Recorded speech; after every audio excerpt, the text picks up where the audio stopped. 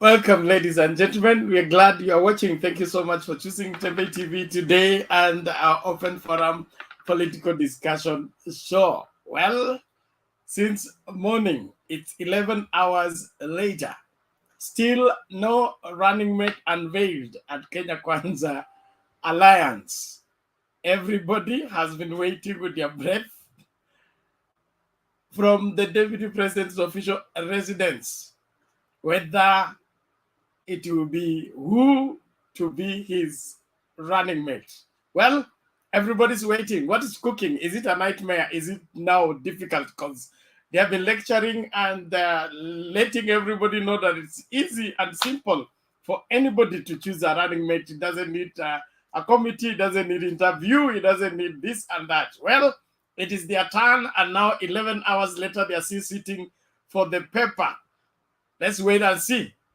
You're free to come in and let us discuss this further. And of course, there was fracas at Baba's meeting in Mombasa when Mike Sonko tried to bring about the madness, and he made his match, and things were, brought back to order within no time. What is happening with Mike Sonko? Is he going to fight this both on the ground as well as in the courts?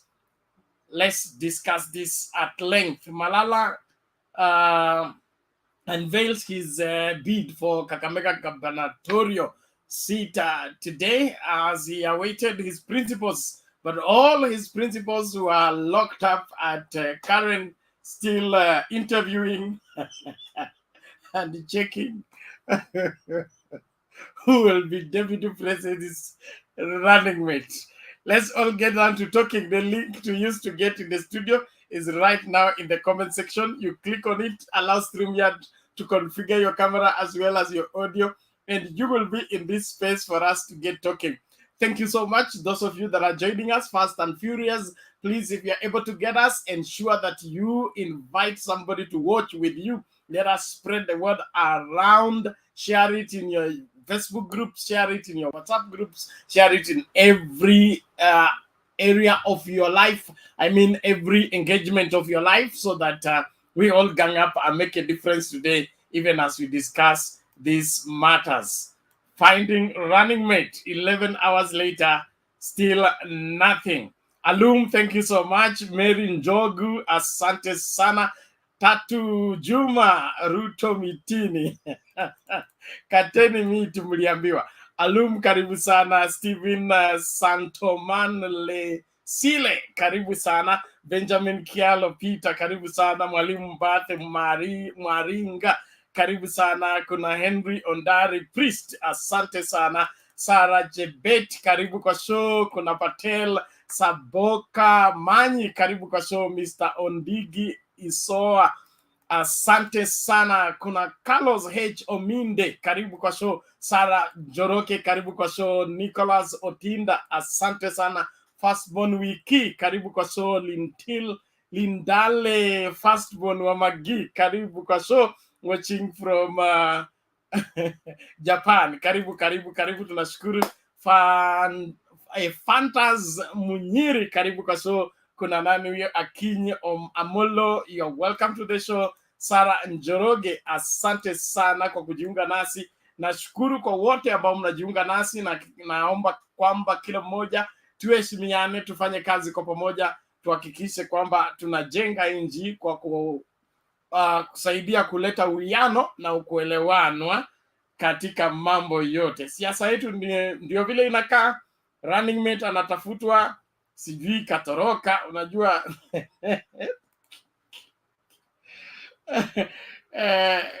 Niliwaambia mimi mwalimu wa Biblia. Kuna siku moja kulikuwa na nabii anaitwa Samueli, akatoka na mafuta kwenda kumpaka nani huyu? Sauli akuwe mfalme wa Israel.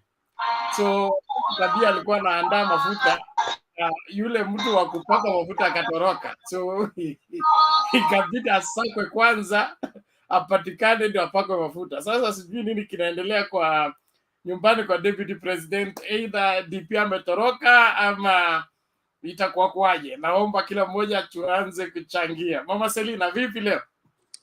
Hey, Bernard, moto imewaka Karen. Moto Yes. imewaka leo. Running mate walikuwa nasema wawezi kosa usingizi kwa sababu ya mambo ya running mate ni kitu rahisi sana. Acha nikwambie UDA wamejua leo, kumbe siasa bado. Watu ya Nyeri Kashako wanasikia akatuma SMS. Mlima ikawaka moto. Kwa Kintiri ikawaka moto. Kenya mzima tena sasa. Kenya imenifurahia kwa hii mambo ya nomination ya running mate. Hata Wakenya wale wachui wanataka mama. Wanasema we would like to have a lady. Sasa nani wapi Kip alikuwa anataka minchi. Lakini bahati mbaya minchi hayuko kwa line, so tuko na watu wawili na wengi wamependekeza Kintiri Kinduki na ijaenda vizuri sana na Kashakwa, but yes, liwe liwalo lazima watatoa running mate. Na hiyo tu ni mambo walisema saa 4, saa 7, saa 11, hata mkutano, hata mashishi ya Sangok. Nikasikia Makurumen akiambia watu, mnajua hiyo mambo ya running mate, sisi Kenya Kwanza tuko pamoja, tunajaribu kuleta watu pamoja. They are happy kutuambia vile ingefanyika ile haiwezekani.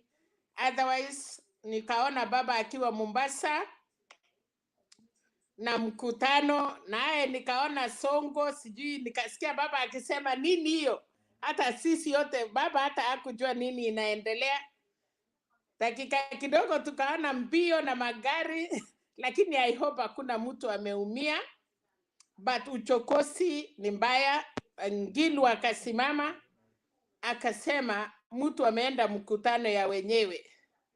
So nafikiri Kalonzo alikuwa anajaribu kutuma ile, unajua nyuki kabla itatoka kwa nyumba inatumanga ile moja kwenda kusurvey. So nafikiri kalikuwa anajaribu kwenda kusurvey, ikapata ni ngumu. So nafikiri hiyo maneno imeisha. Nikafurahia Sapina Cheke amesema baba, ukichakua mmoja wetu sisi hatutatoka. Naye Martha Karua akasema hivyo, Ngilu na Hassan Jo. Lakini ya muhimu zaidi imenifurahisha ni mkutano ya kina mama ya Senate ya Kenya mzima. Na pena ukiona hiyo mkutano ilikuwa Nairobi ikiongozwa na Pet Muko. Pet Muko ni first cousin ya Mheshimiwa Uhuru Kenyatta. Na alikuwa ya kwamba yeye kina Sibora Kitony, niliona wa mama ya maendeleo na nikaona the whole Senate wameendorse Martha Karua. So nashukuru Mungu ya kwamba upande ya kina mama hawana shida, wamechakua mama mmoja na wamesema Martha Karua ni kulingana na kazi yake amefanya, na wamehesabu ile makasi ameweza kufanya katika serikali iliyo ya Kibaki. Lakini nimefurahia na Pet Muko anasema wakati walitoka Beijing alikuwa na motion alilete, na mwenye alikuwa second yake ni baba. So amemwambia baba, vile umetusimamia kama kina mama, it is your time to fulfill the promise ya kwamba when we came from the Beijing ulitusaidia na ukasign. So I'm really happy kwa constituency ya Kenya ya jamii inaitwa Chenda. Na but Chenda ni Chenda ya baba na kina mama, but for now Kenyan women everybody wame wake up ya kwamba Penat, it has been long time we had never have a running mate or even all these other seats. So nataka kuambia wamama katika Kenya ya kwamba tukue pamoja, na nashukuru tuko pamoja. Na sasa naona Palala, yes, alilia, alisema alikuwa anataka kuweka running mate yake, but he was waiting for deputy president He was waiting for Musalia Mudavadi. Baada ya kumaliza sherehe kubwa ya Nairobi ya kurefill the running mate mkubwa, wangeenda pia kwake, but hiyo ni story. So nashukuru Kenya Queens Sha wanakuanga na the story, hata wakati ni uchungu, they want to come out smiling. So anyway, nataka kumalizia hapo, nisichukue nafasi, lakini constituency ya kina mama, asante sana, mumekuja pamoja. Thank you so much Bernard, wacha niwatie hapo watu wengine waingie. Okay, asante sana Mama Selina kwa utangulizi wako, tunashukuru. Naomba tumlete Bwana Wangira. Namna gani Wangira? Mimi niko Bernard, habari yako? Niko salama. Habari ya wenzangu kwenye studio? Wako fiti. Bernard, Mswahili alisema ukiona cha mwenzako kikinyolewa tia chako maji. Kwa muda wa juma moja, in the last 1 week, you know, the members of Tanga Brigade have been laughing at us and even telling us that how easy it is to nominate a deputy president running mate. But today, they are the ones who told us to wait for 10 a.m. this morning, and they were going to name their running mate. As I speak now, it is 21:32, which is 9:32 p.m., and we haven't seen any running mate named. You know, Bernard. That just shows you that, this world is just rectangular. The people of Madeira seem not to be amused because that's where Rigathi comes from. I understand that this morning, that's the information that I got, that this morning Deputy President William Ruto called Rigathi Gachagua.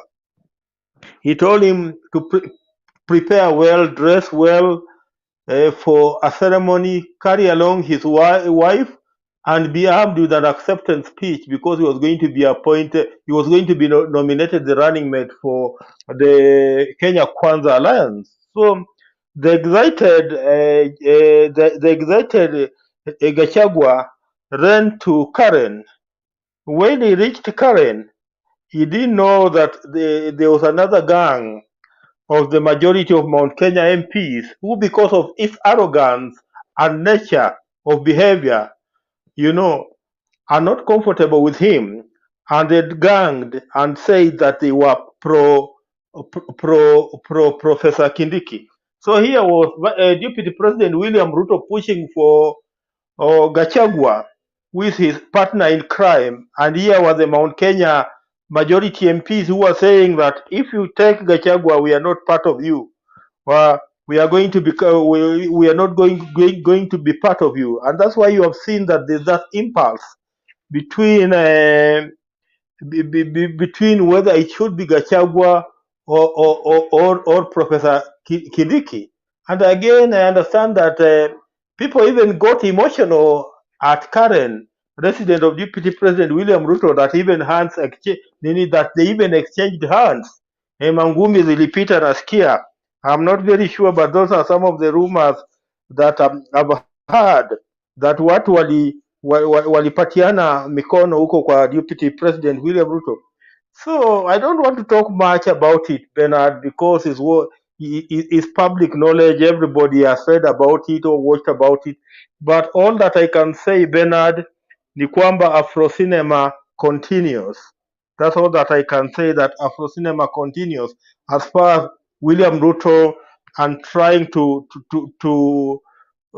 decide who his running mate will be. That Afro Cinema continues. As far as Mombasa is concerned, where we saw the misbehavior of Sonko, I don't know what's wrong with this gentleman called Sonko. Sonko, yes, he's a member of the Azimio la Umoja Brigade, because he has been fronted by Wiper, and Wiper are our partners in Azimio la Umoja. So if he's a member of the Azimio la Umoja, what was hard with Sonko liaising with the Mombasa team so that they come up with a common front? Why wait until Raila Odinga is seated, the meeting has started, then you want to storm into the meeting? Hiyo ni kukosa adabu, just like Mheshimiwa Ngilu said. That's lacking respect. That's misbehavior on part of Sonko. Sonko must just learn to respect people, because today today Raila Odinga could be the ordinary Raila Odinga that you saw in Mombasa. Uh, but in another 84 days, Raila Odinga could become the president of the Republic of Kenya. Is that how Sonko wants to treat the president of the Republic of Kenya? Eh? Eh? Well, without respect, na madharau, the way he was behaving, storming into a meeting, going in the middle of the crowd, driving at high speed with his cars. That misbehavior by Sonko must be pointed out, Bernard, because if we have to continue with him as part of the Azimio family, then that is not the behavior that you want to carry along. It could have been easier for him to just come for the meeting earlier, get seated earlier before Raila arrived. Then perhaps he could have been given an opportunity to address. But the way he behaved today, he wanted to prove that, he's a powerful man within Mombasa, that he can storm a meeting in the middle of it, and you saw what happened. He also met his test of he also met his test of the medicine, Bernard. Wacha niwachie hapo, and I allow somebody else to also contribute. Asante sana Bwana Wangira, tutashukuru kwa mchango wako. Naomba tuendelee na sheria mpya. Kama unafika bila kamera uongezwi, hiyo ni new standing order, so that we retain the quality of the video that is broadcasted, especially for the viewers who come and watch later. On the comment section, please avoid insults. Let us respect one another. You can support, you can disagree, but on points. Kama hakuna point, relax tu, utapata point, alafu utashare. Asante sana. Naomba sasa tumsikilize Mike. Mike, namna gani? So whenever we have got cases like this, he said you skip him. Okay, and then take it. Right. This is the best week ever. Nimefurahi sana leo Bernard, Mama Selina. This is Wangira. I mean, inawezekana, Robert, Mike, Sam, Wilson. This is the best week ever. I don't know. It's been very exciting for me. I don't know. We've been having trouble in Azimio for the longest time. Kumbe, it was because we needed to iron out the stuff as quickly as possible. Itoke kwa system. So when you have the problems, itoke tu. It just leaves. And then now Uda has just been hiding things. The first thing was the power sharing. Unaona mtu anafaa kuleta 7+0 from Western, the Sosa Boys. Mtu mwingine huko Western, huko Mombasa anafaa kuleta sijui 50%. Mtu mwingine anafaa kuleta ilikuwa 500,000 votes. Mwingine anafaa kuleta 30% from the Ukambani. The deals were just ridiculous. And then he forgot the beast in the back, which is the Mount Kenya people. Hata kama wako UDA, at least mention something, say what they, si tunasema tuko UDA, say specifically Mount Kenya is getting something.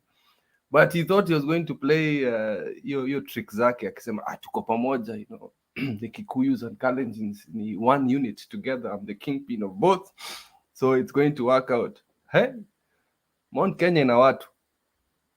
Kuna watu huko Mount Kenya. If it's Kindiki, Rarua will whip the Rarua ticket will wipe the floor of him.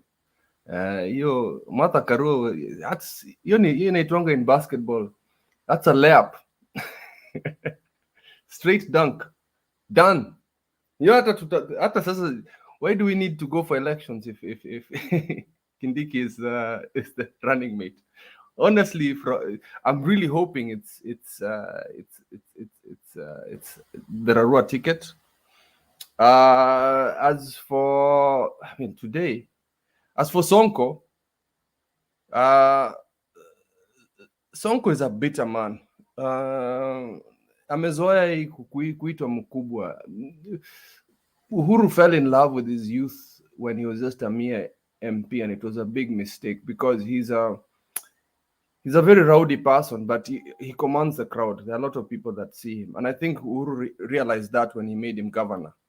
And you can tell Uhuru dislikes this person. Lakini I think there's an etiquette, and they should be training in Kenya or around the world on how you should be a leader or how you should present yourself like the olden days, whether it's African culture or even the Western culture. There's a certain decor of how your jina mheshimiwa inakuja or your excellency.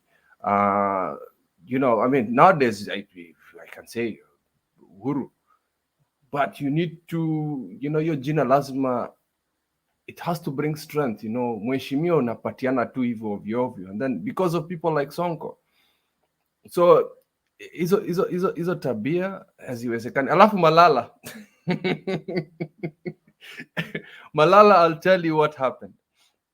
Malala, my understanding is Mudavadi was to be the running mate for Ruto.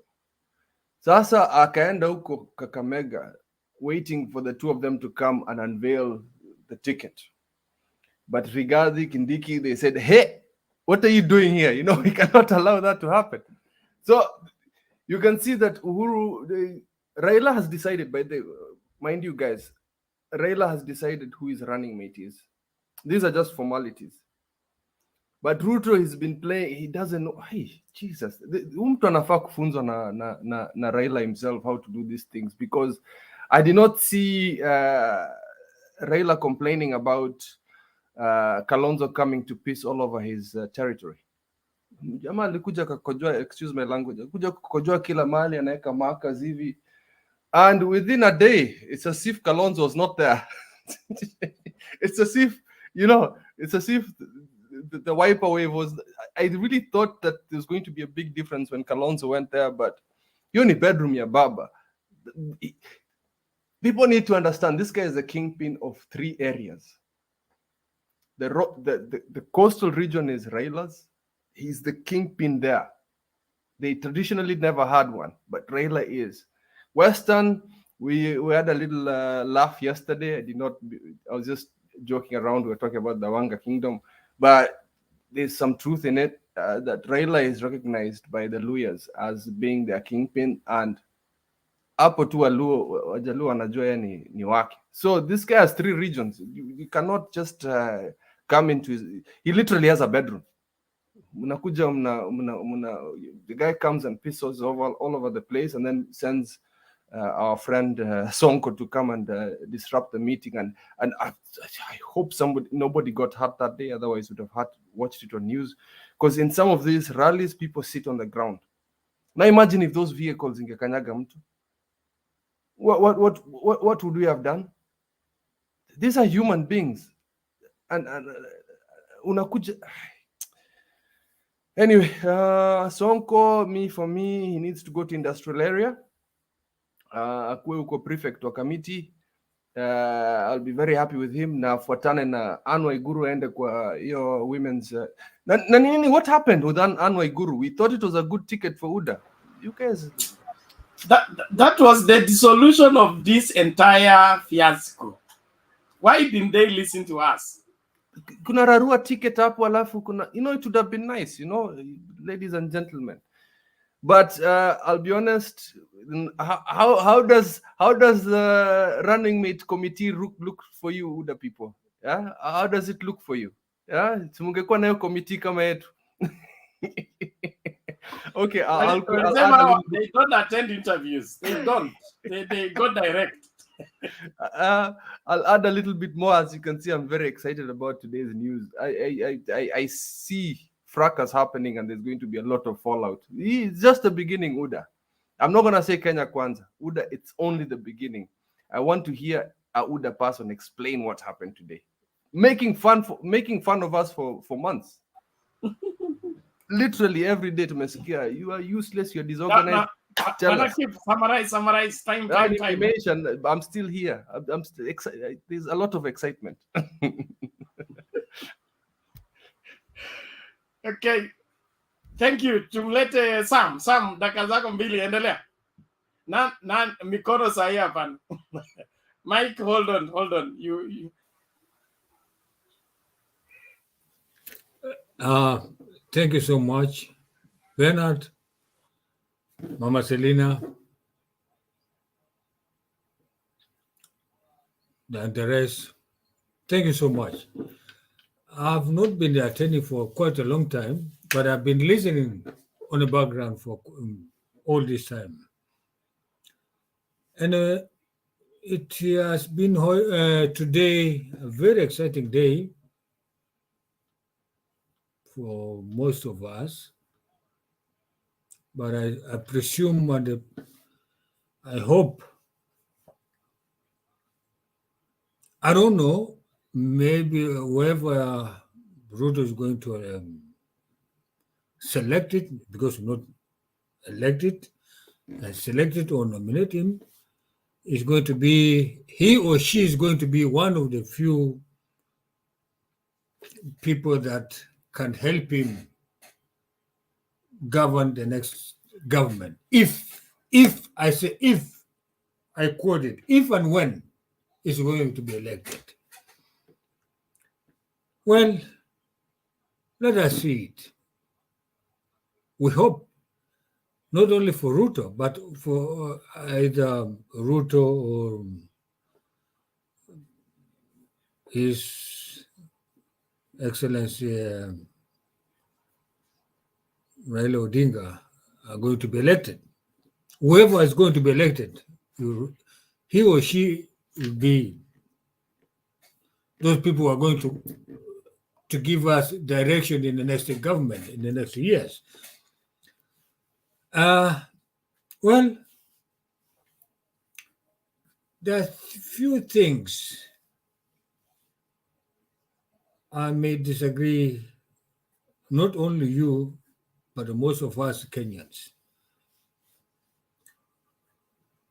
Whatever I've been seeing it for the last 8 days, it's a little bit as if some of us take things just to be seen on a podium or to be seen on a screen just to talk because you want to talk. It's not that way. The next president, even when we are going to elect, either of them will remain our president, regardless whether we like it or not. It doesn't matter. But anyway, we have to elect the next president with substantial integrity and moral principles, not just to elect somebody because of party, because we don't like the other one. You know, there are two things here, I can say. There are two things. First, to be liked. Second, to have integrity. There are those who are being liked by massive audiences because of narrative, whatever they have. There are those who have integrity and moral principles. Moral principles of a wayfaring mankind. That's we have to take in our own as individual, not collectively, as individual. You and me, regardless, whether we like Ruto, whether we like Raila, whether we don't like them, whether we don't like Ruto, whether we don't like Raila, you and me, as individuals, we have to have moral principles. Why should I vote for him? Those are most important things that we have to take as individuals, not collectively, not party issues, as an individual. We have been waiting for since, I think, I think 10 o'clock until I think about 2 hours ago. No one emerged. No one could try to give views to the nation, say, oh no, this and this and this happened. Only speculation on Twitter and YouTube or whatever media. Yeah, this and this happened. Let us not listen to media. Let us not listen to whatever social media. Let us wait to the person himself, either Raila or either Ruto, to give us their directions, their own directions, with their own party, with their own perspective. But Sam, why do you think there is a delay? It is now almost 12 hours. You know what? I tend and I presume, and I don't want to speculate. I tend and I presume, and I don't want to speculate to my own. I don't want people to talk about it on behalf of some, or somebody say because maybe because some of you think I'm UDA, or some of you think I'm what do you call it, Asimio. It's not that way. I say one thing. According to me, myself, it's a gameplay. It's a gameplay to make people a little bit try to speculate why not? Why they must have fighted? They must have had this. No, you know what? Thank you for the answer. Thank you for the answer. I want us to move on. Huh? Let's get this video first, then we bring in Mike. God have mercy on me.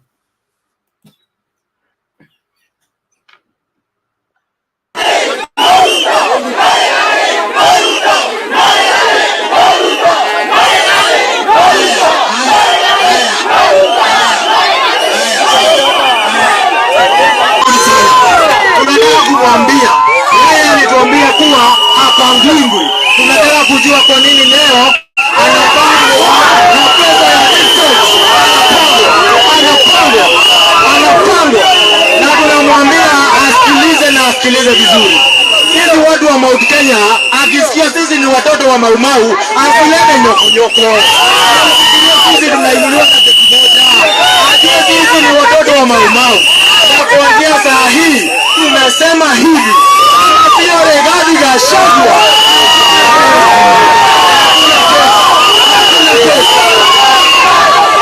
Hakuna kesi.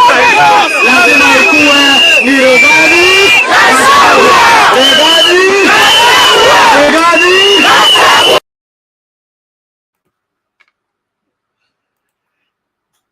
Haya, mambo ni kama hayo. Bwana Mike. Bernard, mwenye thank you. yellow t-shirt wenyewe wenye kushout kwa mkutano. Sipangwingwi. Mipango imekataa. Hiyo alifunzwa na Ruto mwenyewe. Buy yellow shirts and buy goons. That is Kenyan's 7 billion shillings yenye imekulwa na Rigathi. That's what your money is. Let me answer you, Keep. Order, everybody. It's the turn for Mike. Mike. I thought it Thank was you. my turn. Please, It's Mike. Allow me to proceed. Keep. Allow me to Some try out to of think. order. It is the turn for Mike. Tafadhali. Thank you, Bernard. Okay. Thank you, Bernard, for bringing to order this panel. Good evening, all. The clip we've been shown, the threats from Gachagwa's home are real. They are not imagined. They are not orchestrated. They are very, very real, coming from the hearts and the minds of people who Gachagua has represented.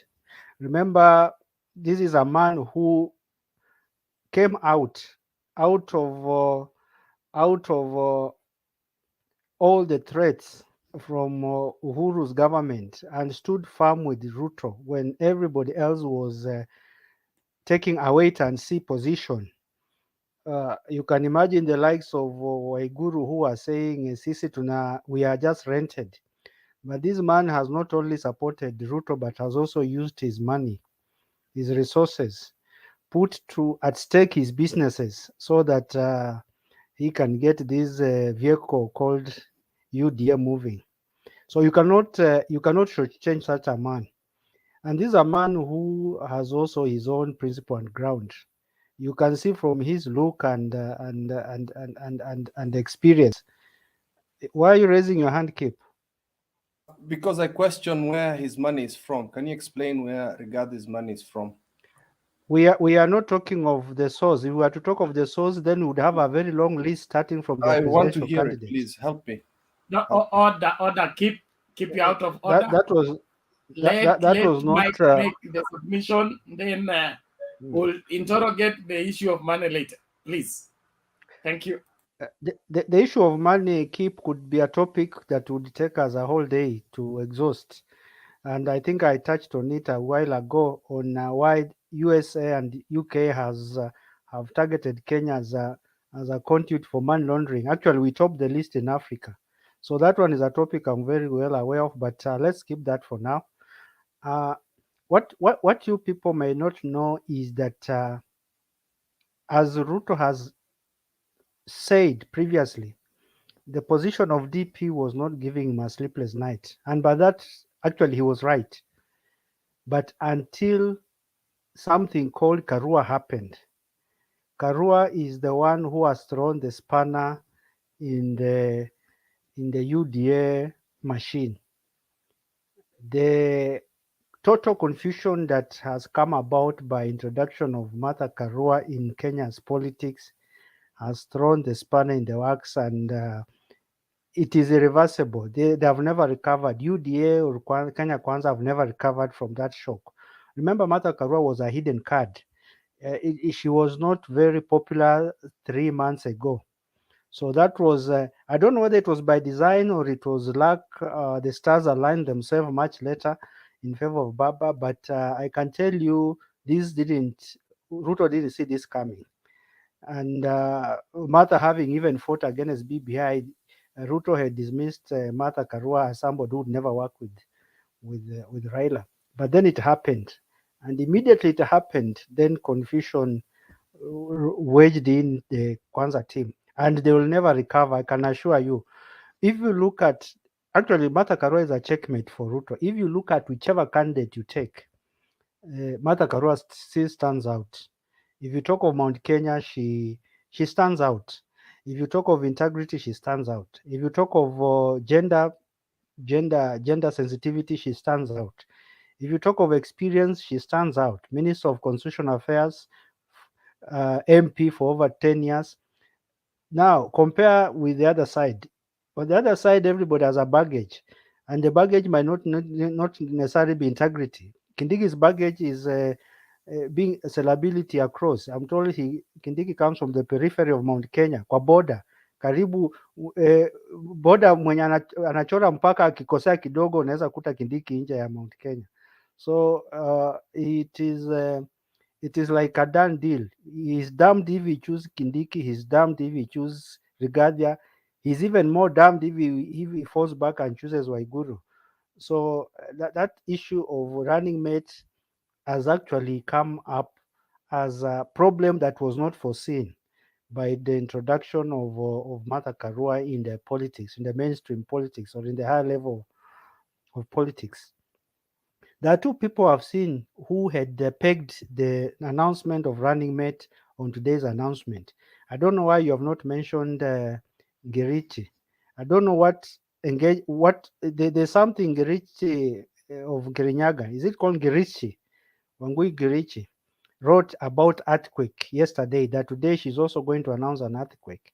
I don't know whether she was going to be now given a free will in Kirinyaga because maybe Waiguru was going to be named, because she was also very excited about today.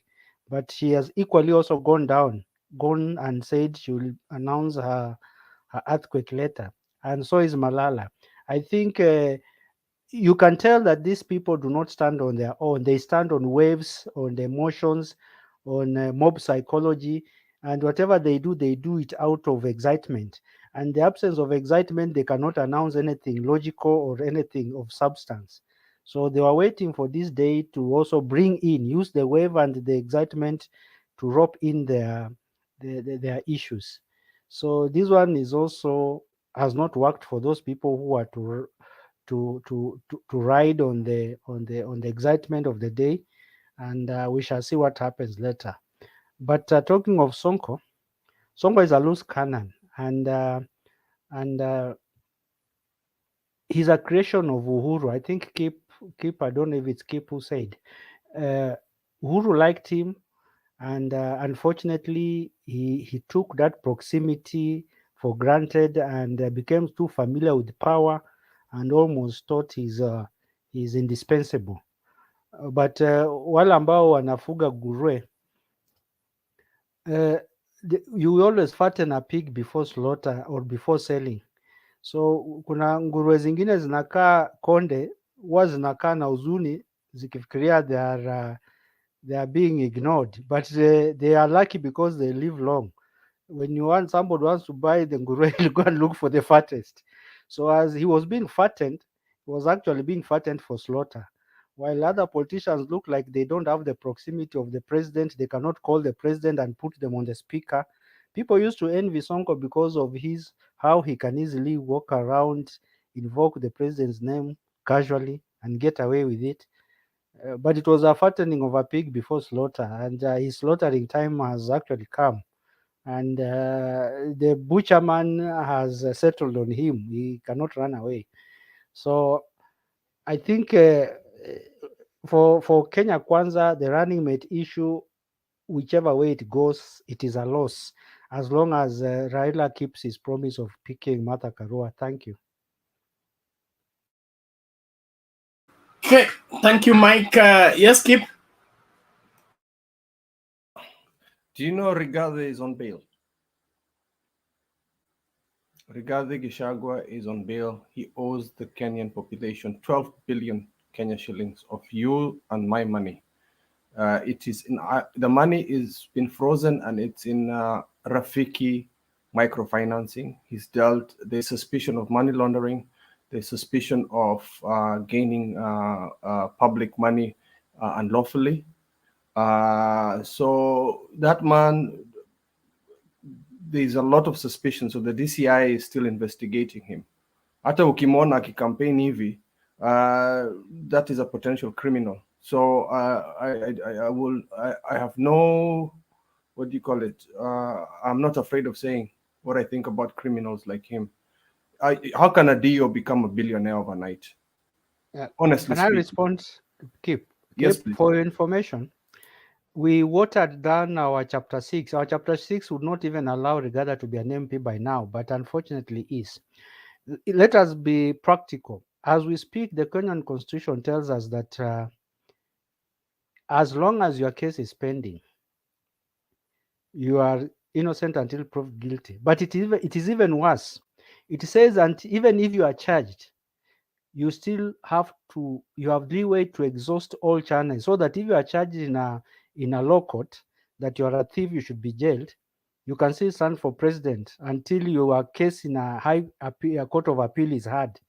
But even if it is heard and then you are charged and you are not put in jail for more than 6 months, you can still run for any office. That is the unfortunate part of our constitution. So only on a legal basis, keep, the Gada is a free man and he can go to any office. On an issue of moral issue, that's where you and me come in. Are we, and this is something Bernard knows, I've been talking about our value system. Why are we electing or clapping for people who we know have stolen, and even give them the platform to aspire for higher offices, and then come back to Twitter and Facebook and rant? But Mike, This why are is we our time accepting to it? educate each other. Thank you. Why are we accepting it, me and you? Why are we accepting this as normal? I'm not. That's why on this forum I've always been castigating that. Bernard, you can attest to that. Okay, thank you. It's a part and parcel of the kind of world we live in. But change is imminent if we do the right thing by ensuring that we elect right people into office. Corruption and all manner of trivializing the ills that bedevil this country has been part and parcel of our politics. Let's not pretend. But with time, we need to rise up and say no to the same. If as Kenyans, we will come up together and say no to that, there is nothing that politicians will do that can stop that. So let's not play victim or play helpless. We still have got power. Just be vigilant and see to it that on the voting day, you don't vote in people with questionable character. And on that note, before Abuya comes in, let's listen to this. And then Abuya can come in with his submission. Bernard, sorry, sir. I just want to... Gachagua was last night interrogated by DCI officers over the embezzlement and theft of county funds. Gachagua also spent the better part of the day at the DCI offices, where he was questioned over the suspicious movement of over 12 billion Kenya shillings through his bank accounts. Citizen TV is in possession of the investigation report, which was linked Rigathi and his associates to various tenders in several counties and state departments, from where monies were transferred to his personal and company accounts. Details of the investigation have been captured in a 24-page document which lists several tenders, payments, money transfer and associates since the year 2013. According to the Serious Crime Unit Department at the DCI, the investigations were triggered by the legislators' suspicious dealings at the National Irrigation Board, Nyeri County Government, several county governments, as well as other public entities. DCI has been investigating a total of 22 companies associated with the MP. It has also visited 5 counties and revealed the following. In Kwale County, a tender for 12 million shillings was awarded to his company named Enkata Diagnostic Limited for the supply of an incinerator. The company was paid 10 million shillings when the incinerator was installed in 2013, but in 2019, the incinerator became faulty and is no longer in use. In Bungoma County, a tender was yet again awarded to Enkata Diagnostic Limited for the supply, delivery and installation of medical equipment for a period of 2 years. The company was awarded the bulk of the amount through Rafiki microfinance accounts and thereafter transferred to Gachagua's personal account. The tender awarded by the Bungoma County was for 123 million shillings, an item supplied to 4 hospitals, including the Bungoma Referral Hospital. This matter that was in the newspaper, that the DCI gave to the newspapers to publicize, to try me in the court of public opinion, it is something that is witch hunt. It is a scheme that is meant to intimidate me.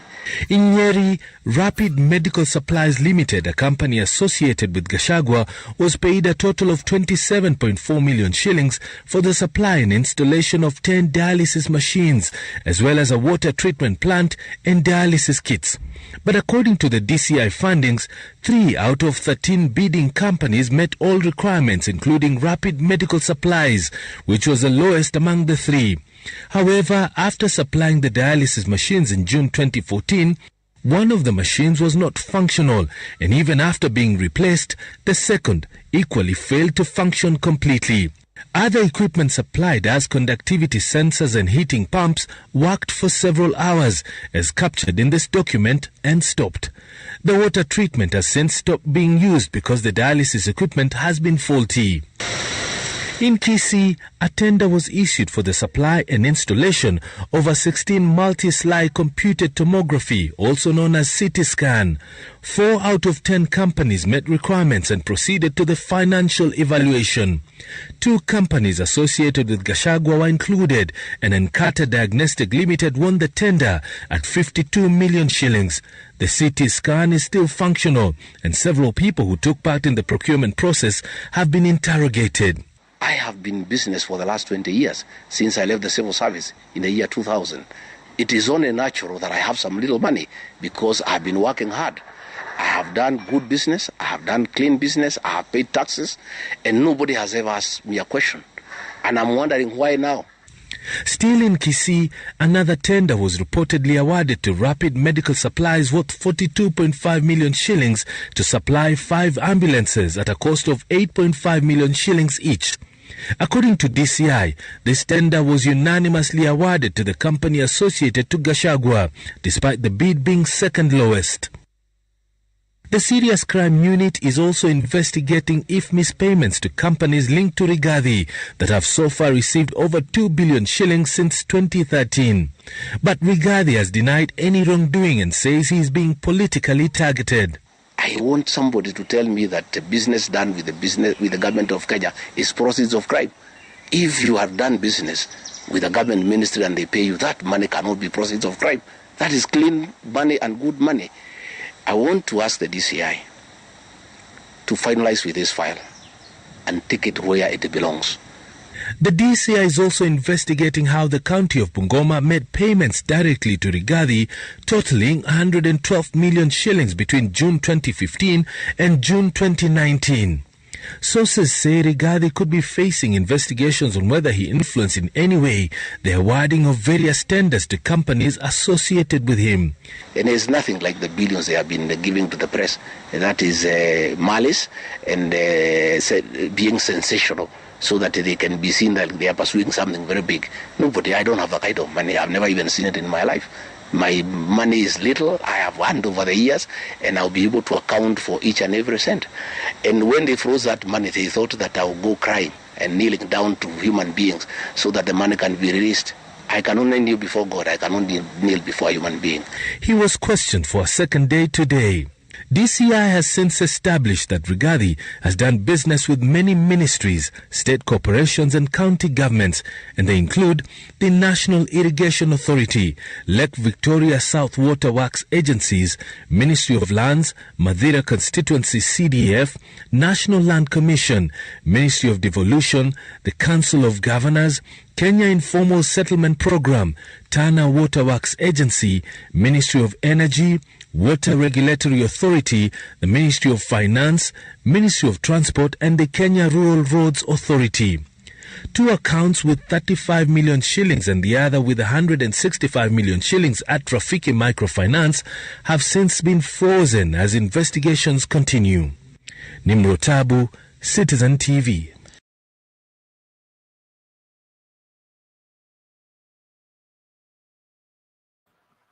Okay, mambo ni kama hayo. Bwana Robert, karibu. Karibu. Asante. Nawasalimia nyote. Straight to the point. I will start with Sonko.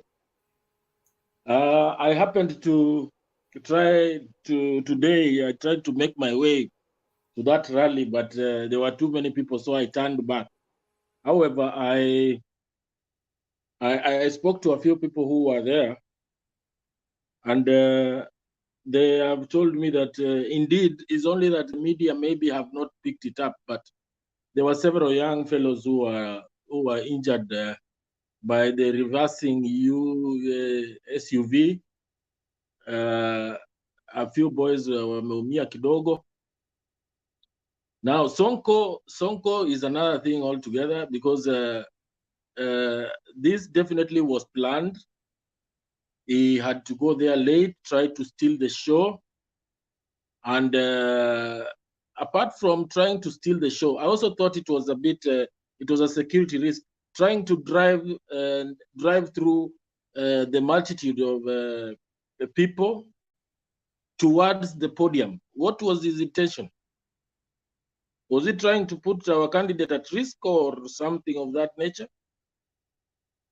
And then, other than that, as they were reversing and trying to make their way out of that place after the people rejected his advances, why would his bodyguards or people associated with him shoot in the air? That was uncalled for, and I don't think we need to entertain that fellow anywhere near our presidential candidate. In as much as he might be in Azimio, now Kalonzo should be called out and told that his boy is now misbehaving.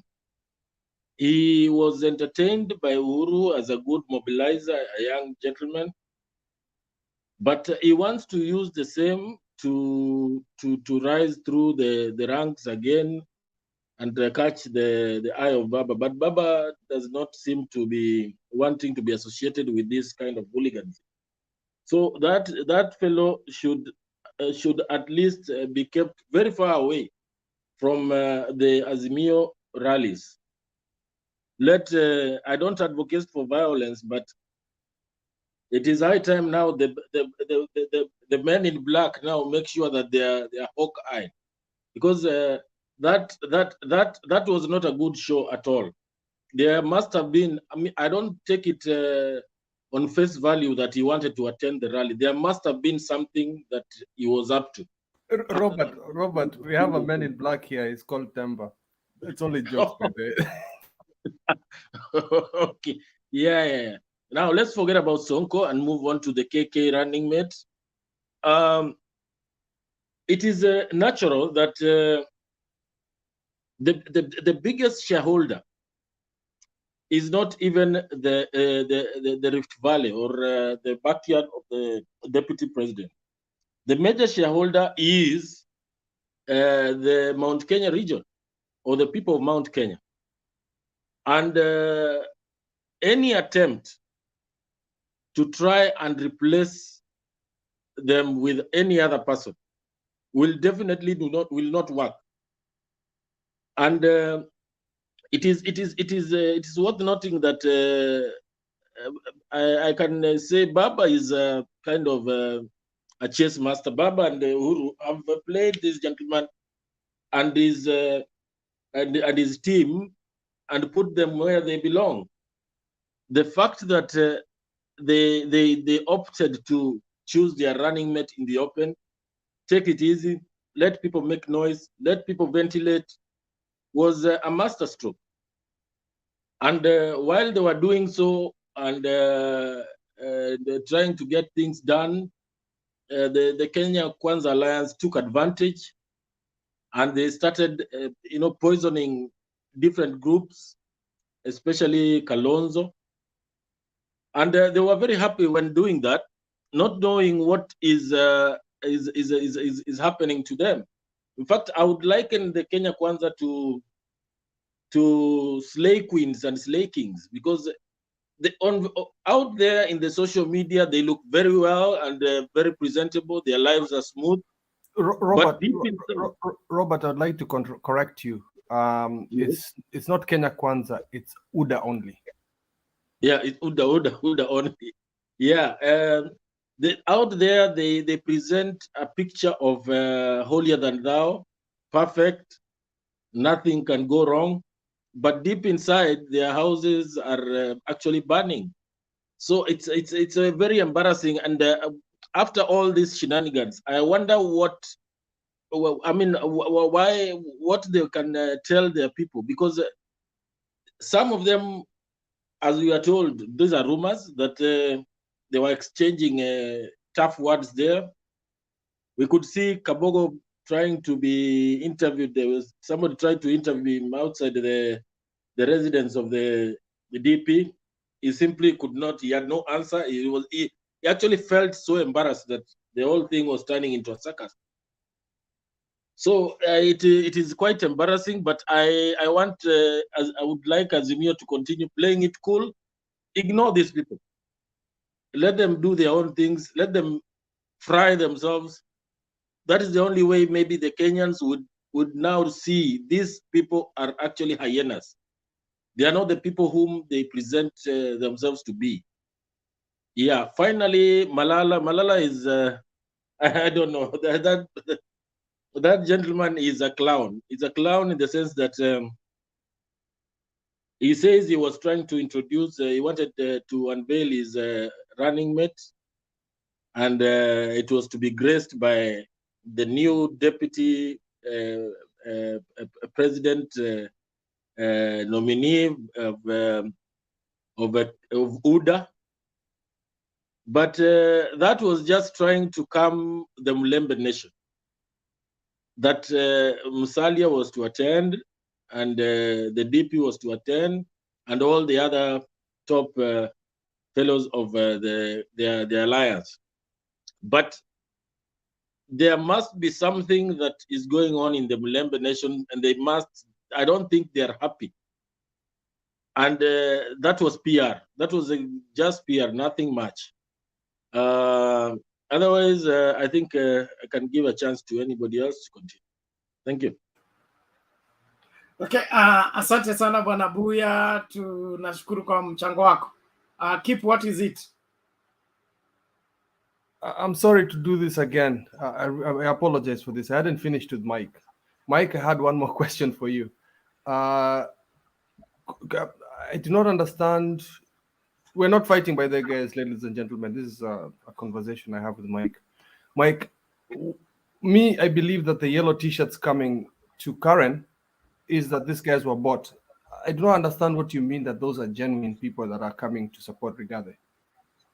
The feedback I have is, or the rumors I have rather, is that it was all set that Rigathi was going to be, or rather when he was invited knowing very well that the invitation to the lower state house is a confirmation that I am the candidate. But you see, when you want to announce a running mate, you invite all the other possible contenders. So Rigathi, in his maybe naive or arrogance, knowing that it could be no other than him, mobilized his people and told them immediately, because the announcement was supposed to be made at 10, remember, 10 in the morning. So the people at home were told, prepare, and he has a chopper, prepare. Immediately I'm announced, we are going to slaughter enough bulls. So people are prepared, and they are aware of what the agenda was. In fact, very few Kenyans knew what was happening. Sisi tulikuwa tunasomea kwa magazeti, but people in Rigathi's village were fully aware of the program of the day. So those are genuine supporters of Rigathi who have been told that it is our son who is going to be nominated. So inafika saa saba, saa nane, they are being told that there were other names fronted. So they're asking which other names. And our man is one who started. Actually, he's literally the top 5 people who started are him, Mudama, even Girichi down there, who is being mistreated, and a few other men from Mount Kenya. So it was assumed that that is a seat preserved for him until today evening. Thank you, but I still believe a few of them were paid to do that, because too many yellow T-shirts for me, too many. That could be possible. That could be possible also. That out. It is called facilitation. It's not buy. It's facilitation. So, and Koech, I'm sorry, I'm Azimio all the way. I'm not a Yutambo. naomba let's ensure that everybody gets their first chance to make their submission kabla tuanze hiyo maswali, kwa sababu maswali ikianza kutakuwa na delay. We are already in the second hour and people have not submitted, so tumpatie Megi kwanza for gender nini, then tunarudi. Megi, are you there? Megi. Okay, inaonekana Megi hapana, wewe hawayuko. King David. Hey, good morning, good evening, good afternoon, all. Good evening from Nairobi. I was listening to issue regarding Sonko, and it reminded me that 2017, and I was gathering some 2, 3, 4 information regarding the scenario of today, and I found out it's the similar scenario. To 2017, Hassan Omar penetrated direct in front of public and force himself where Honorable Raila was. Today, the same scenario. And remember, the Hassan Omar was under wiper then, and today, Sonko is under wiper and is doing the same tactics. So this guy, it seems like they have been sending to do the same thing so that they can distract the campaign of Honorable Mr. Raila Odinga. And it raised a lot of questions for intelligence people. In other words, Honorable Raila needs now, as ever, more security. Because when you see that action and that event, the gun was shot into, the gun was coming, the shots of the gun was coming towards, was going towards the pulpit from the vehicle, the second vehicle. And I believe...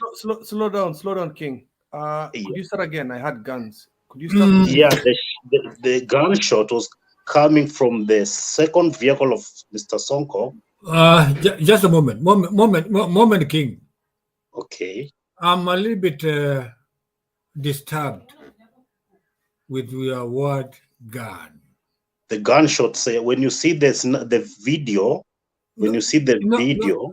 Can you from the beginning narrate how I'm talking about the shooter. How the gun came in? How the word gun came in? The gun how did shot. you see the gun? You can see through video. No. It's not about the seeing it. It's about the evidence. It shows. If you see the narrative. Order. Sam, you're out of order. Sam, you're out of order. Mr. Bernard, if you have the video, Mr. Bernard, if you have the video there, you can play now here, and you see the second vehicle going reverse, and the shooter was inside that vehicle, and it shows direct. It shows how the direction of the gun was facing. There's a smoke of that gun showing. Could you put it on the private chat? Whoever has a link of that video, share it with us. Then we will I'll share with you. Yeah. So that's what I'm saying. That's what I'm saying. I can confirm that there were shots fired. Yeah, I'll send you the video. I'll send you the link. Thank you. Then continue with submission. We'll bring in the video. Then counter check. Thank you. Okay. In other words, for now, for the next 3 months, Honorable Raila Odinga needs a strong protection. The way I see things going, because this is the last chance of Mr. Raila, and he has a lot of enemies. Okay, when we come to matter of other side, I remember very well we have been seeing their campaign insulting for 4 years. Mr. Rigathi insulting president with harsh words. And then they normally say that sisi tumejipanga, wale wa kule side ingine wakitendawili wajajipanga, wanafurugana na mambo ya cheo ya atakayetaka running mate. Sisi tushajipanga, but today it shows a lot of scenario that hao watu wajajipanga, ndio kumeenda kunuka vizuri sana, na inaonesha penye serikali iko sasa. Wale tayari wako kwa opposition, but serikali ndio inakuja ya Azimio, na in the next 5 days or 6 days sasa watu wote watatoka wa ground wanaenda kukampeni wa Azimio, ndio watu watajua direction vizuri kweli serikali penye inaelekea. Asanteni. Okay, asante. So kwa hivyo tutafutie hiyo video. Maggie, are you ready? I'm ready. Habari zenu? Salama. Namna gani leo? Mzuri kabisa. Karibu. Yeah. Mimi nimeshikwa na furaha first of all, na tena ninashikwa na huzuni. What is happening in Azimio? And what is happening with the Kalonzo's left-hand man, Sonko? What does he want for Kenyans? Does it mean kumbe adui za Raila are just so many, the way we have seen it? What was Kalonzo Musyoka's agenda? Because he's the one who has been bringing a lot of tension of no Kalonzo, no what, and now Sonko behaving like that in a meeting where Raila and the rest were.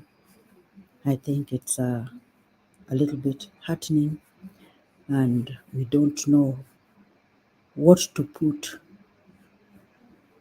for Kenyans and what to explain. It is something which is quite bad and uncalled for.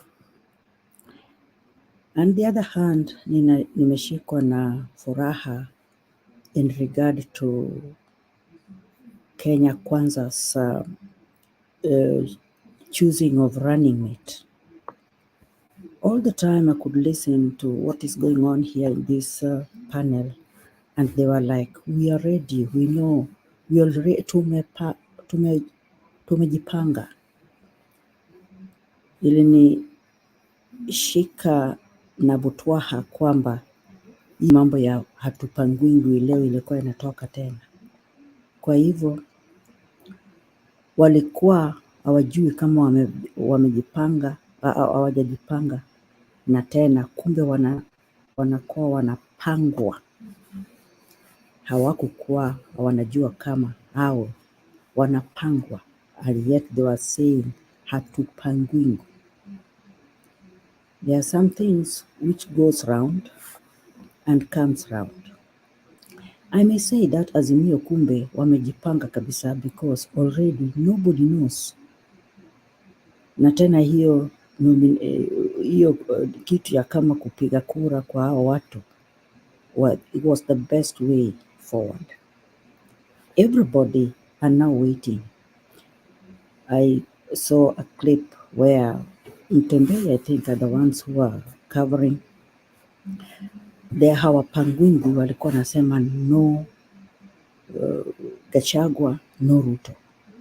That is to mean those Gachagua people, if Gachagua is not elected, they are going to come to Azimio.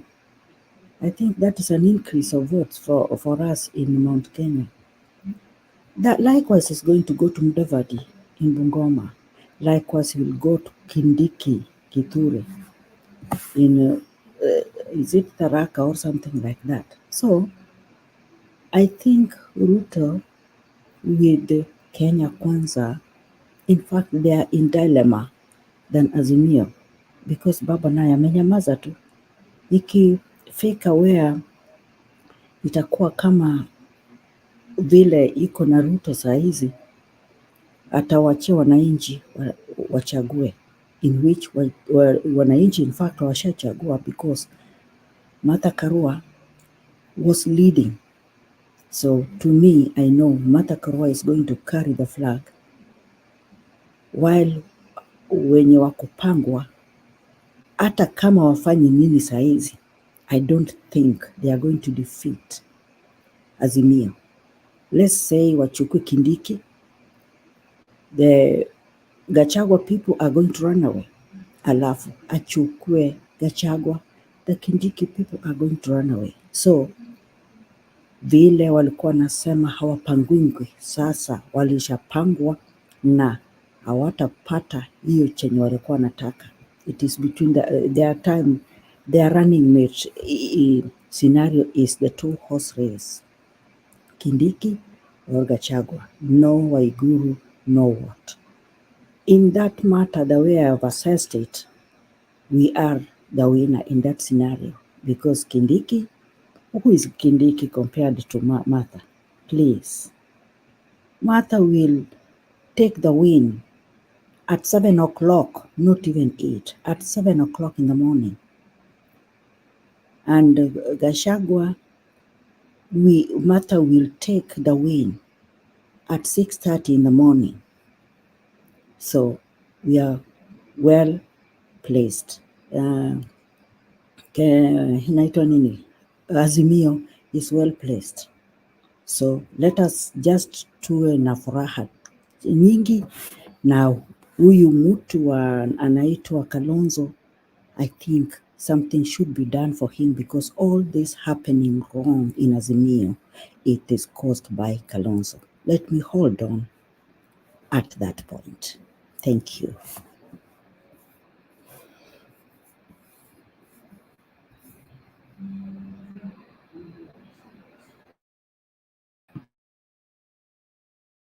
All right, thank you, Maggie. Now let's get this video and then tuende kwa Jared.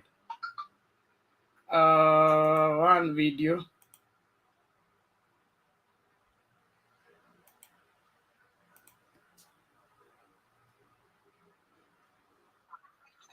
In my opinion, you are not impeached only not to run in Nairobi, but it's across the country, because this is the Republic of Kenya. So you cannot start jumping from one county to the other with an impeachment on your neck and then go and start campaigning uko nje ati you will become a governor of another county. That will not happen. And as ODPP, we will fight it. We might lose, but we will fight it. Because in our opinion, if you're impeached and thrown out of office, I mean, morally, legally, that individual should not be able to run for office. And there are quite a number of people who have been impeached. It will be, for me, my argument is that the onus should be on the individual. Let them run to court and get that ruling saying that they can run for office. But as far as you are concerned, you cannot be impeached, really, by Parliament that has equal powers to a High Court, and then come back and tell us that you can run for another office.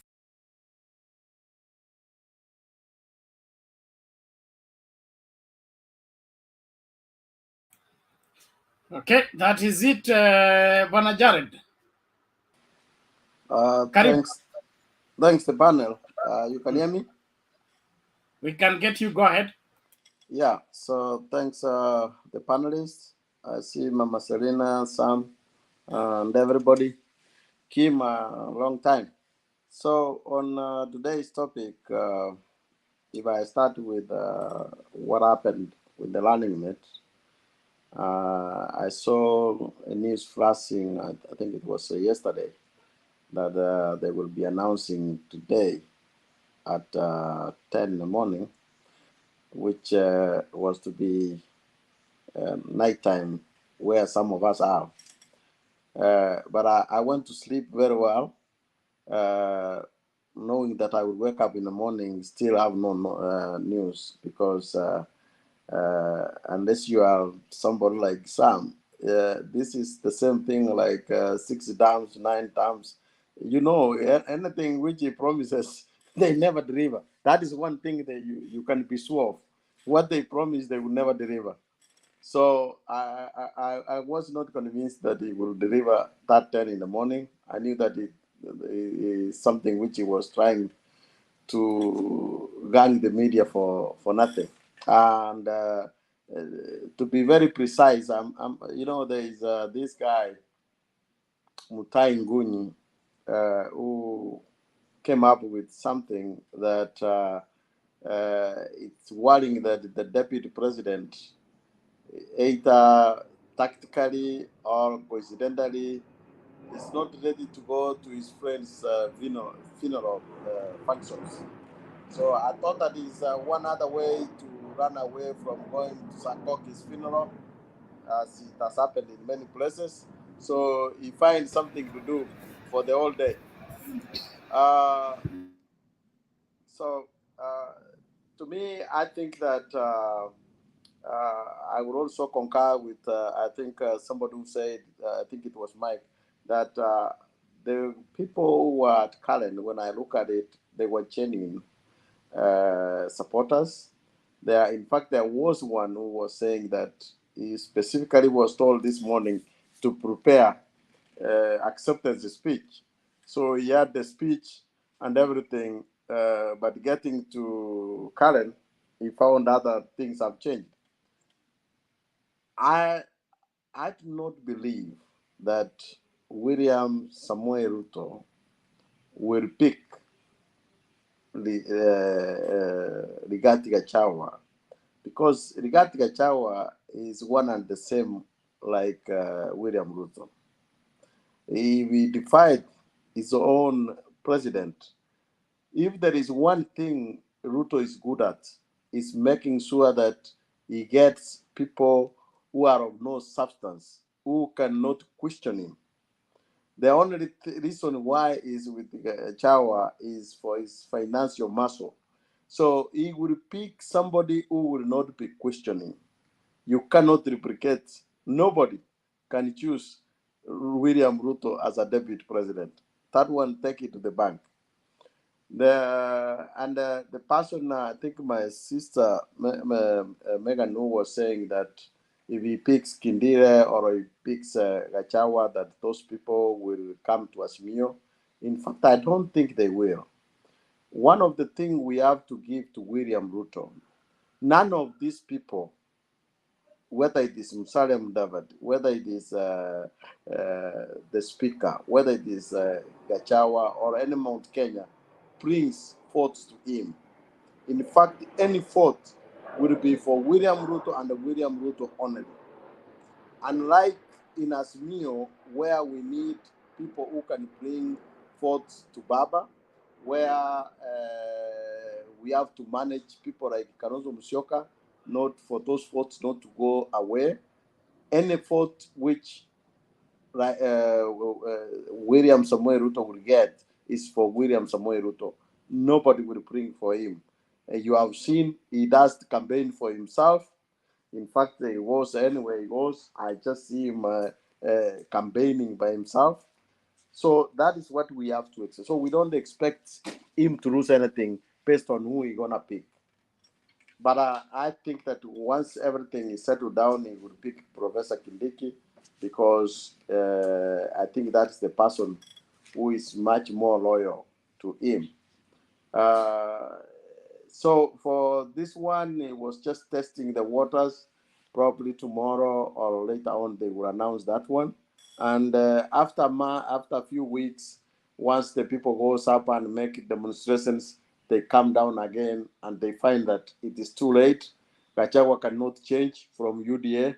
He has still to run for member of wherever that is coming from for UDA. So he's not going to go to Asmio. His people are not going to go to Asmio. They will still be stuck to UDA.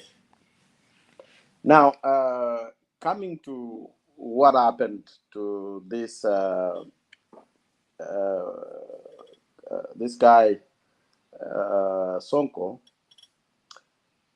Sonko is an extension of those people who are misguiding Kalonzo Musyoka. It's unfortunate that Kalonzo Musyoka is rushing out. He's now listening. I don't know what is happening. He might have maybe his personal problems. The difference, as what I can say, only that the difference between Kalonzo and Rigathi Gachagua is the supporters who would be disappointed. Maybe it would bring voter apathy that they don't have to go to vote. But for Kalonzo, it's only a few individuals who actually thinking about themselves. Those guys who keep opening their mouths, they are thinking of them. I wish Kalonzo knew that those people are looking for themselves. You know, sometimes I question myself. No wonder we still don't have peace in Sudan, where he keep accrediting himself that he's a peacemaker.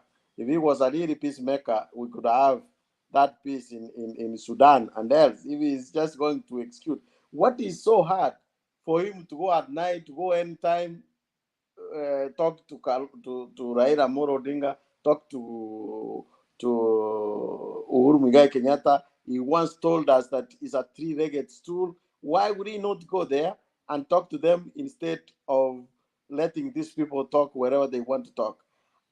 Since he joined Azimio, what has he done other than a negativity? Baba leaves Taveta, he goes to Taveta. What he's doing in Taveta is just doing his own campaign. So that guy, I wish that he would be misguided enough to go and run as an independent so that he will get his 300 votes, because it is not anymore 800 votes. Ruto will get some votes, and they would divide the votes. So then he will go into the opposition or political opposition. On the side of, I don't think that I have to say anything about Marara. Marara is just a similar case of Karwale and many other senators, junior senators, who have been misguided to leave their position. In fact, Karwale has more chance to be a senator than Marara seeing a governor at all. So he would have to learn a hard lesson for Marara. Coming to Azimio, I think the panel interviewing these people, I'm thinking that there is a general consensus that it should be Martha Karua to have this thing. But as I have said many times, never sleep on Sabina Chega. I still, every keen move I look at, I see that there are forces which are in favor of Sabina Chege as a compromise candidate, more especially if they go for Kindiki, who is also more of a gentleman, humble background where he comes from. They might settle for Sabina Chege. But if they were to happen to choose like Rigathi, then it's an obvious thing that you have to take Martha Karua, because then we will change this discussion from wherever they are talking about development into corruption. And a Karua, Laira Karua ticket, people would have confidence that they can be able to solve the problem of corruption. I will stop there, and I see a few questions. Okay, so thank you very much, Jared. First question from Keep it short, please. It's going to be very short. I'd like to challenge your Rebina ticket, and the reason for that, is the split of power in Azimio has already been done. We have the governor of Nairobi going to Jubilee. We've already lost an MP. ODM has already lost an MP to Bahati for Jubilee. So Yoni Karua, the sacrifice to have the Rebina ticket was that you'd have the governor seat, because the premiership is gone. That was just this was a challenge. That's all. It was a challenge. The Rarua ticket, not the Ribena, is what's going to happen.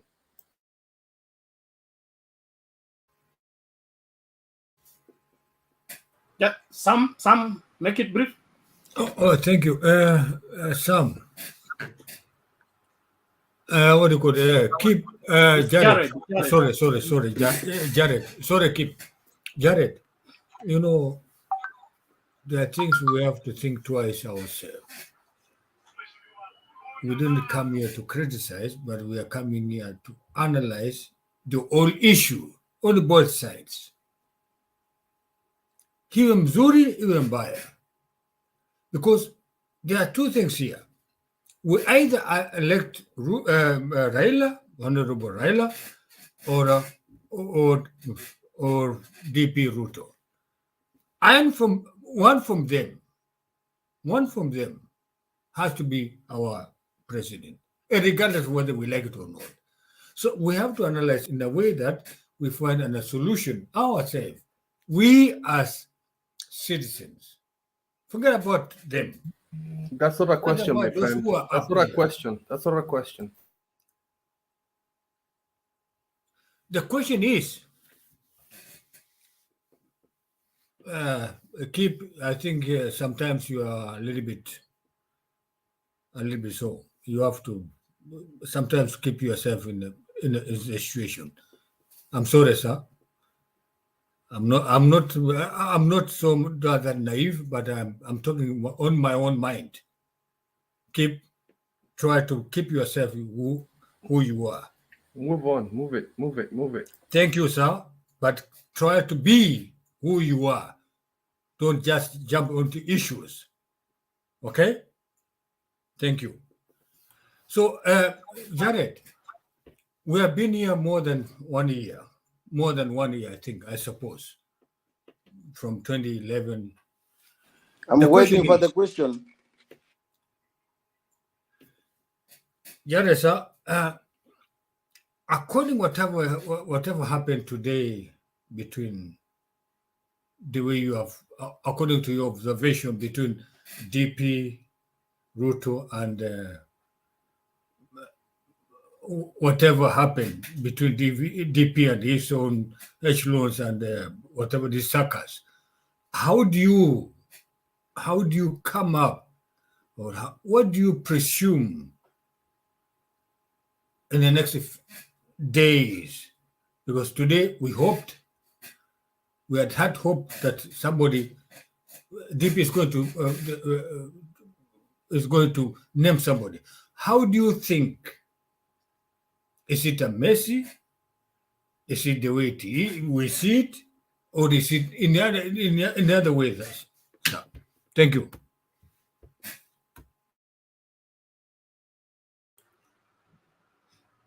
Jared, did you get the question? Yeah, I think Mama Serena also has a question. Yeah, yes, Mama Serena, please, let's make it brief. Yeah, mine is just one question to Gerard about Sabina Cheke. She is one of us, but nilikuwa nimekuomba Pena tutuwekee hiyo mkutano ya Pet Muko akiongoza wa mama ya Senate, and then again Gerard, Sabina Chege hata leo Mombasa amesema she is ready. Na ulisikia Mama Aida alisema Sabina Chege ni msichana mdogo and she is young, she has future, which means we are preparing her in future, not now.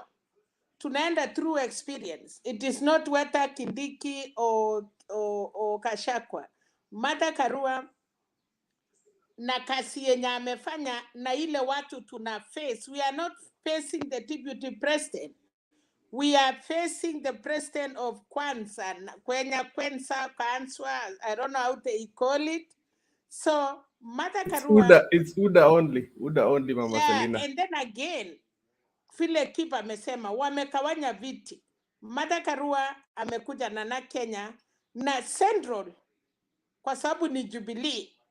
Ukiangalia hata ile kura sa ground, wamesupport Martha Karua because she is one of them, not a party. it is the person Martha Karua from the Central.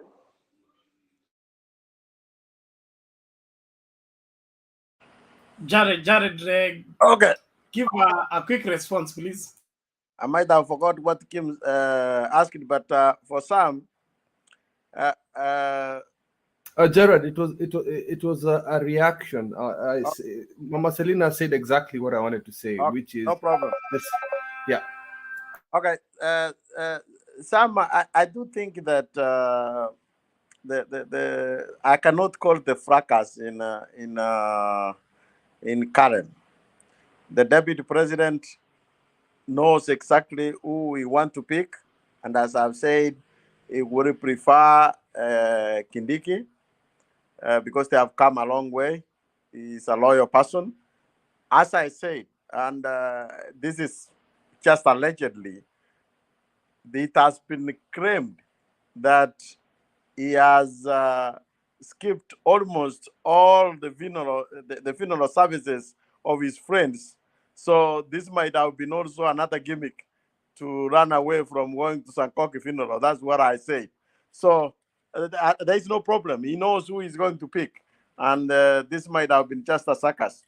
That's what I can say, Sam. So, Mama Selina, me and you, we know, I've said many times before that the right qualified candidate, if I had a vote between the running mate, I would vote for Martha Karua.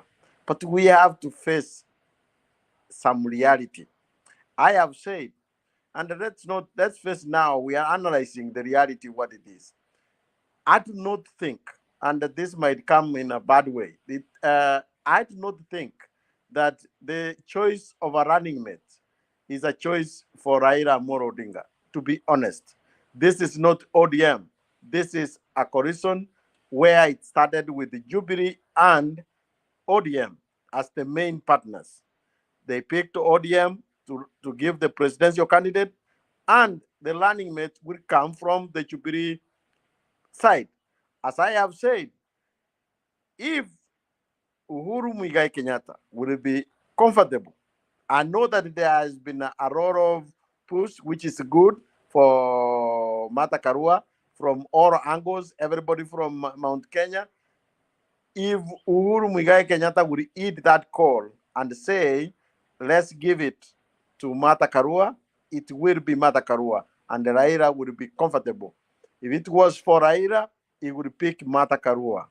But I still think that Uhuru Muigai Kenyatta would want to continue being the kingpin of Mount Kenya.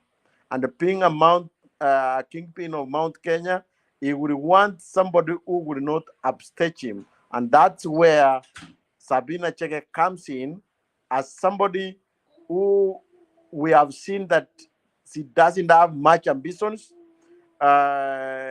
who can still recognize Uhuru Muigai Kenyatta as the kingpin.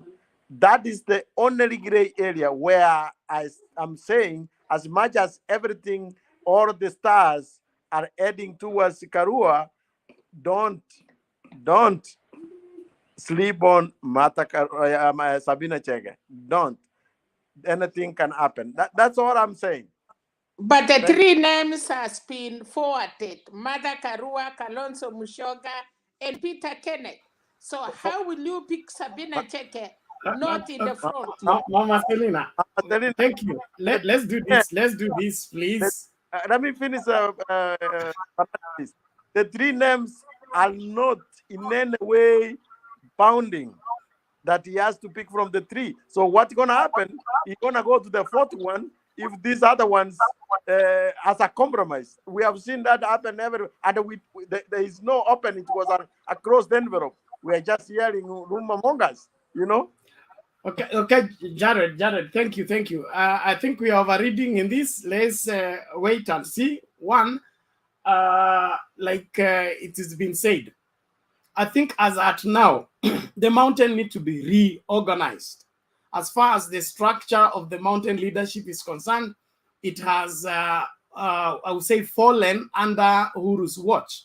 And so Uhuru needs to retreat and reorganize the mountain under the usual structures of the eldership and the usual way of leading the mountain. Under his watch, those structures have fallen. And I wouldn't want to buy into the idea that he needs state power or he needs somebody else at who as deputy so that he can reorganize that. He can as well just do that as the leader of Jubilee and the chairman of Azmio. I don't think Martha Karua's being deputy can interfere with that if they want to work genuinely. But as everything is in politics is give and take, weigh all and then look at it, because usually politics are decided for the future, not for the present. And so when they project 2027, 2032, and 2037, that's what will inform how the structure is being put. But in my opinion, the best ticket is Rarua. That one will send these people home very early in the morning. There will be no runoff. Kalonzo should forget it. He should go and register as an independent Mapema. He can pick Sonko as his running mate. And the two of them can make a very good independent ticket to go and run and bury themselves wherever they want to bury themselves. This country must move on. Nobody should hold it hostage. No, Thank you very much. Bernard, Bernard, one question, I'm sorry. Gerald, Kama Bet Muko, the sister, the cousin of Uhuru Kenyatta, has spoken to say Martha Karua. Do you want to tell me Bet Muko and Uhuru are in different direction? Mama Shelly, I know, Bernard, you don't want us to go through this, but let me think. If I were Azimio today, in fact, the first thing I could have done is to ask Munya, Peter Kenneth, Sabina Jege, and Martha Karua to come together and agree on one person. Then this one person will face Kalonzo. But that is not, I don't know if there is something behind the scenes. What I am trying to tell you is that if there is a person who can protect the interest of the Mount Kenya, is Martha Karua. Everybody knows. And the people have trust. The women, that's why the women have come out, knowing that if there is somebody who can take interest of the women, is Martha Karua. Everybody marks that Martha Karua is a capable person. Okay? And no doubt about it. But I am telling you, you will see the signs that as much as we want Sabina Chega to disappear, she's not disappearing. She's still hanging around, and is hanging around with some support. No, you people are forgetting thank you. Order everybody. Thank you. Let that matter rest there. We are waiting. Tomorrow is the unveiling, or the day after. Let's wait for the unveiling. Whichever way it goes, Azmio has their house in order. Let it work out. For Mama Selina, we are not in the defense of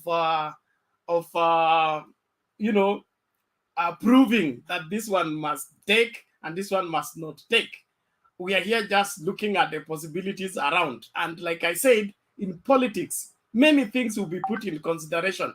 We just pray that the decision that is made will be made, will make it easy. Right now, we may not be looking for probable winning collaboration. And whichever also, collaboration that comes up is definitely bound to win. But we can win the easy way or the hard way. The easy way is put what is ready-made. Baba is ready-made, Karua is ready-made, put them together, hakuna polishing, we hit the road, okay? But if we bring in Sabina Chege, we'll need to do some panel beating, some preparation, some reselling before we put on the plate. So it's a matter of, do we want ready-made or do we want to go and cook first before we eat? Bernard, that is how I look at it. Bernard, can I just say something, just a little? Yes. Jared, I think it's quite uncalled for. Wewe unapangiwa watu wa Azimio. Why don't you pangia watu wa UDA who are more confused like today? I know wherever Ruto is, anaingia choo in 1 hour, anaingia choo 3 times akienda kuhara because he doesn't know what to do. Maggie, mind your language. Maggie, mind your language. I'm sorry, I've withdrawn, but Jared, please, hatupangwingwi sisi watu wa Azimio. Wewe ukitaka kutupanga, we are not going to allow you. Thank you very much. But there is no person who is more Azimio here than Jared. Yeah, so Megan, we are at the same place. I'm not. So let's do this. Let's do this. But, I want us to save time. Please. We are finishing. Goja, Maggie, order everybody. Thank you. Okay. We are finishing the second hour, and we have people who have not said anything. I want them to say something. Nyinyi watu mko na njama ya kuongea nyinyi peke yenu. Kazi yangu hapa ni kuhakikisha kila mtu anaongea. Sawa sawa. Tuende kwa Mundua nyumba, Jackie, alafu tusonge hivyo. Mambo mengine yote baadaye. Thank you. Asante sana Bernard. Watu wanazunguka around. Ni vizuri na I like a moderation. Thanks. Panelists, hamjambo wote. Nawasalimia. Na mimi naongea kwa point, so I don't take long. Thank you.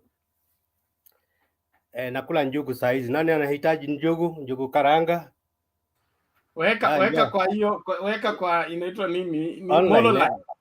Nitaweka, itafikia nyinyi. Number one. Nyumba ukifika kwa ile ya Mount Kenya walikuwa na kungojea sana nyumba ile jana. Wacha fitina wewe, wacha nikwambie nini ilifanyika. Ya kwanza, mimi ukiniona hapa, I am half analog and half digital. Umeelewa? Haya, tunaendelea. So, number 2, huko naambia si kwenda.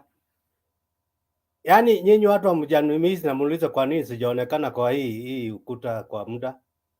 Keep. Well, I thought you are my friend. Okay. I was wondering. I was worried mpaka nikakukampenia huko kwa Mtembei ukuje kwa host Mount Kenya kwa sababu leo kulikuwa hot topic ndio unafaa kuhost wewe. Wacha nikuambie nini inafanyika. Nimesema mimi am half digital, half analog.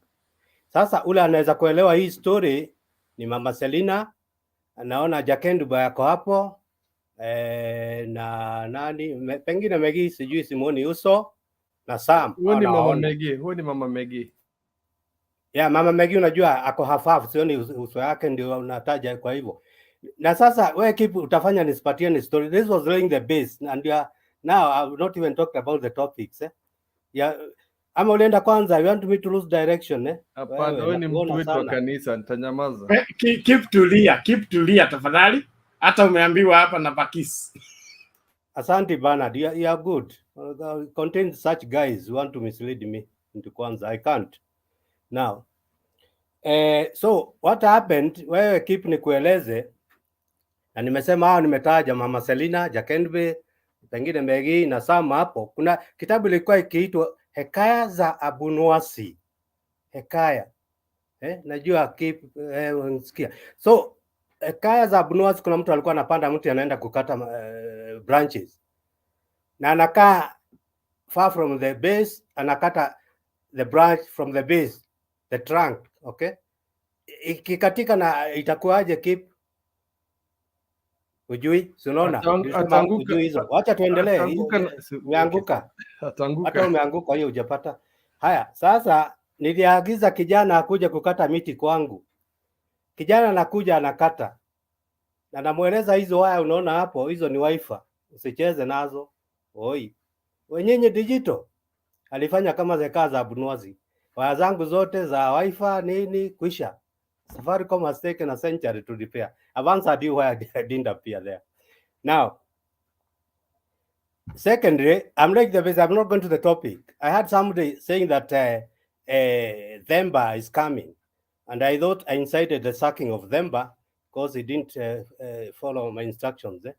I'm surprised to hear that he's still there. Maybe Bernard tell me why. I did a lot of work to get him out of here. Now, KKA, now let me come to the topic. KKA, running mate nightmare. Yes, I like it as a nightmare, and I'm really enjoying it. I'm very happy because mimi Azimio damu. Let them hiyo nightmare waende hiyo hata si nightmare iendelee hivyo hivyo, na mwishowe watavuna wenye walipanda. I say my originality is Othaya, and now a new terminology had been brought in by the same Kwisha people about Mount Kenya West, Mount Kenya East. Kindiki professor is from Mount Kenya East, but I really feel bad mentioning this. These are mountain people, but nothing has been put into their minds. The Mount Kenya East and West. And whereas Gachagua is now from the West. So those differences are still being pronounced. Either whoever they pick here is going to antagonize members of the other place, either East or West. If they take Kindiki, a lot of votes will be lost in West Mountain. If they do that similarly, the other way around. So they are not safe either way. That's why it's a nightmare. They are not safe, Kwanzaa. But that's my pleasure. I'm happy. Let it continue that way until they collapse. Okay. Now, about Kina Sabina Chege and all this, there's a game going on here. And that's why you have seen the delay in terms of announcing the deputy running mate. Both the Azimio and Kenya Kwisha are playing a game. Each want to make the decision fast. And that's why you can see or hear names that were not even forwarded, like Sabina. It's there.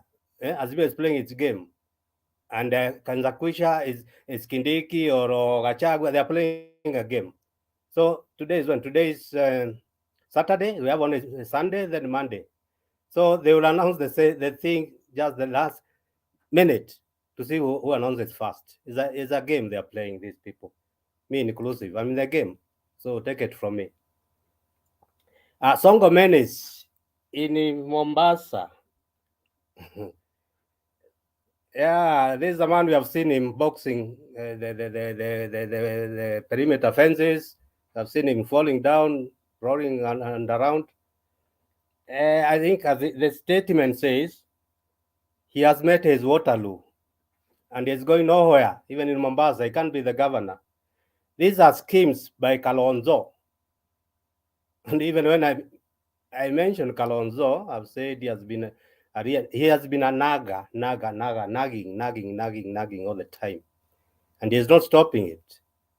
So it's good that he got a taste of this of the scheme they're planning to disturb Azimio up to now. And maybe in this panel, somebody please answer me, please. Because there's some time I felt like raising a placard here, but Bernard told me it may not be right. That would be a riot. Suppose, this is the question. Yes, Maggie, I've seen your face. You know the heka za Bunwasi, nimekuona. Ukiona Selina na miwani, mimi na miwani, Sam na miwani. Hata wewe najua unavaa miwani, Maggie, sorry. Jakutana. Heka za Bunwasi naona uliziona. Maybe you're gifted uvae miwani. No, let me go back to the topic. Can somebody answer this? Mungu amekujalia, lakini ukiona Selina na mimi na Sam hapo ni sawa. Nataka kumaliza kwa sababu Kip alinipoteza njia kidogo, lakini nimerudi kwa Azimio proper now. Suppose, and I said it earlier, and I said moderator Bernard, they have been a bit soft. Bernard, I'm older than you, but I'm not soft. Yet I'm supposed to be softer in terms of being mellowed by age. Yeah? We just say, Kalonzo, forget it, that we go away. Somebody answer that. Kalonzo, we are fed up with you, go away. Because in associations or partnerships, it reaches a stage where it's no longer beneficial to the parties. If it's trouble, fights, and all that all the time. Okay, me, I'm a Catholic, and we don't advocate for divorce or anything like that. But if a couple is fighting and you can see the end result is the death of one of them, do you say now that these two people are put together is only God who can put them asunder? No. That's why so many people are husbands are killing their wives and kids.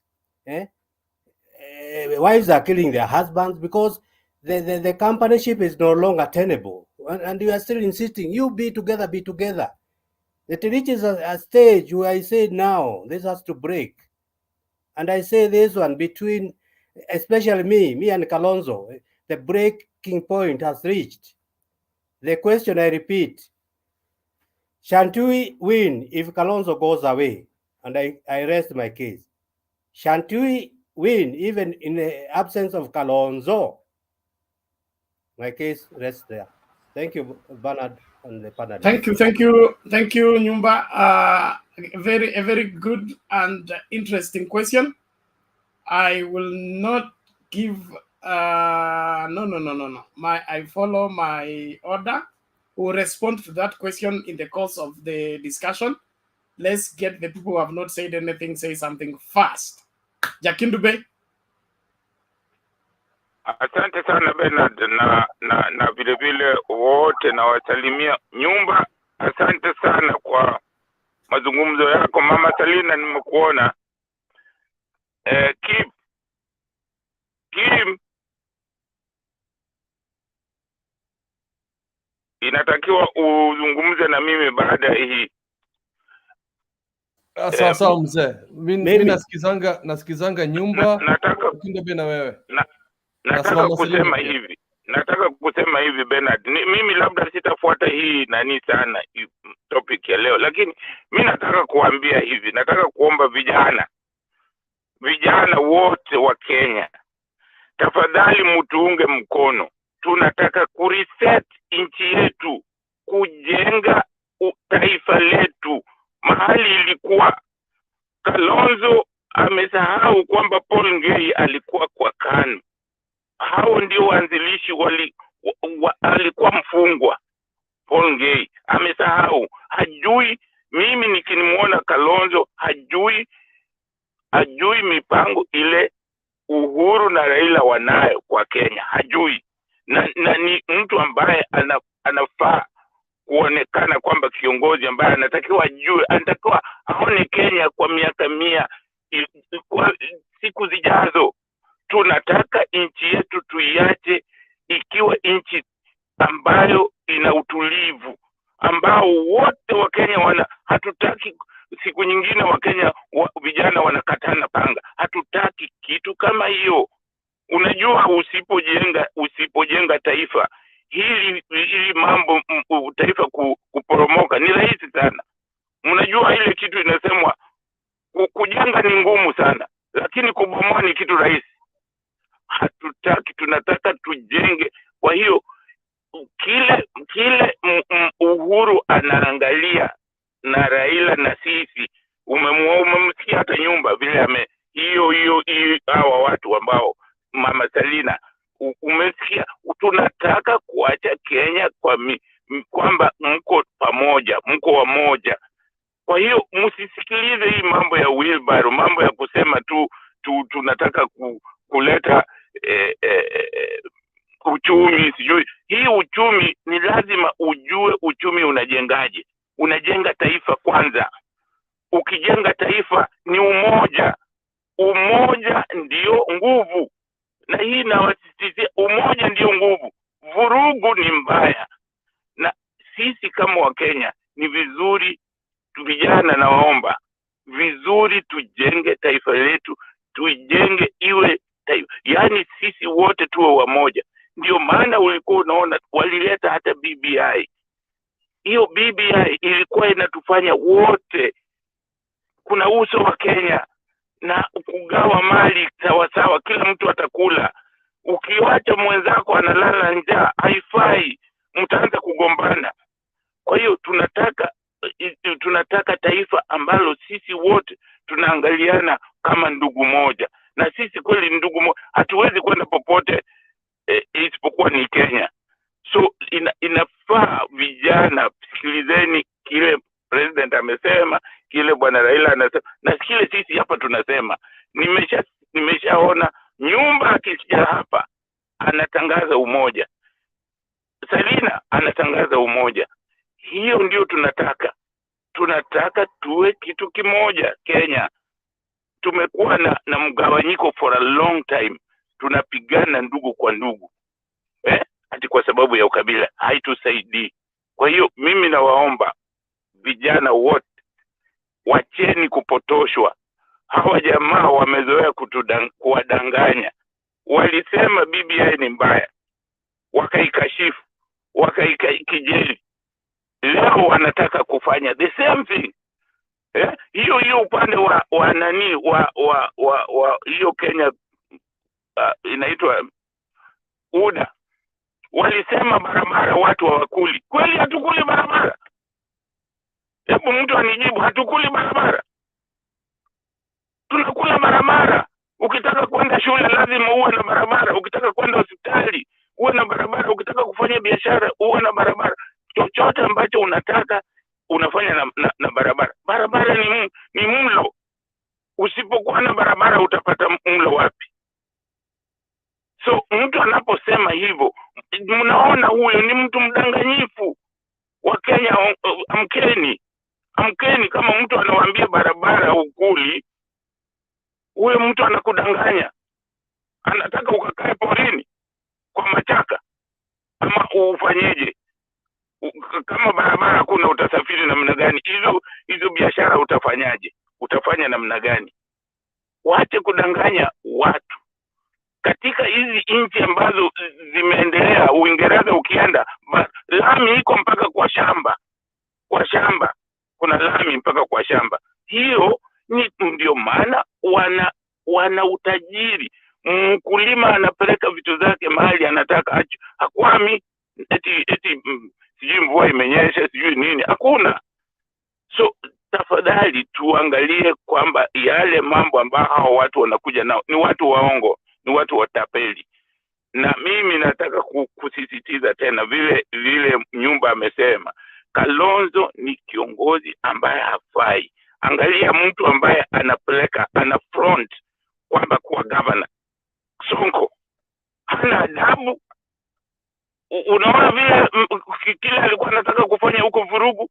Mimi nimewaambia, narudia tena, mtu kama Raila, Koigi wa Mwere, hawa watu kina Martha Karua, hawa watu tafadhali, hata kama huwapendi usionyeshe madharau. Hawa watu kitu wamefanyia nchi yetu ni hatuwezi kuwalipa. Hakuna kitu tunaweza kuwalipa, lakini tunatakiwa tuwashukuru na tuwaheshimu. Tafadhali, hata ukitaka fujo, wacha. Hata kama umpendi, wacha. Usimpende. Mimi nasema ndio, usimpende, usimpigie kura, lakini usionyeshe madharau. Unasikia? Hiyo ni kitu kibaya sana, haifai. Na huyu Sonko anaenda kuonyesha madharau huko Mombasa, kuleta fujo. Huyo mtu amepeleka, huyo mtu amemfront ni Kalonzo. Mimi nakuunga Nyumba mkono. Mimi nilikataa light from the word go. Nilimkataa huyu mtu kitambo. Nilisema, kuna mtu aliniambia bwana wewe uko tu hard sijui nini. Mimi narudia, huyo mtu sio kiongozi. Kiongozi ni Bernard. No, sio Bernard. Bernard hakusema hivyo. Kulikuwa na alikuwa anaitwa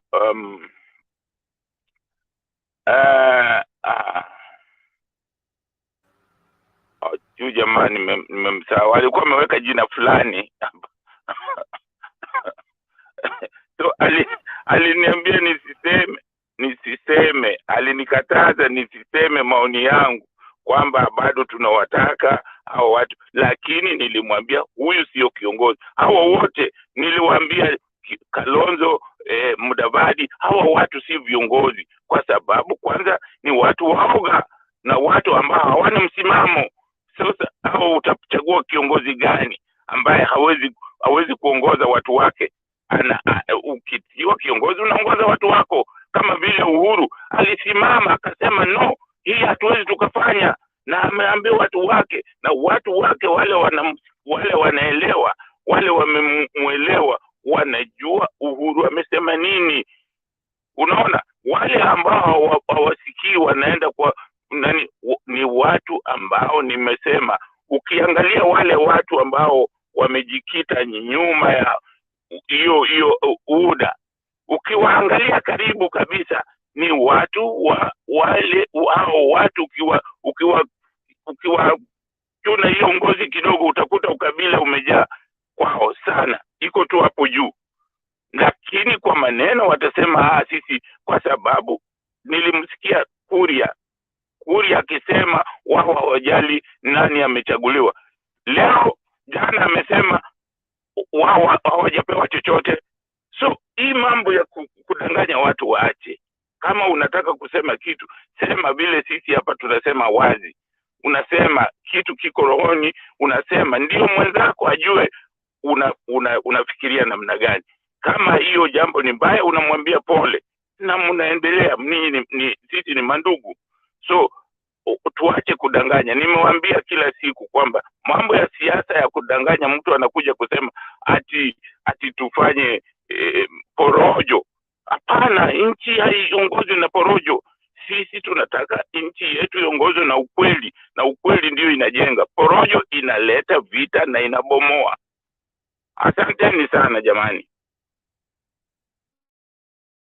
Okay, asante Jakindu Bey.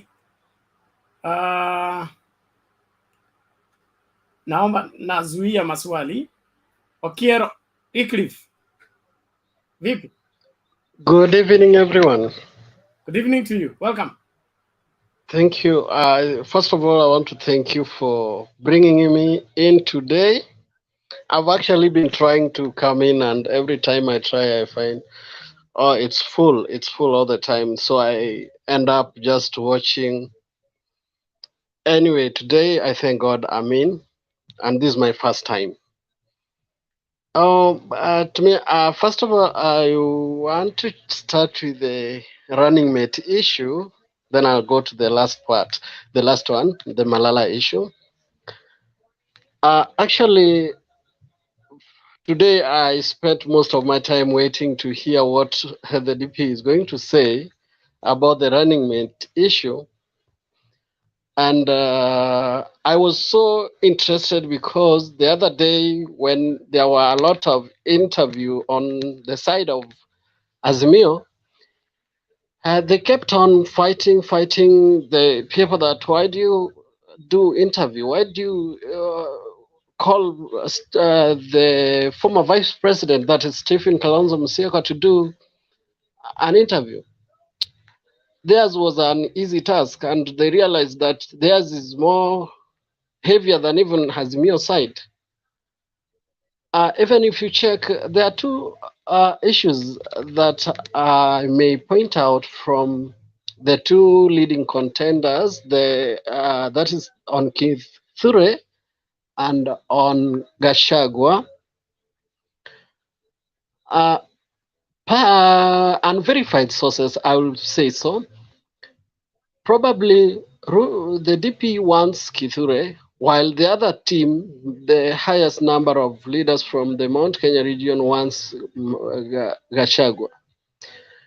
So the issue is, Kithure is someone who can easily get manipulated and can easily swayed by what decision the president or Ruto will say. Even if you check how he runs his issues, always he doesn't reason as the way he used to reason before, while they were still together with Uhuru. So I think Ruto believes in manipulations. I'm saying this and I stand to get corrected. But if you look someone like Gachagua is someone who's worked in public service. He's been a DO. He's worked as a PA of the president for some time. So he's someone who taps, and he may be able to make his own decisions. and this is something that might scare the DP in case he gets to lead the country.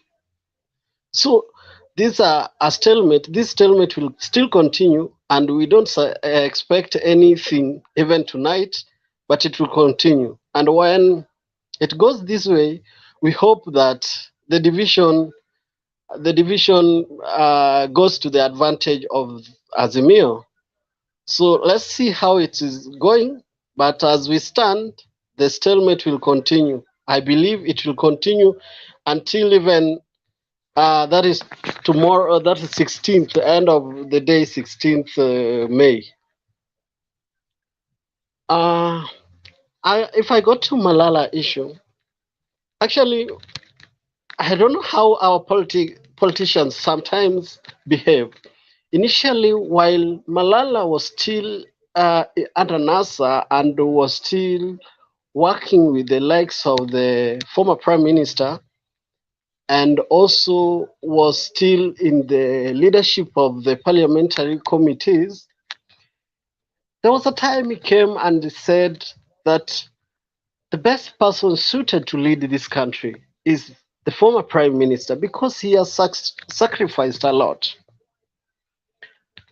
A few months later, you see a different person. You find that he's now criticizing the same person he was praising for having sacrificed most of his life fighting for the country. So the politics of pesa kidogo has really destroyed the moral in our society, so that even that leader whom we think is a good leader sometimes can be corrupted with money such that he doesn't even think at all. And that is the point where Malala lost his governor seat when as he's going to vie, he lost it at that point. If you check Western, the highest percentage of Kakamega are under ODM, and the moment you are against someone who you used to impress, whom you used to call as a good leader, then you find that now the likes of Kakamega governor, that's the Oparanya, are now ganging against him because he's not now representing the people. He's representing his, maybe let me call it stomach, but I know that's the wrong one. But let me call it, he's now representing his stomach. And I believe come August, he's going to lose. Now, then Sonko issue, I think Sonko is someone who knows very well that he's going nowhere because first of all, it doesn't fit the Chapter 6 requirement for leadership. So again, from the clip that you actually played, Bernard, a few minutes ago, it shows very well that Sonko might not be cleared to vie for governor of Mombasa. So he's being used by the former vice president to create a crisis. And we know very well that the former vice president is someone who thrives in crisis. Even if you listen to what he always says, he says that he will pita katikati most of the time. So he expects this time round also to pita katikati between the DP and the former prime minister, which is something that I don't see working for him this time round. But let's see and know later, maybe after 16th, to see what is going to happen. Apparently, he has to leave his party with the Azimio coalition. So I don't know how it is going to work for him, but he's someone who thrives in creating crisis. And this is something that we have to be worried about. And maybe even if we are engaging, if the coalition is engaging him, is someone who be engaged with a lot of caution and a lot of care because he's thriving in creating crisis. Final comment maybe to our youth in the country. I pray that we tend to learn that kitu kidogo haisaidii. It destroys our future. It destroys the beliefs of our forefathers. It destroys the economy, because bad leaders will come to pay you for you to vote for them. Good leaders will ask you to vote for them because they represent your interest. But bad leaders will give you money. After giving out money, you will vote them. Then after the election day, the swearing in, that is the day we'll see them last. You'll never see them in the village. So I would ask our youth to be very cautious and stop asking for little pesa kidogo. In our area, we call it gonya. This is something that interferes with the leadership the process of electing our leaders. So we end up getting wrong leaders and we leave good leaders because of kitu kidogo. Thank you. Asante sana Okiero Wycliffe, thank you so much for that, and a good advice to young people. Whoever buys leadership, he will use it for himself. Whoever is given leadership, he will use it to take care of the people that gave him the leadership. So if you go to the market and buy something, you use it the way you want. But if you are given something as a steward to go and take care of it, you will always hold it in trust. That is what leadership is all about. So if you allow somebody to buy his leadership, usimsumbue wakati anatumia hiyo ofisi kujinufaisha kwa sababu alinunua. Lakini kama mlimpatia as a trust, then you can hold him to account. We send you to do this, why are you doing otherwise? Thank you so much. Naomba tusikilize hii kwanza ndio Bwana Kimere aje tusonge mbele.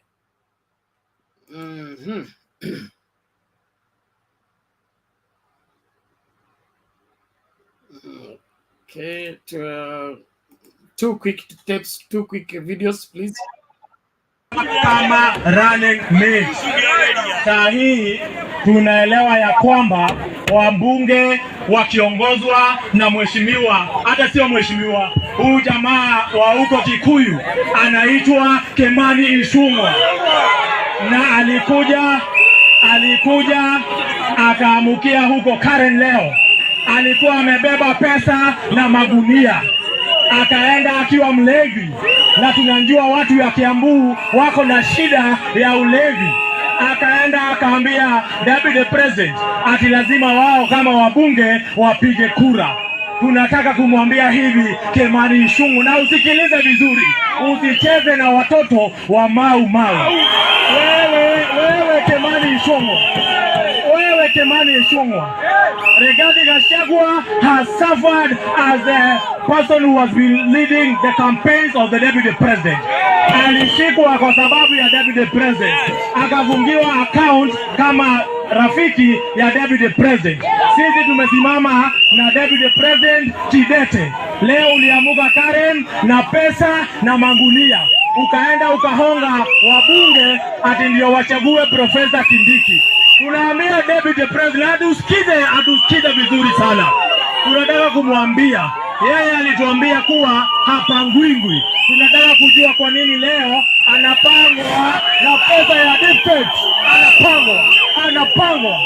Anapangwa. Na tunamwambia asikilize vizuri. Sisi watu wa Mount Kenya, akisikia sisi ni watoto wa Mau, asilete nyoko. Asifikirie sisi tunainuliwa na jeki moja. Ajue sisi ni watoto wa Mau. Na kuanzia saa hii tumesema hivi, kama sio Rigathi Gachagua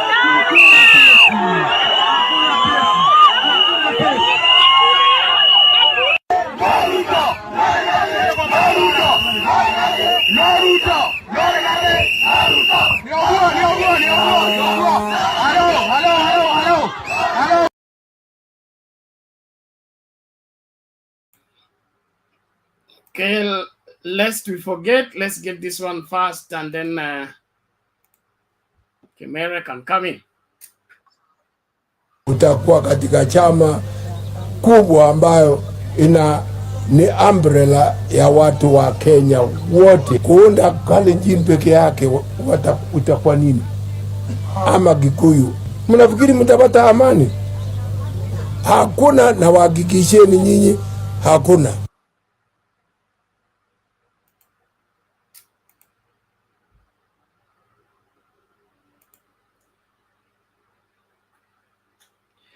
Thank you so much, Bwana Kimere, karibu. Hi everyone. Nimefurahi kuwaona nyinyi wote, Bwana Nyumba. It's good to see you back. Tumesikia ile sarakasi ulipata na gardener wako. Nimefurahi pia kumuona Jake Dube. Mimi nafurahi sana kusikianga Jake Dube actually. He talks good and nimeona hata kampeni ya Azimio wameanza kuadapt nini lugha ya Jake Dube. Wameanza kuongea mambo ya taifa, sio nchi, which is a good thing. So anyway, and it was good to hear that clip actually, the few moments of wisdom of Moi, you know, that's good.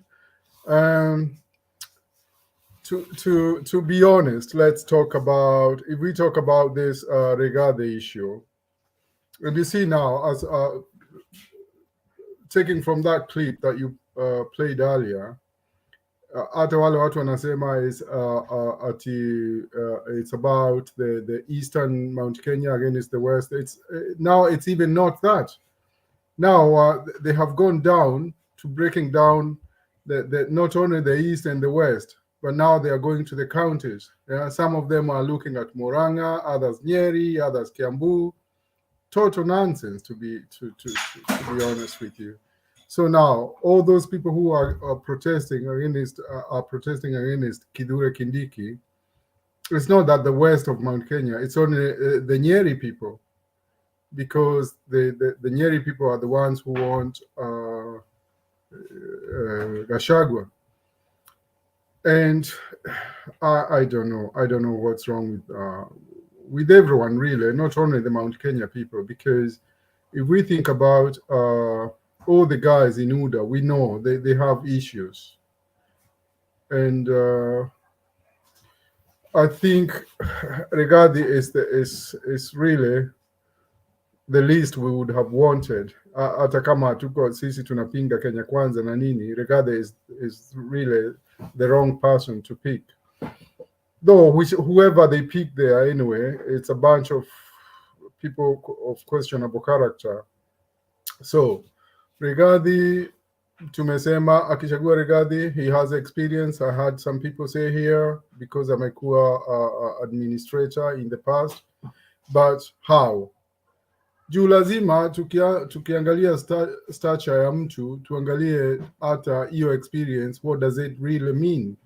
Amefanya nini? Because you see, at the end of the day, if we compare all these people, all these running mates, tukiongea mambo ya Raila, for example, we can talk about many things that we can tangible things Raila amefanyia nchi, you know, because here we are talking about a national position. It's no longer regional, it's no longer local, it's national, and by extension international. And Raila, there's no question, there's no comparison between Raila and Ruto. Let us now go to the running mate. Mother, I mean, all those running mates hao wote wa UDA na wa Azimio wakiwekelewa wote kwa meza, no one can beat Mother anyway, in terms of experience, in terms of commitment, in terms of things that people have done for the country. You know, if we list down people who have struggled for the country, her name will be there. And I think someone mentioned there about Jake Dube, amesema Mada, Koigua Mwere, all those people, they have done a lot to salvage the country. Kwa hivyo, it's like, I know Ruto atakuwa na taski kubwa. Niliona I think some minutes or some hours back, niliona Murkomen akiongea mambo ya Ruto kuchagua running mate, akasema They don't want people bringing all these regional issues or Kabila, Amanini. But at the end, the thing is, there was an assumption that Mount Kenya will accept anything ile Ruto atawaambia. Apparently that's not the case now. Juu watu wa Mount Kenya walikuwa mpaka sasa walikuwa hao watu wa Kenya Kwanza wako pande ya KKA walikuwa wamesema hao they never demanded anything. Hakuna kitu wanataka, hakuna, hawataki vyeo, hawataki. But then when that agreement came out on Thursday, everyone started complaining, starting with Kabogo and and Kuria, and so they are being dishonest really. And Ruto actually hata yeye amewacheza, so he thought that he could play with them, but apparently sasa wameanza kuamka, but it's a little bit too late. The damage is done, though they can salvage something. And I'm just hoping whoever they pick, I think Azimio has an advantage.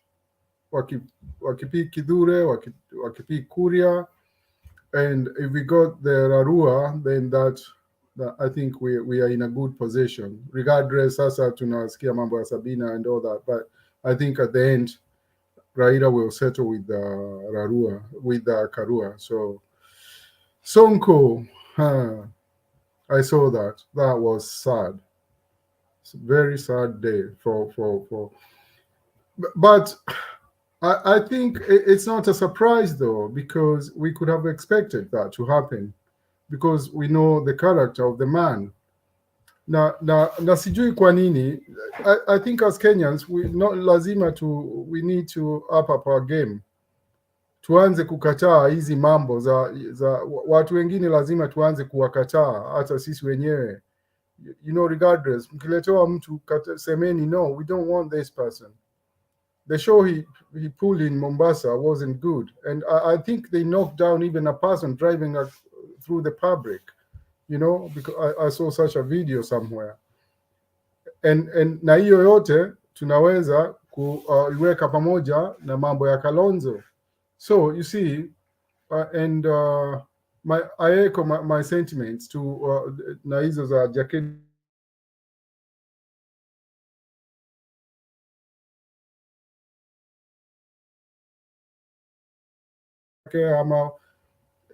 I think he is even too late, really. He should have left already. Hatuwezi kaa na hizo threat zao na kinaka. What's the name of the senator? The senator and the other guy who was in the panel.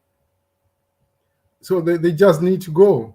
And I don't think the influence. Na sidhani ati Wakamba ni wajinga hivyo ati Kalonzo akiondoka ati hata hao wataondoka. These people will still vote for Raila, a good percentage of them. So I'm not very much worried about that. I won't comment on Malala because I think I don't have enough information for that. So I'll rely on the other panelists. But yeah, I think that's my submission for now. And yeah, you have a question for me, Sam? Thank you. Yes, Akimere. I think go through Bernard. Mr. Kogi. It's okay. Bernard has to allow you. Be brief. Thank you. Should I ask Bernard? Sam, ask your question, but be brief. Thank you. Thank you, sir. Kogi, we have to have, when I say we have to have our own integrity as a personality, as a person. Either Kalonzo, he has been tangling his own way of trying to come in. We have to respect him as a person. It doesn't matter whether we disagree with him, we agree with him. It doesn't matter. He has his own principles. He has his own way of handling it. That's okay. But the question is, supposing, I say supposing, due to which I may not go inside about Asumio, but due to whatever is going to happen, that Sabina Chege will or has to be the next second in command. In your own assumption as a person of integrity, do you think it's going to be possible? Is she going to hold that thing? I'm sorry to ask it. I respect her. I like the way she is. And I don't want to say anything bad about it. But supposing, in case of anything, because that is very, very critical when it comes to national, international integrity. I'm sorry to ask it, but anyway, you can answer. Thank you, sir. I will answer you. I hope I have captured your question. And I haven't actually understood the relation between Sabina and Kalonzo in your question, but I'll try to answer it. Yeah. You are talking about integrity, talking about Kalonzo. Well, you see, it depends what we think or what we intend when you talk about integrity. Integrity doesn't only mean that you have no cases to answer, yeah. But things that you do might actually sum up to you being considered someone not integral or someone not honest to the nation. And I'll give you an example. Kalonzo, for example, his actions right now creating all this mayhem, it doesn't augur well with someone who wants to create unity and togetherness of the country. And proposing Sonko, for example, in Mombasa, that per se is a big problem to me. Yeah, that's one. And him also insisting that he has to be the one, and knowing that he is creating all these problems, that's selfishness. And if you want to be a national leader, you have to be selfless. He is not. That's one thing. Now, answering your question about Sabina, if she is picked, because I think that's where you are going to, it doesn't really matter. She is a person of integrity. That's true. We can discuss about her experience, but that will come with time. Yeah. So what happens? And I'll ask you a question, or you don't have to answer this. I'll use it as a question, but to explain. We have in Tanzania, we have Suluhu, Mama Suluhu. Yeah. Until Magufuli died, actually, Suluhu was nowhere in the picture for us. Anyone outside Tanzania, we didn't even actually know she existed. And she is handling that role very well. So people learn also as they go on. So that doesn't mean that Sabina is not capable. She is very well capable, and you learn quickly when you are assigned with those responsibilities. You learn. All of us, we do work, right? We were not born doing those works we do today, and we have some of us have changed jobs. You go, you learn another career, and you get on with it. So I don't think we have to discredit Sabina just because we think that she is a new. She is not. She has been the women rep for almost 10 years now. She has in public service anyway, because she was a radio presenter. And if you hear the testimony from people who had worked with her previously, she had some roles there, managing people. So it's not that she's not that novice.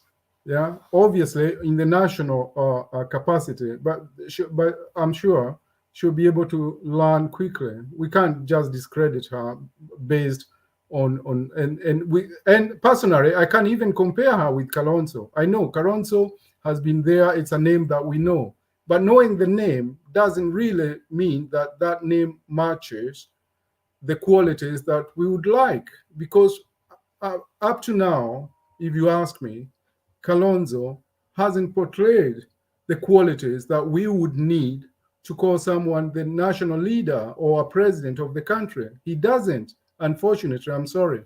I hope I've answered you. Thank you. Just Thank you. Thank you, 10 seconds, Bernard. Sam, no. 10 Sam, seconds. 10 seconds, sir. That's enough. That's enough, Take Sam. 10 seconds, sir, if you can. I forbid that. Thank you. Let us not make the Kenyan presidency, or presidency for that matter, to be a one-man guitar. The president does not lead the country by himself, all by himself. His strength and his capabilities is determined by the team he constitutes and works with. And so if Sabina Chege is given that role, she's not going to be on her own, thrown in the sea of leadership. She will have a able team around her that will chaperone her and help her govern if that matter arises. So we shouldn't look at leadership as if you are on your own. You have to make all the decisions by yourself. You have to respond to every crisis by yourself. That's not how national leadership is done. That's number one. Number two, leaders are made. They don't happen. They are made. Uhuru Kenyatta was picked from the other world and brought into politics and was made by Moi, polished by wherever Kibaki, and energized by Raila Odinga. And now you see we don't even want him out of office. Yeah, there are whispers there that he got into office too early. This is the time now he's ripe to be able to govern the country properly. That's how the journey a leader governs to become who he is. One of the problems we have in this country particularly is that we like things that have been made, but we don't want to appreciate the process through which those things have been made, especially when it comes to leadership. Mama Suluhu did not get into deputizing Magufuli from nowhere. She gave her story. She was the least qualified, but her journey through her rising in the ranks, working in the non-government organization, in civil society, and all that, got into parliament. So she was ripe for leadership because she proved herself to do so through the journey she had covered. So I don't think whoever that is placed with the responsibility of deputizing, whoever, is going to be left on his own or is going to be incompetent. The journey you have covered. The only problem we have in Kenya is that the first example of the deputy president has been a bad one. And we should appreciate that and call it for what it is and look for how to correct it. There is a difference between the deputy president's office and the person who occupied it. The problem is the first person to occupy it did not present that office properly. So everybody has some reservation, including him. The reason why he's unable to name his deputies because he doesn't want a deputy like him. Let's accept it. He doesn't want a deputy like him. He doesn't want to mirror anybody like him to be his deputy. So this is where we are, and whatever the way you lay your bed is the way you sleep on it. Yes, Mundu wa nyumba.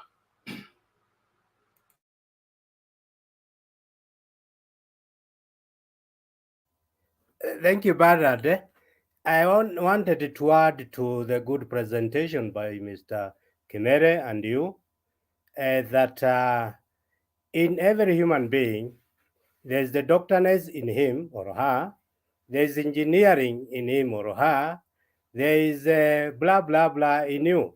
It's only that you go on and refine and become that. Okay, some are vocational, like being a pastor, that's a bit different. So what I'm saying, we are gifted by God. It's only we refined. Somebody takes that line and gets refined. Last day, for the very good presentation by Mr. It's not Kogi, it's Koge, it's Kikuyu, Koge.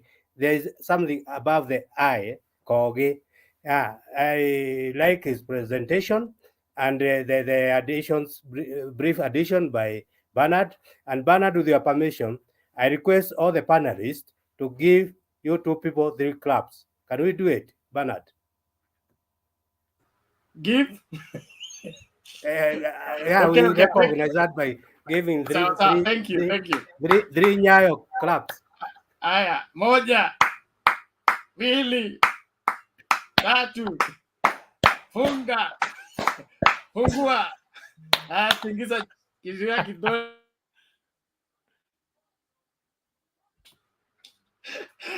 Thank you so much. I got that clip for Moi, nikaipenda sana, nikaona lazima nifanye sharing hapa. Huyo mzee niliimba kwaya yake. Sababu there are things you cannot be weaned from. Sam, you are being accused for taking hot drink. That is no. That's outstanding. No. On that. This is cola. This is cola. Heel this cola. Is cola. That's a cola. How do you prove it? Yeah, but this cola, man. What do you think? No, I'm at the not place what of work. It is the accusation. No, I'm at the place of work. So you defend yourself. Give us the where cola you know came what? from. Bernard, I'm sorry to say, I'm at the place of work. How can I drink when I'm working? Come on. Okay, sawa. Let's do this. Let's do come this. on. You know, sometimes people take things just for talk. I'm sorry, anyway, forget it. Anyway, he has allergy. When he talk, he get allergy. He feel like he's drunk. Otherwise, when he start, he was a good man, ample, and then over sudden he start like this. So maybe, well, if you talk with a lot of people, they say you can be drunk. Even the pastor can be drunk talking to people. Yeah, pastor. So now, let's say Sammy is not using anything, but after seeing a lot of faces, he start getting drunk.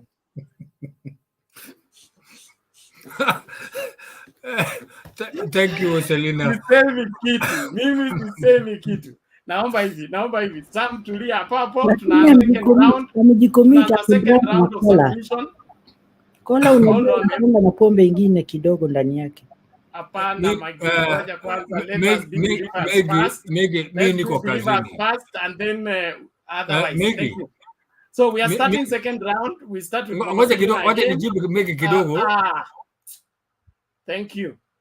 Mimi naomba tafadhali tukae kwa order. Si story ya shout ovyo.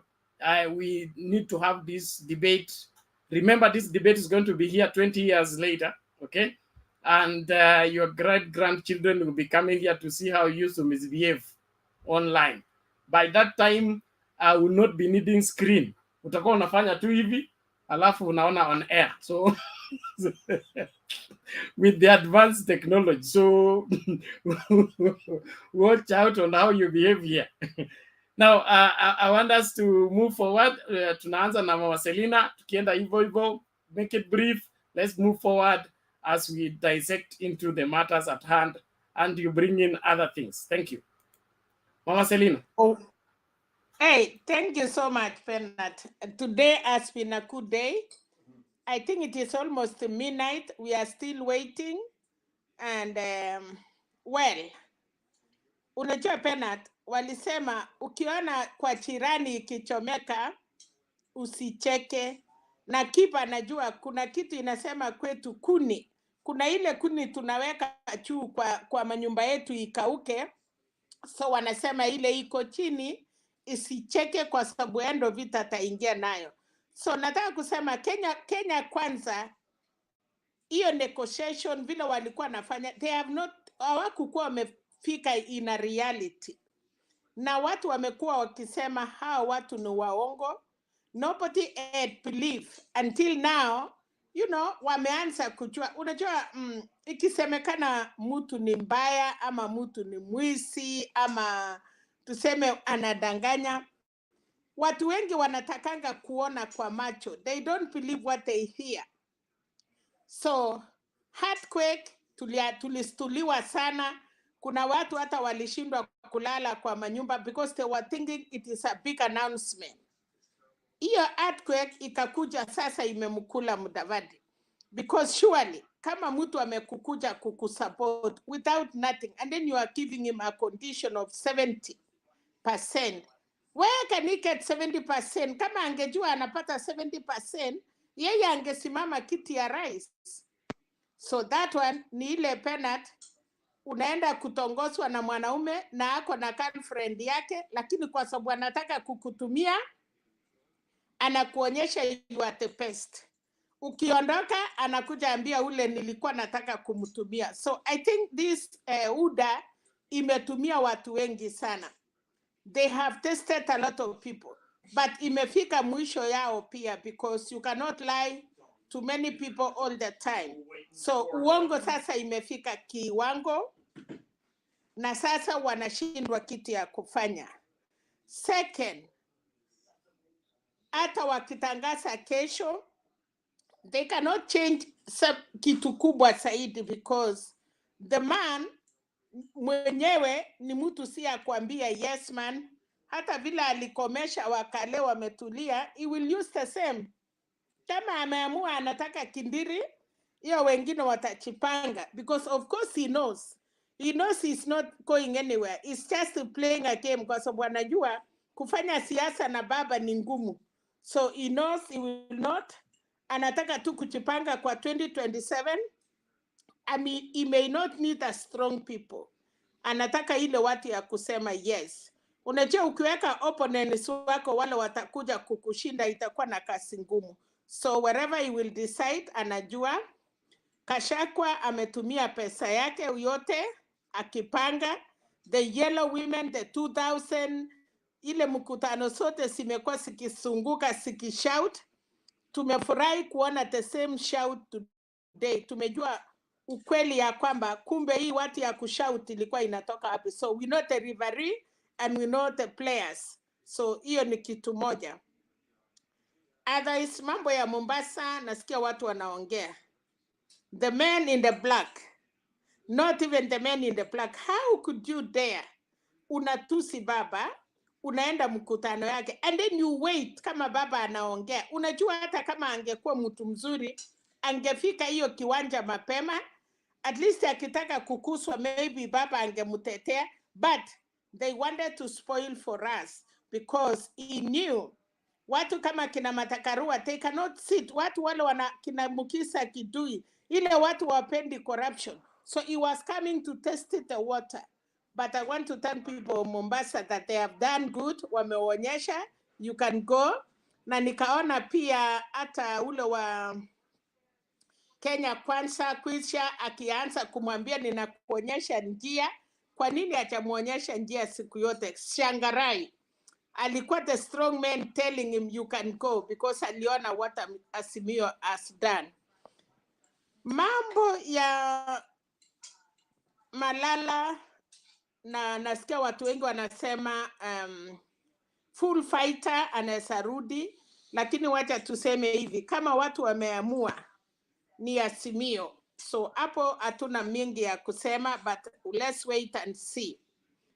Otherwise, hiyo ni mambo ya baba.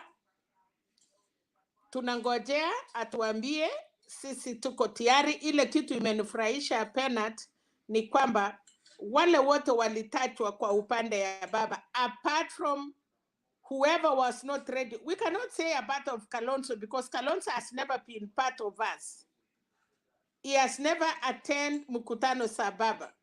He has never been with baba. The only thing alikuwa na baba ni wakati alisimama akiambia Uhuru, siamini baba, be on my front. That is the day they were in Kasarani. Apart from Kasarani, Kalonzo alienda mkutano moja akaongea Azimio. From there he has never been there. So Bernard, I want to ask all Kenyans na panelists, kama unaenda kuoa msichana, you are ready, ama wewe ni msichana unaolewa, hauna nguo ya harusi, you don't have mates, na harusi ni kesho, na unatishia unasema nitaolewa, unatishia unamwambia watu kuna harusi, nani anakupangia harusi Bernard? If you want to get married, wewe ndio unatafuta, si mwenye kuoa anakutafuta. Yeye ange work hard, very hard, kukuwa mwaminifu mpaka Wakenya wasahau that he was a watermelon. You know, sometimes Bernard, kuna wasichana watu wanasema you cannot marry that type of that woman, but somebody can change and be the good woman than wale watu walikuwa nafikiria. If I were Kalonzo, I would have changed my mind, I would have changed my ways and be a good running mate, kushughulikia baba na kuambia baba pumzika, you are not even supposed to go around, I will go. But umewacha baba amefanya hiyo yote, and then unasimama unamwambia baba you are the best. From what? Nini inafanya baba aone wewe ni msichana unatosha? Nini inaweka baba afikiria hata huyu mwanamke nikimlete atanisupport? So yeye Kalonzo alijimaliza peke yake, na alianzia ile wakati wa Uhuru Back, akasema baba aenda anyongwe peke yake kwa sababu amejiaipisha, wakatoroka. Then baada hiyo akasema he cannot be a stupid man to follow Raila again. We are following all these things. Mambo yake yote amesema, sidhani na nitakuwa wrong nikisema about 99% ya ukweli ya Kalonzo, being a smart man, being a Christian, it is opposite. But nataka pia kusema, yes, Kalonzo, you have a right. Ukitaka, kwa sababu wewe mwenyewe uliamua ni mrengo gani utaenda. Nyumba ile ingine saa hii iko na moto inawaka. So I don't know, ukienda wenye hiyo nyumba wanatoroka. So I don't know utaenda sima moto ukae ama itakuchoma ukose mahali ya kukaa. Ningeuliza tu aserente kama kuna kasi, kwa sababu nyumba ya baba ina mambo mingi na iko na kasi mingi, then ange negotiate. But still, even ku negotiate, Wakenya lazima wajue ni kiti gani Kalonzo anafaa, because kuna viti ingine unaweza kumpatia tuende tupate supportage a lot. So I think lazima watu wakae waone ni kiti gani anafaa. Kama ni hiyo, nasikia watu wanataka kusema speaker, I would say maybe he can be speaker in the Senate, but not in National Assembly, where a lot of decision making of Kenyans ama decision making ya Kenya inafanyika. Penat, nafikiri nimemaliza, wacha nipatie wenzangu, but still, kwa nini uchaniwekea hiyo clip ya Pet Muko? Nitakudai mpaka uniwekee. I need to see those strong women of Kenya, the daughters of Kenya. So please, kama uchapata, tumia maarifa yote na keep. Nyinyi ni watu ya technology, nyinyi vijana, hebu mtuangalilie. Unajua sisi wasee tukiona mara moja, labda ilikuwa ya 2 years ago, na macho inanitanganya. So I would like to see. Thank you so much. Okay, thank you. Keep, you will help me find it, because Wekesa seems not to be within my reach. What link is this? Wananisaidia huko kwa back office. What link is this? Just search, It was I think, the women, the Senate women. It go was with maendeleo the ya women wanawake. Senate. And then Yeah, I'll who look. was speaking was, look for that. Okay, They were so what you endorsing could. Mada Karua today. Bet Okay, Muko. so I'll Google it, and then Maggie can go before me, then I can come after. So let me look Okay. for. Let me do Mama Selina that favor. Okay, you find it, then WhatsApp, huh? Maggie, karibu. Asante sana Bwana Bernard.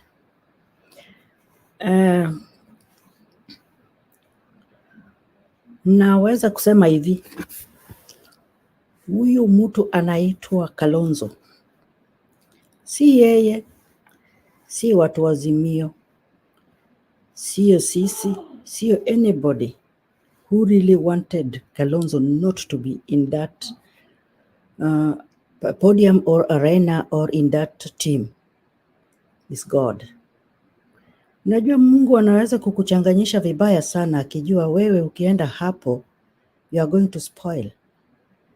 Na imefanya mambo za Kalonzo imejulikana. I don't think he's that character, but it is the good God who is confusing Kalonzo to behave in that manner. Kule alijiuza kabisa in the first place was choosing somebody like Sonko who has been impeached, you being the solicitor. And what do you think? What were you thinking about by going in that direction? Hivyo hapo ilionyesha kwamba Kalonzo hata kumbe he's been a leader but more confused. He didn't know which way to go. Hii mambo ya politics imesaidia watu wengine sana. People like Kalonzo and maybe Ruto waliendia hiyo school of law but wakatoka na nothing. They don't actually know what they should do, and even in that profession they are not acting as professionals, lawyers, the learned people. Hiyo kitu imewapita kabisa because Kalonzo being a lawyer would have acted like a lawyer. He would have behaved like a lawyer, whom somebody, even if he goes back to being a lawyer, somebody can go to him for advice and somebody can go to him with a case. But I don't think Kalonzo can even simamia mtu na ashinde case because he is more confused. He doesn't even know his work. He doesn't even know what to put in place. He's really confused, first of all, Kambas, and he has confused Kenyans. Now he was trying to go and confuse Mombasa people. This is somebody whom I even think huyo aliwake kama Sonko vile alienda na hizo ujinga zake, he would have been arrested. Ndio Kalonzo amwanzie case because he's a lawyer. I think he was going with that motive and that force because Kalonzo is a lawyer and hata nikishikwa Kalonzo atanisimamia, which cannot work. Kalonzo will never win any case, not only Kenya, but worldwide. I don't think he's somebody who is capable even for that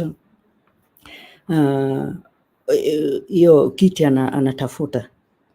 He was lucky enough Kibaki alimchukua, but he is not, because even when he was there, what did he do?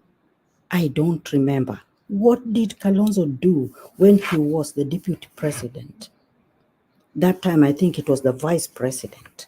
What did Kalonzo do? Nobody knows. I don't know. Maybe I'm the one who's behind, but you people will tell me what he did at that time.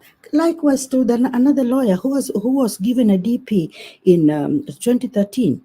What has he done? Only naming people names, Payuka, kutangaza matusi all over the country.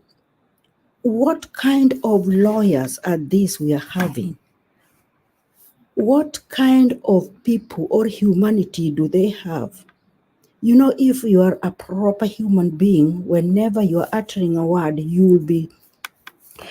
you'll think twice. Am I now saying something which is gonna add which is gonna add sugar in my tea?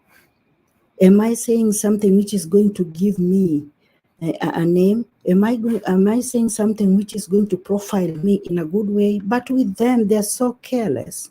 With the profession they have, they're just more careless and not even thinking that one day, one time, they think this is the end of everything and they will never be that kind of people one time. But I tell you and I promise you, they are going to be, and they are going to look for those people they have been insulting and doing all those sorts of things.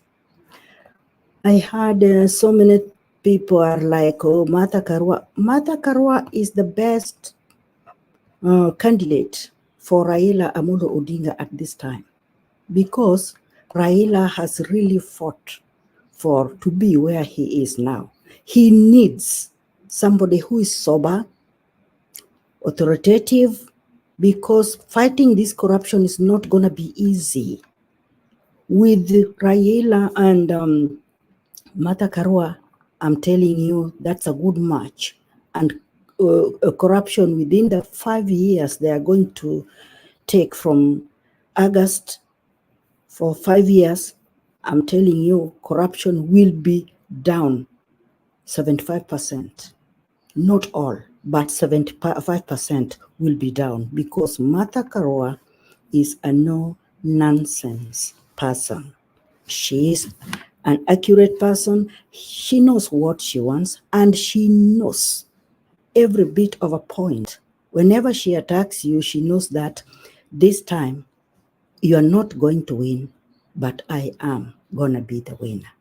So we are well placed. We are going to look forward to Martha be the flag bearer. Thank you, Bernard.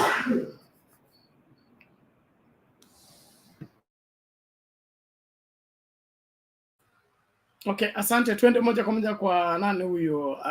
Tutachanganya the old and the new. Roba, karibu, namna gani? Where Robana or soda. He owes a soda. Soda. Hey, keep one. Don't cut my time. I've been listening to you since I don't know how many hours ago. Please let me also contribute a little bit. I hope you can see me now. Yes. Hey, thank you, everybody. And I was listening to you since you started. But you know what? There's something you are not bringing up. Keep Bernard, even in Nyumba. Remember when I was here 2 weeks ago? Even though, 2 weeks ago. What did I say? I told you. You guys, some of you guys, some of us, when I told my sources, and I told you this: when they will reveal the vice president, that's Ruto, it's going to be a problem. It will be on fire. The tape is there. One wrote it back. I said it. And now it has happened. And we don't know what will be the end of this. So just let me congratulate myself, because the sources I bring here, when we talk things here, we mean business. So people have to take us serious when we say some things here. So that one brings me to our today's topic. What's going on, to tell you the truth, was, from what I'm hearing, was ugly. It's ugly. And we don't know how it's going to end. But I have a concern. My concern is about Kalonzo. Some people are celebrating, oh, things are very good, or what's going on. Also, prepare for the worst too. Because I can see some people are reporting that Kalonzo is going to have his own team come Monday. He has a running mate and other things. He's going to run for president. And I've been saying all wrong. What you saw in Mombasa, that was something which was calculated. Something has to find out why that man went there. And I can tell you, maybe the Kamba Nation, they are trying to do some things. There are some people in the Kamba Nation who thinks that they don't want Raila to be a president. That's what I've come to realize now. They want to mess up everything up. From Sonko, Kalonzo, Mutua, I think they are ganging up. They are ganging up. And the only person who can help this situation is Uhuru Kenyatta. If he can be able to pull out Kalonzo, then Papa is going to be good.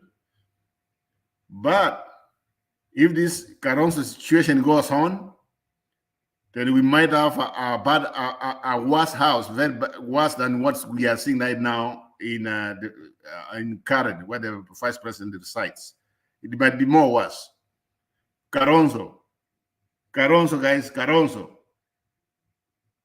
We have to do something about it, and I hope President Kenyatta is going to do something about it. Let me repeat it. Let us find a way how we are going to retain Kalonzo. Otherwise, it's going to blow everything up very, very bad for Papa. That's the way I'm seeing it. Kalonzo. Thank you, guys. I will be listening.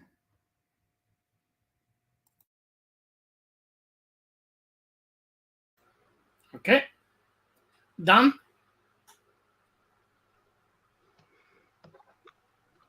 Okay. Thank you so much for this opportunity again. I like to talk about the KK Alliance, how they are planning to come up with the running mate. We thought, like, for example, if they had given Davadi and maybe we could have given maybe Kalonzo, it could be a good deal for a good competition for the Mount Kenya votes. But now, like, Salem Davadi is not in the game for DP position. It's now a tricky game to both sides. For them, they have to focus on Mount Kenya, and to our disadvantage, like Kalonzo sasa akapo na hatujui ni nini itafanyika, na hatujui ni nini maybe anaweza kuwa anapanga, so ni shida kwetu. But pia kama wamesema ni kama ni Kindiki ama ni Kashagwa, it's also like wakipea maybe Kindiki, then it will be Mount Kenya East versus Mount Kenya West, of which pia like mwenye atatangaza wa kwanza. For example, saa hivi wenye ukiangalia Azimio wanaangalia maybe wana favor mostly watu wengi wanasema Martha Karua. Ukiangalia social media, I don't know, but ukiangalia vitu mingi wana propose na Martha Karua. In case Martha Karua apate and then wapee Kindiki, it is also a good game because itakuwa West against the East, na mtu mwenye atawin Mount Kenya, na kama baba akipata kura kiasi Mount Kenya tusema 35% na apate hizo zingine zote, itakuwa much better to him. But sasa issue ya Kalonzo sijui itakuwaje, juu maybe Kalonzo akienda peke yake, ukisema mtu mbaya mseme Kalonzo afike hiyo siku naenda asema anaenda kusupport Ruto, hiyo ndio itakuwa like maybe the real earthquake, kwa sababu akienda sahi kwa Ruto kutakuwa kubaya. But akisema aende upresidency, then itakuwa, I think it will be much better, because maybe kura atapata nitakuwa za Ukambani na maybe it could lead to a runoff maybe, but I'm not really sure. But in case aende kwa Ruto itakuwa mbaya. In case aenda arani kama yeye, it will be much better kama watakuwa wamesikizana. But kumpea kama sasa tumpee running mate pia ni mbaya kwetu, kwa sababu like wakimpea na hawa wapee hawa Mount Kenya itakuwa mbaya. But again, ukiangalia hii position ya deputy president, ukiangalia for example, najua for example Mount Kenya at large, kama ukienda watu wengi huko wako UDA, na kama umeenda as UDA, sijui Mount Kenya at large watakuwa wanapata nini. Juu zaidi siasa ya Kenya ni mbaya, juu wanagawa viti, wanagawa kila kitu kulingana na parties, kulingana na watu wenye wanatoka. So ukiangalia for example kama wamegawa Western tunasikia 30%, au watu wengine wamepewa hizo position. Sana angalia watu kama Wanyanza wenye maybe wanapiga kura na watalipa ushuru na wanaona ukweli kwa hii government, maybe Ruto akiwin hakuna kitu watapata. Imagine kitu kama hiyo ina happen like after every 5 years. So pia but ukiangalia vizuri, kama Mount Kenya ungekuwa UDA na party yao na wape position yao maybe like hata kama ni 5%, they will be much safer. But ukua tu uko maybe wenye wako na the all controller ni Ruto, it's really hard. But pia ukiangalia mtu kama Ruto, ukimwangalia mwenyewe ni mtu ako na hasira, ukuje wapatana na mtu kama Rigathi Gachagua, naona like Kenya itakuwa ni kama sitakuwa kama unaweza kuwa hautakuwa hata unaongea hivi. Jua wase wakikanga hapo na hiyo forces, sijui kama hata unaweza sema kitu yote na wakusikize kabisa kabisa. Maybe Kindiki, but siko sure sana, but naomba ikuwe mzuri na tukue na uchaguzi upoa, watu warudi kazi na Kenya tu iende mbele.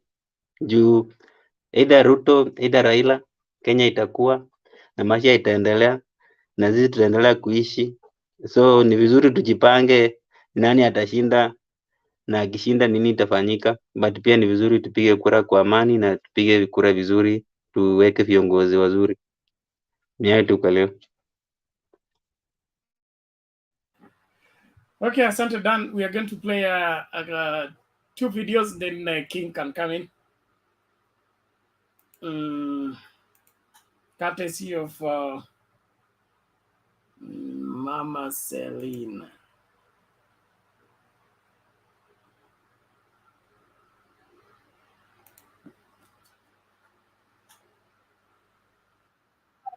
Organization is pushing for the selection of a woman running mate for the Azimio la Umoja party, citing the need to have a female championing the female agenda at the helm of the country's leadership. Speaking in Kisumu at the 70th anniversary celebrations of the organization, Maendeleo ya Wanawake chairperson Rehab Moyo commended the strides made in ensuring inclusivity and achieving the 2/3 gender principle in the constitution. Azimio la Umoja presidential running mate contenders Martha Karua and Sabina Chege called for the selection of a woman and said they shall marshal votes for a Raila presidency. Laura Otieno reports. With 3 months to the August poll, the Maendeleo ya Wanawake organization has appealed to the electorate to vote for women to ensure that parliament conforms to the 2/3 gender principle. Through its chairperson Rahab Moyo, Maendeleo ya Wanawake called for the Azimio One Kenya party to pick a female running mate for Raila Odinga. Tunaomba tukisema kuna ile very unique problems ya mama ambaye kama mnatuamini kwa nyumba, it is okay. As a woman, you are a full human being. You are a full human being with proper brains. How can you be second class? NARC Kenya leader Martha Karua and Murang'a woman representative Sabina Chege, who graced the occasion alongside other leaders including Nyeri Deputy Governor Carol Karogo, revealing that they shall spearhead the Azimio la Umoja Women's League at the grassroots to win votes in favor of Odinga's presidency, regardless of the outcome of the running mate committee interviews. Tunataka ule mtu atakuwa vizuri chemistry na baba, wafanye kazi asisubue baba, and we are going to support him whether we are getting the position or not. Sisi na mother tulisema we are not giving any condition. Mimi natafuta kiongozi mwaminifu, na hiyo nikiangalia kwa baba naona ni tick. Kiongozi ako na roho ya watu, roho ya kutumikia watu. Hata akinyimwa kiti anaendelea kututetea. The Maendeleo ya Wanawake organization will have celebrations in Nairobi to mark the milestones attained in mainstreaming the women's agenda. Laura Otieno, Citizen TV. Thank you.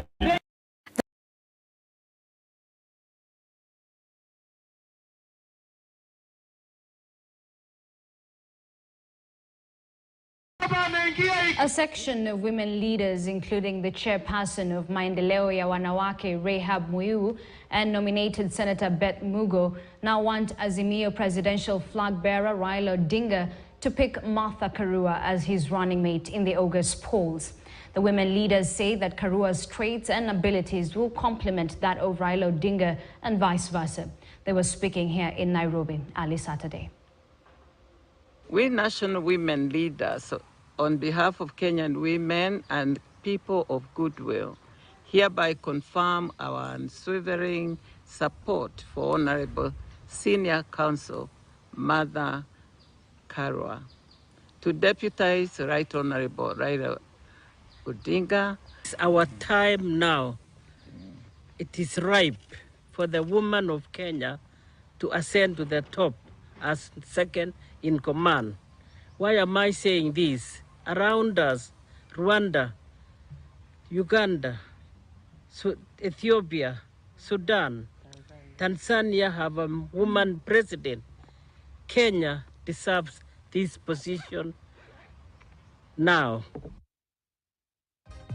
We're now taking a short break. When we come back, we tell you why it will cost the exchequer a whopping 9 billion shillings extra for Nairobi Expressway.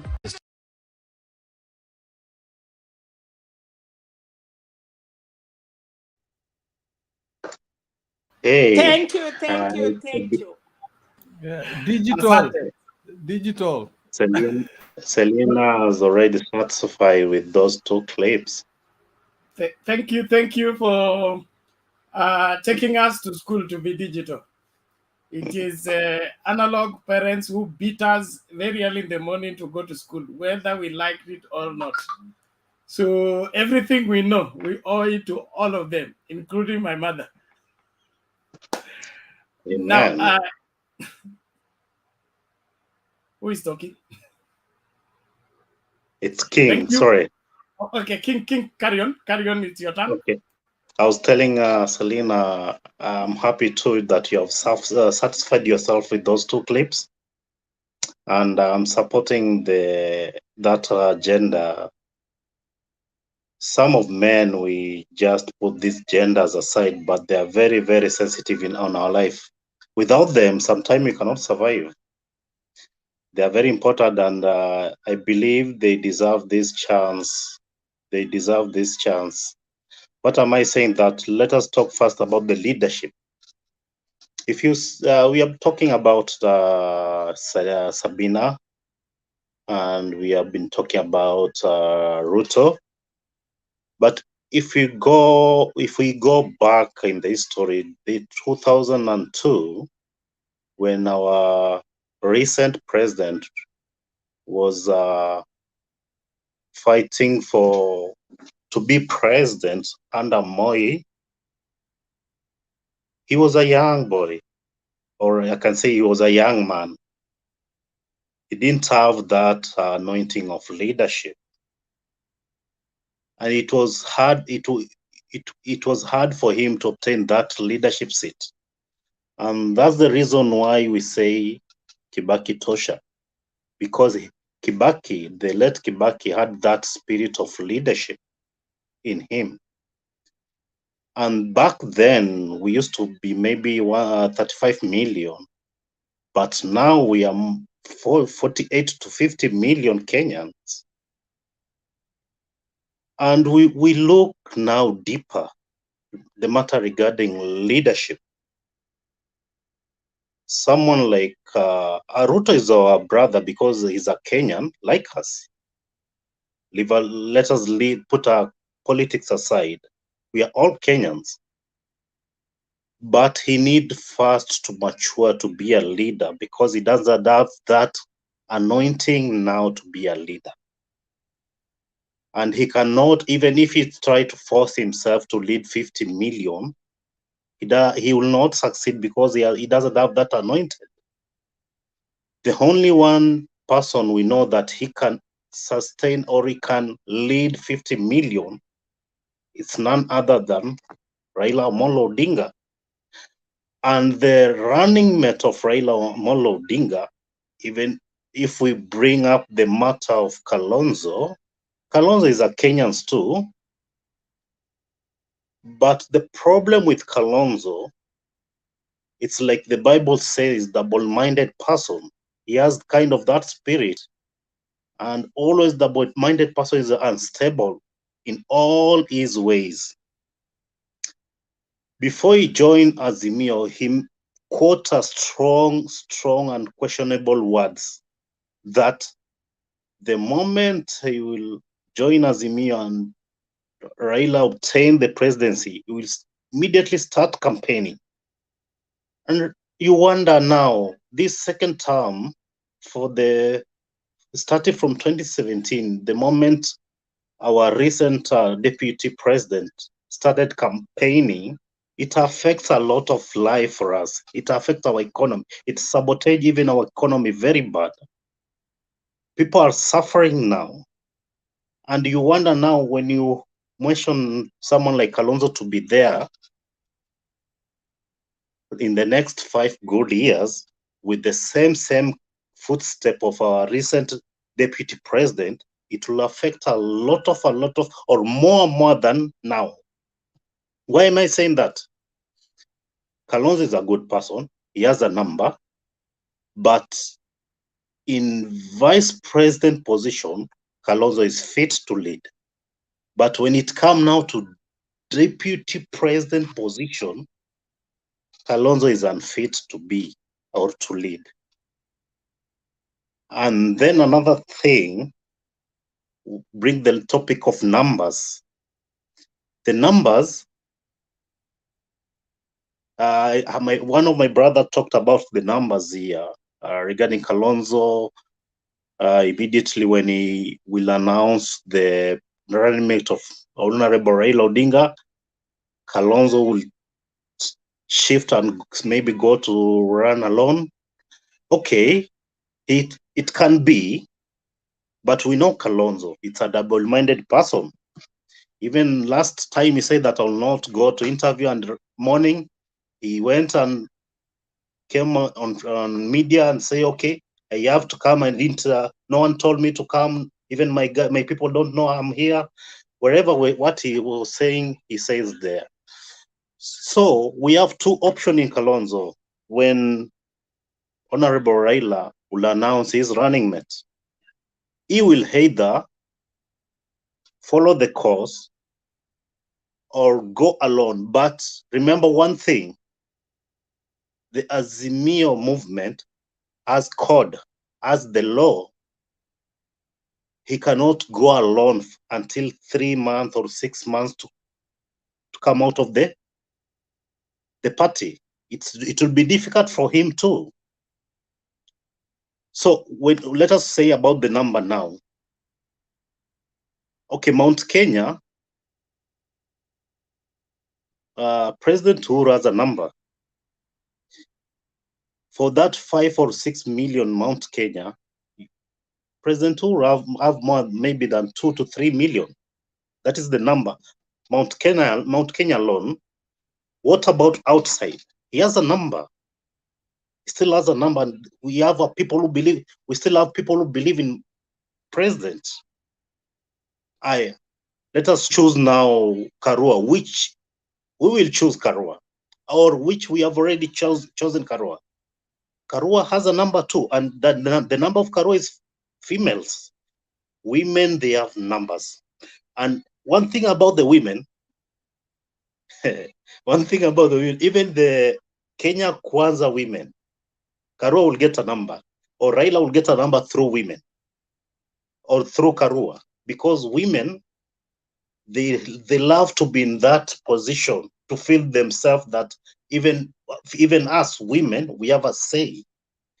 So even if Kalonzo will go outside, say he's going alone, or he's going to Kenya Kwisha, or he say that he's not supporting Raila, I'm telling you the truth, my brothers and sisters, there will be no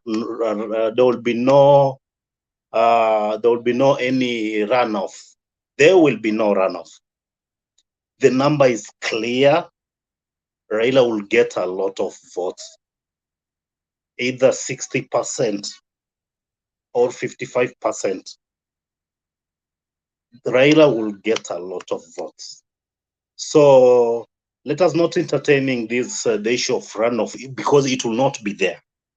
First thing. Second thing, we are coming from COVID issues, and it sabotaged our economy.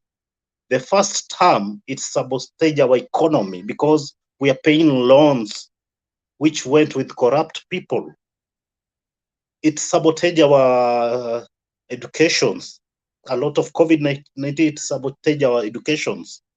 So this election now came, and we're still undergoing the economic crisis. And I'm sure, let us say we have system. Whether we like it or not, we have deep state. We will not risk another runoff to spend that money, and we're still paying the loans. We have a lot of debts, even in China, because of the small fish who are shouting, oh, no. The election will go through. Raila will pass. Even if they have to go to court, they will go to court, and the court will say no. The election, it's okay. There's no runoff, and that is the thing will happen in the next 3 months. So let us maintain a positive word that whether our brothers in another side or our sisters in another side, they like it or not, I know they have crucial crowd, they hired crowd. Some of those crowd, they don't have votes, but to make matter best in our side, the wise and intelligent voters, they have votes and they know our future and our children's future depends on our votes. And coming next 3 months, Baba will be there, Karua will be there, and they will rarua everything in the next 100 days in the office. They will rarua everything, and the Kenya will be okay. Thank you all. Okay, asante King Dave. Mambo ni kama hayo. Rarua everything. Let me say it in Luya accent. Now tunaenda kwa nani? Jose what? Joseero. Unmute, sir. Oh, yes. Good night, good evening, good afternoon, everyone. Good morning. Welcome. Here it is evening. Okay. Yes. I have something to raise on what King is saying. Where is there? Where is there, Josearo? Where is what? Where is there? Here. You said it is evening. Where are you? That is what where Mr. is there? Was asking. Here. This is Virginia. Virginia. Now, something King has just said regarding the independent status for candidates. I do not think those options are available to SK for the reason, assuming he wants to be independent, I think that window is already locked. There was a timeline for the independent candidates, so it is past. He wouldn't go that. But in the event that he wanted to go alone, even that is already locked, because remember, Wi-Fi is locked in Azimio. So literally, he's landlocked all around. There is very little he can do. He can only wish them in mind or support them in kind. And for me, I don't think it will have a lot of effect, whichever way he goes, because he's not the only person who is bringing in that support from that region. That's all. Okay, Asante. Say it's passed by events. Yes, Robert? So the question is this: when they say you submit your candidacy, the governor and your running mate, the presidential candidate and your running mate, so how does it affect the independent candidate? Which to me, I just feel they still have time for that. I can. Well, what I mean is that there was a timeline for independent candidates to submit themselves to approve themselves, which was set by IBC. It has already passed. No.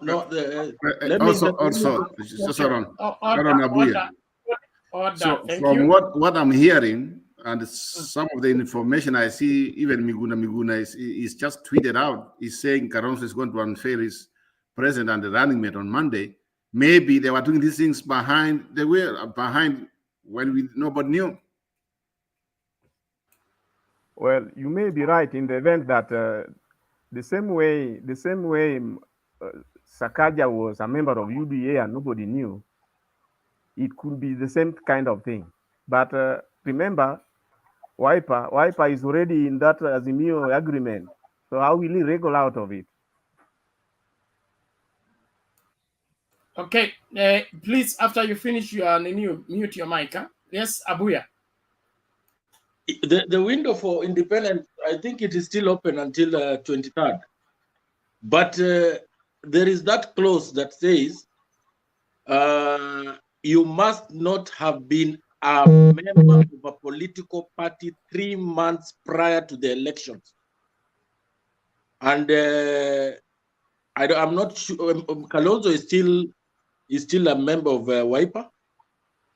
So I'm not sure whether the 3 months is the exactly 90 days, or that's where I'm not sure. But maybe somebody else could add something on that. Okay, it's like Alfred Mutua and Kingi. They annoued I believe it's 3 days or 4 days back, they are going out of Azimio. So it started to count that day they announced for that period of 3 months. So they are all still in Azimio. They cannot do anything, even if they want to campaign in UDA. But apart from that, they cannot do anything until that period. It's the same with Kalonzo now. If he decided to go out of Azimio now, he cannot do anything because he is bound in Azimio regulations. Okay, who else? Kimere, you wanted to say something? Yeah, I just wanted to ask Robert Abuya, because he made a comment about the window, and I just wanted to know whether he was referring to the Constitution or to the political parties amendment law, the new one, because I think at some point the Parliament didn't pass that bit. They changed that bit to reduce, because they wanted to give people time once they lose the nomination to go as independent, because originally the law was really made to avoid that situation, because if you are from a party and you lose nominations, that's it. But I think the Parliament didn't want to pass that. However, even the thing about not leaving, as Tuju said, I hope you heard what Tuju was in Citizen TV the other day, and he specified that, and he gave a good example, saying it's like if you're in a marriage and you have the marriage certificate, but you are no longer going well together, the wife and the husband. Yes, you have the marriage certificate, but that doesn't really mean that you're married. You can go your ways, and I think these guys, that's what they're just doing. They legally they'll be under Azimio, but then people will have votes in their pockets. You can't really you can't control where they will vote or not, and they can go on do damage anyway, because they can preach a different philosophy or a different taking to other people. So they will try to influence their followers or the people they have influence on to vote on the side they will tell them to. So it really doesn't matter about where the certification is or where the agreement binds them to. So it's still important, really, if we can, as much people we can keep along. But there are some people that you keep along and they create more damage than when you lose them. So at this point, as Roba is a bit concerned about this Kalonzo issue. But I think, as Robert was saying just now, Kalonzo, even if he moves, he can't really take all the votes from Ukambani, because not all Ukambani really are convinced that Kalonzo is doing the right thing. They know him more than we know him. So I'm not very much worried on that. Thank you, Bana. Okay, somebody in the comment section says, stop overrating Kalonzo. And I think that is what most of our analysts have done. and it's part of what is creating confusion for him. You cannot have slept for 5 years when people were building their political parties, strengthening their political capacity. You are busy waiting for something to drop. And now you're coming 3 months to election. You say you also have something. I don't think he has anything. Let's not get you know, we have loyalists, yes. Loyalists meaning like, I've told you about my family. I have some nasty brothers. But when one of them get arrested, it doesn't matter what language you use. My mother will always say, my son. He is my son. You people, you want me to die? Go get my son out. So we have people who will always follow Kalonzo no matter what. Okay? Those ones we can let them. But as far as Kalonzo having a capacity to tilt the direction of the election of 2022, it is too late in the day, in my opinion. He has those people who will have to die with him, that's okay. But I don't think their number is significant to cause anybody a sleepless night. Trying to force a runoff, you can try, but who goes into an election to force a runoff? Everybody goes in election to win. Does he have a chance to win? No. Does he have a chance to mess the winner? I still don't think so, because the silent majority that are not making noise will come out on the 9th of August. Na mtajua kwamba mlikuwa mjui. Naomba tusonge mbele, turudi kwa Mundu wa Nyumba. Thank you. Asante Bernard. Sina mengi ya kunena, na nikimaliza nitaenda backstage nimsikiliza huko. Yangu nilinena, nimesema hivi ama niliamua kitambo ya kwamba kesho, si kesho, Jumatatu. Jumatatu ni kesho, leo ni Sunday. Tumefika Sunday already. Timu ya Azimio ambako niko, kura itakuwa Rarua, Raila Amolo Odinga na Martha Karua. Na hiyo imeisha. We can bet. Who wants to bet with me? Hiyo imeisha. Nobody, yeah, you can see they have agreed. Nobody wants to bet against that statement. Ya pili, Mama Selina, how are you? Sijasahau homework yako na keep. Na Nisifichagi. Nitarudi, ilikuwa ile nini, agizo la tuongee hapo kwa private chat na mimi ongea ukweli. Nilisema hivi, niko half digital na half analog. Niling'ang'ana juzi nikashindwa kuchat na wewe. Lakini okay, that is fine. Ni sawa. Nitapata, nasoma. Hata kama mimi ni mzee bado nasoma. Sisi yote tunajaribu, tunakaa sana, hatutaki kuachia vijana nafasi. Tunang'ang'ana.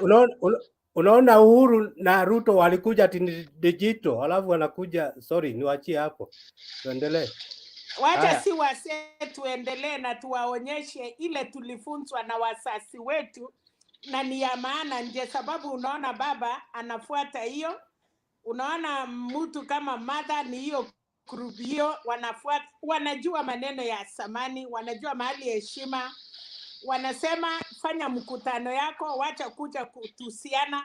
Lakini hii ya penalty na kukuja chini, wanataka kutuonyesha wanajua sana, lakini hawajui. Umeongea, wamesikia, hata wanatingiza vichwa. Tuendelee. Haya. Sasa ingine ni ya Roba bado wako Roba, asanti. Unaona mbali na yule uliongea, your prophet ulikuwa umeongea vizuri leo na ulikuwa umeona mambo ingine kitambo kidogo. Endelea hivyo. Kitu ningeuliza wewe Roba na Bernard, mkuwe consistent. Mkuwe mnaona mbali kama sisi. Mnavaa miwani kila wakati. Si leo uko na miwani na kesho huna miwani. Kama kwanza Bernard, if you want to see vaa miwani, utaona mbali sana. Roba, asante. Usitoe hiyo miwani. Na asante kwa kuona mbali pia. Bernard, mwenye alitupatia ndoto anaitwa nani? Ule msee alitoa ndoto. It's Bantu Warrior. Una imagine hiyo ndoto yake alisema imetokea. Hiyo ni mambo ya UDA. Imekaa shingo Sasa hii nimekaa chini nikasema oh my God, Mungu anaweza ongea. Ile ndoto alituambia itapita 3 days. I wish he can come here. Revelation yake imeonekana. Asante Mama Selina. Alafu nikumaliza, naelekea kumaliza. Kuna swali niliuliza na pengine nitalisikiza backstage kwa Kizungu. Unajua mimi najua Kizungu sana. Infallibility, nani anajua hiyo? Kama Kalonzo ni infallible. Na hiyo bwana Bernard alikuwa anasema itaguziwa, pengine itaguziwa nikiwa backstage. Infallibility, yani we can't do without Kalonzo. That was the question. He has been on my nerves. I'm sorry to say that. Amekuwa msumbufu sana na nimechoka, na nilisema hata ndoa kama haifanyi. I've gone through experience. One of my sisters alikuwa akichapwa kama punda ni bwana yake, na ikafika kiwango sasa hata wanaanza kuachana, na akakaa kwangu miezi 8 kama ametoroka huko. Hata ananiambia niende kwa akili, and I agreed because anachapwa ile kichapo cha umbwa. Lakini walikuja wakasikizana wakatoka na wakaingia dini. Sasa wako marafiki sana, waliwacha hizo mambo mbaya, waliingia kwa dini. Haya, ya mwisho now, hii ilikuwa kwa Kip amerudi. My friend Kip. Asante, karibu. Natoka kwa screen, naondoka sasa. Nilieko background bana. Najua sasa sijuangi sasa zingine naiko quarantine. Nilikuwa nataka hiyo namba yako sana kwa sababu wewe ni mtu wa kanisa. Niko advanced digitally sana. Sasa the next one day nitakuwa nikituma. Nilijaribu nikakwama. Mimi ni half digital half analog. Nilikwama. Hakuna haja ya kudanganya. Haya. Sasa mwisho Kip, kwa hii screen unaona I'm the blackest man. Utatusaidia umtumie namba alafu akutumie, kwa sababu wewe unajua manamba yetu. Bernard, uchukue namba yake alafu utatusambasia. Asante Mama Selina. See all of our numbers. I request Bernard to do that, but nimesema avae miwani, wenda amekasirika. Katai kufanya hiyo mambo sasa. Ni sawa tu, hakuna shida. Nyumba. Come small now. I don't have Nyumba's number. If I had, ningekuwa nimesambazia wahusika. No, we have to be careful. Nyumba is to contact me. I'll do that.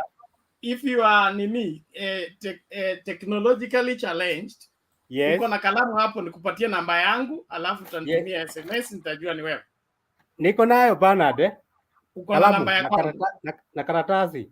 Okay, yangu ni 07 yes 18 yes 45 yes 45 again yes 85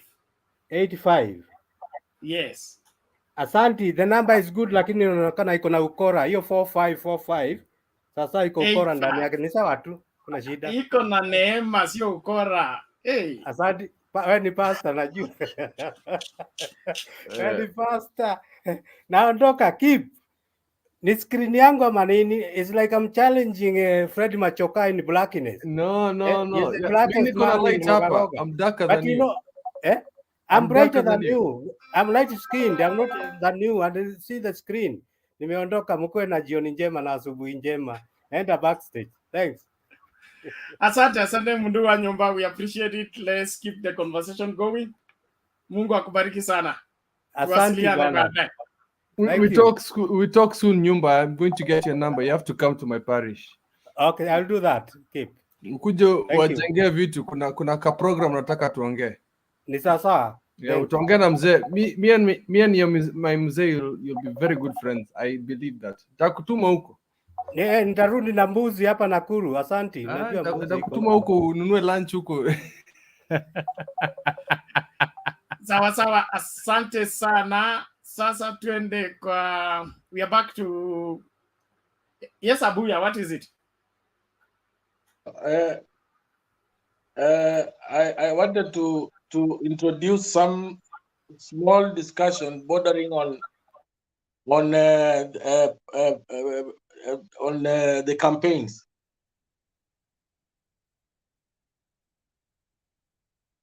Can I go ahead, Bernard? Okay, you want to? Oh, you can go ahead. Just hold on. There is this update. Deputy President Ruto to name his running mate later in the day, Sunday, 15th May 2022. Hussein Mohammed says, unconfirmed, but that's Michael Asena who has given the update.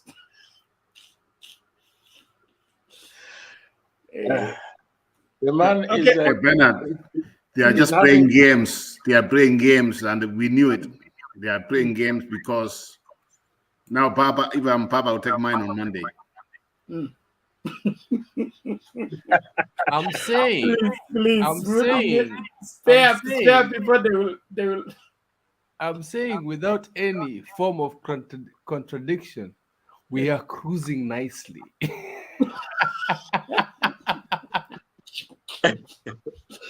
You people be lenient, okay? There are people who will develop. I have a pastor friend who I do videos for. He's called Robinson. He has done a teaching. He's teaching a very interesting series. You will need to follow it, on the effects of the ego, the male ego. So he has come up with a new terminology, calling it emotional cancer. You must emotional cancer to some people, please. We are cruising nicely. How does our committee look right now? Our running mate committee. We're looking nice. We are floating. We're doing very well. I know, so I like that. Abuya, come in, please. Yeah. I wanted to mention that after the 16th, we shall be moving to a very crucial campaign period, and Azimio are from the look of things and from what I can see, some of the Azimio players saying, for instance, Raphael Tuju. Raphael Tuju has been in the media for quite some time before he joined politics. Even though he was still in politics, he has played a role behind the scenes in popularizing the parties or the coalitions or the political formations where he has been. And one thing that Baba and his team in the previous elections underestimated the influence of that gentleman in behind the scenes in organizing the campaigns and popularizing their candidate. And this time round is now in Azimio. And recently, or 3 days ago, during an interview with on KTN, he mentioned something that caught my ear, and he said that don't get worried. Just in a few days, we shall tell the people who William Ruto is, who the real William Ruto is. That statement, I found it to be very heavy, because this is the period now when campaigns will also move to TV adverts, radio and TV adverts, any form of digital campaign. And I think it is going to be murky and nasty. From his words, they didn't sound good. They didn't sound good for Kenya Kwanza. And he was really emphasizing on matters to do with church, as well as financial impropriety. So I don't know. I think the campaigns will be extremely hot. What we are seeing right now, I think, is still child's play. He will have to up his stake. I don't know where he will find material against Azimio, but he has got a lot of baggage to deal with. That is what I wanted to add. Asante, that's an angle that we all need to look at. Every indication is that this is going to be stormy. It's going to be stormy, and from the look of things, there will be a lot of defense. You know, playing defense is a survival tactic. So pushing the Kenya Kwanza to the defense is the best way to win these elections with a landslide. Giving them what they should explain. Every week something comes up about this, then they're explaining it to the masses all week long. Then another thing. By the time the dossier is finished, it could be like Waititu. You know, Waititu, if you watch the Waititu impeachment, there were people on the floor who are ready to defend him. But evidence started to be tabled, one after another. And then before you knew it, everybody said, where is he? So this is going to be an interesting one. I want us to progress. Nani, I think we are back to Kimere.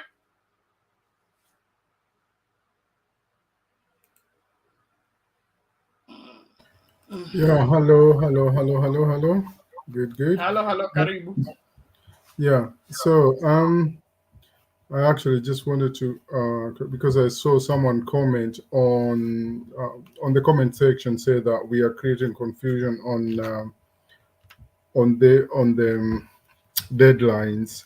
So I just wanted to clarify that actually that the Constitution says that any person running as an independent candidate must not have been a member of a party, of a political party, 3 months prior to the date of election. So I think today we are 80 days probably. So people who have not forwarded their names or not taken their candidacy to IBC, they would be out actually right now. So, and that makes us think that probably someone is right here. Kalonzo might have been playing all along. That probably he already knew what he was doing, and otherwise, if that's not the case, he has no possibility whatsoever now to move in any other direction. If that hasn't happened, if he is not playing undercards to us under the table, he can't really do anything going forward because the timeline is just so thin now for him or whoever else, any other independent candidate. So I don't think we have to worry about that. And in case we realize that he had already started engaging even before joining Azimio or while he is playing all these games, that's an extra fact that we need really to reject him, because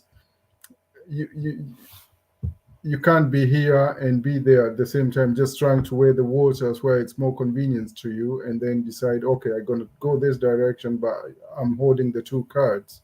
So if we come to realize that he is holding the two cards at this point, it's a person that we know anyway. It's hard to trust him even now, but that will be even more clearer to us that it's a person that who shouldn't be inside our ship.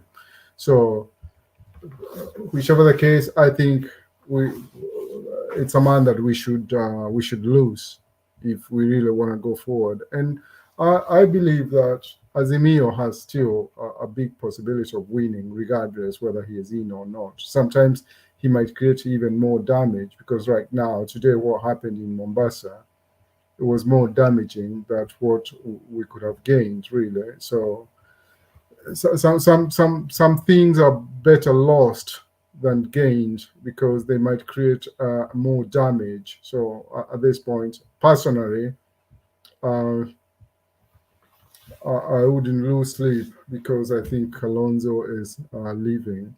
Yeah. And I think I'll hold it there. If any other new conversation arises, I'll chip in, I'll come in, unless there is any question. Thank you.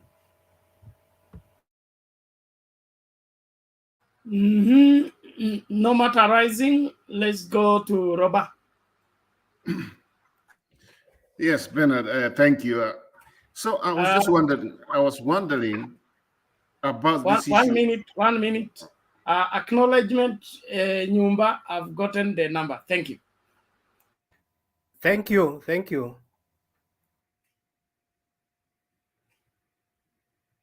Am I ready to go now?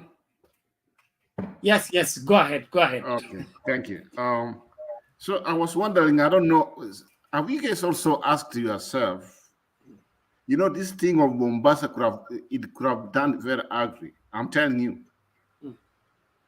But my question is, for safety reasons, a country like Kenya, and from what happened in against Papa a couple of weeks ago or a couple of months ago, I mean, I never expected that man to do what he did. I've not seen the whole tape. I've seen some clips. But from what I was hearing from people, I think something's not right. My gut tells me that Kalonzo has some hands on this. You know, the way they're playing politics, I don't like what they're doing right now. So my question is, do you trust the police who call themselves the police of security of Kenya? I don't. I see them as corrupt. Not all of them, but the majority of them. They're the most corrupt police. What's their job? If a man can thrive to the crowds, what's your job? And they knew. You see, that's the problem. It might be a private event or a political event, but the safety and security of the citizens must be a priority. That's something which they have to take account. We have the police who, I don't know what they're thinking. I mean, if they hear somebody like there's Changa somewhere, they will just run very quickly. Where were they? Another thing, since this event took place, what have they done? Because that man is supposed to be arrested. People could have died. And that's why I've said here several times in this network, Kenyans forget very quickly. A country like the United States, for those ones who have been living there, and as all of you know, if you attack them, even if it means 200 years, they will look for you. But Kenya, we were attacked, and I'm sorry to say that, but from Somali, at the mall, and other places, I've never even had even a country saying, oh, that's even memorized or do some memory of those people. We forget so quickly. We don't care. It's me, me, me, me, me. So here's the thing. As we go forward these remaining days, I think it's going to be ugly. So the question is, what about the safety of the candidates, more especially Raila? because the other time they said it's being protected. I don't know how it's protected at this time. But I think as we start from Monday, it's going to be very, very bad. And me, I just feel like the institutions, we call the institutions, the police, and all the people we have, JSU and other people, they are not doing their jobs. Either they are not trained properly, or there is this kind of doing their jobs in a nonsense way where you don't care. I mean, I've been watching some of these campaigns on TV. Sometimes it's scary. Even the way they can't move with the cars, man, it's scaring. It's too close. We have to care about life. Campaigns will come and go. Candidates will come and go. About life. So let's talk about security of our country going forward and the safety of people as we approach now the most dangerous time in Kenya, come starting Monday. Thank you.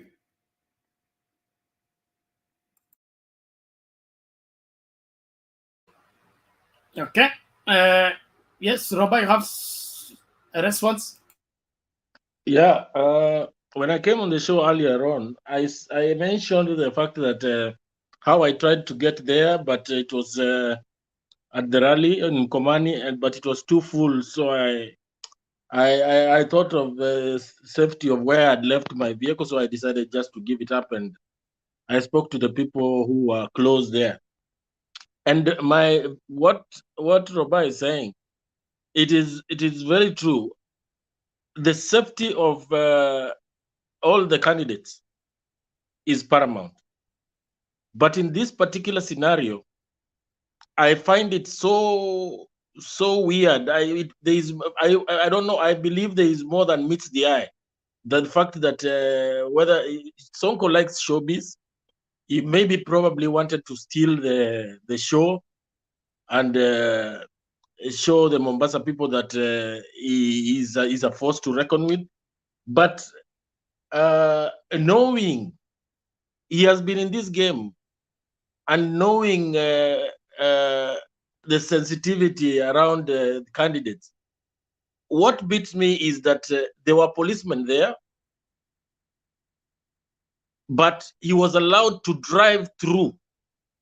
And he was moving, actually he was moving, if you look at the clips, he was moving towards the podium. I don't know whether he wanted to be taken to the podium and then he alights from the vehicle there. But how can that happen? Robert, my Yes. issue is I need confirmation that gunshots happen, because that is very scary, because we need to protect Raila, and that scares me a lot. That's a very important. Mtu akiumizwa bana, hii nchi itachomeka.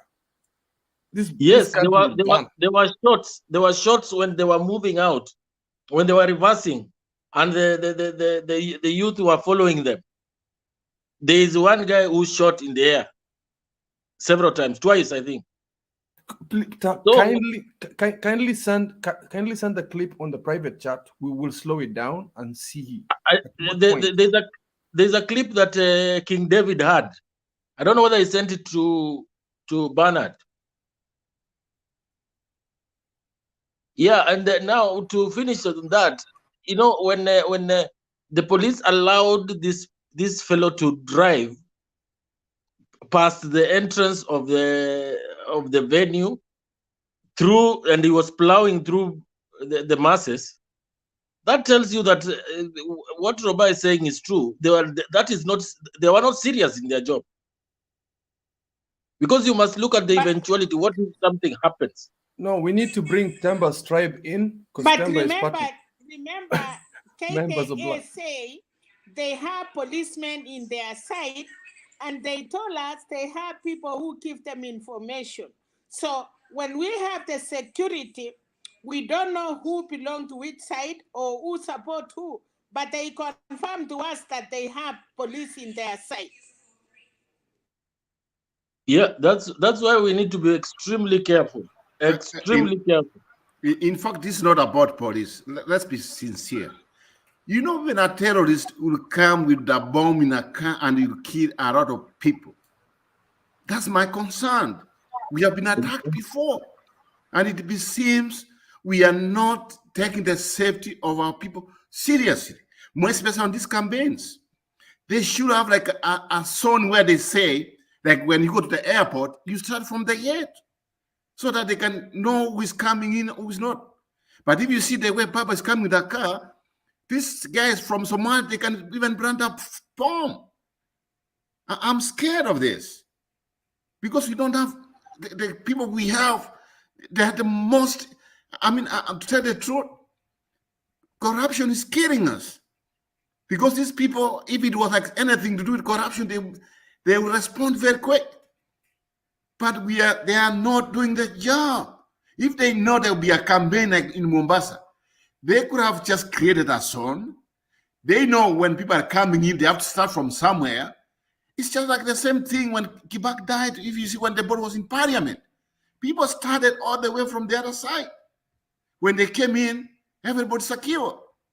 I'm telling you, these terrorists from Somalia, they can see this gathering of people and they want to cause mass destruction. I'm telling you. I'm just telling you because I'm somebody who saw 9/11 with my naked eye. And that one's scary. Something has to tell the government to wake up. Sure, I agree with you. This is something very sensitive.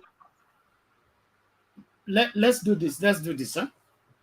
Huh? As we discuss that matter security, let's not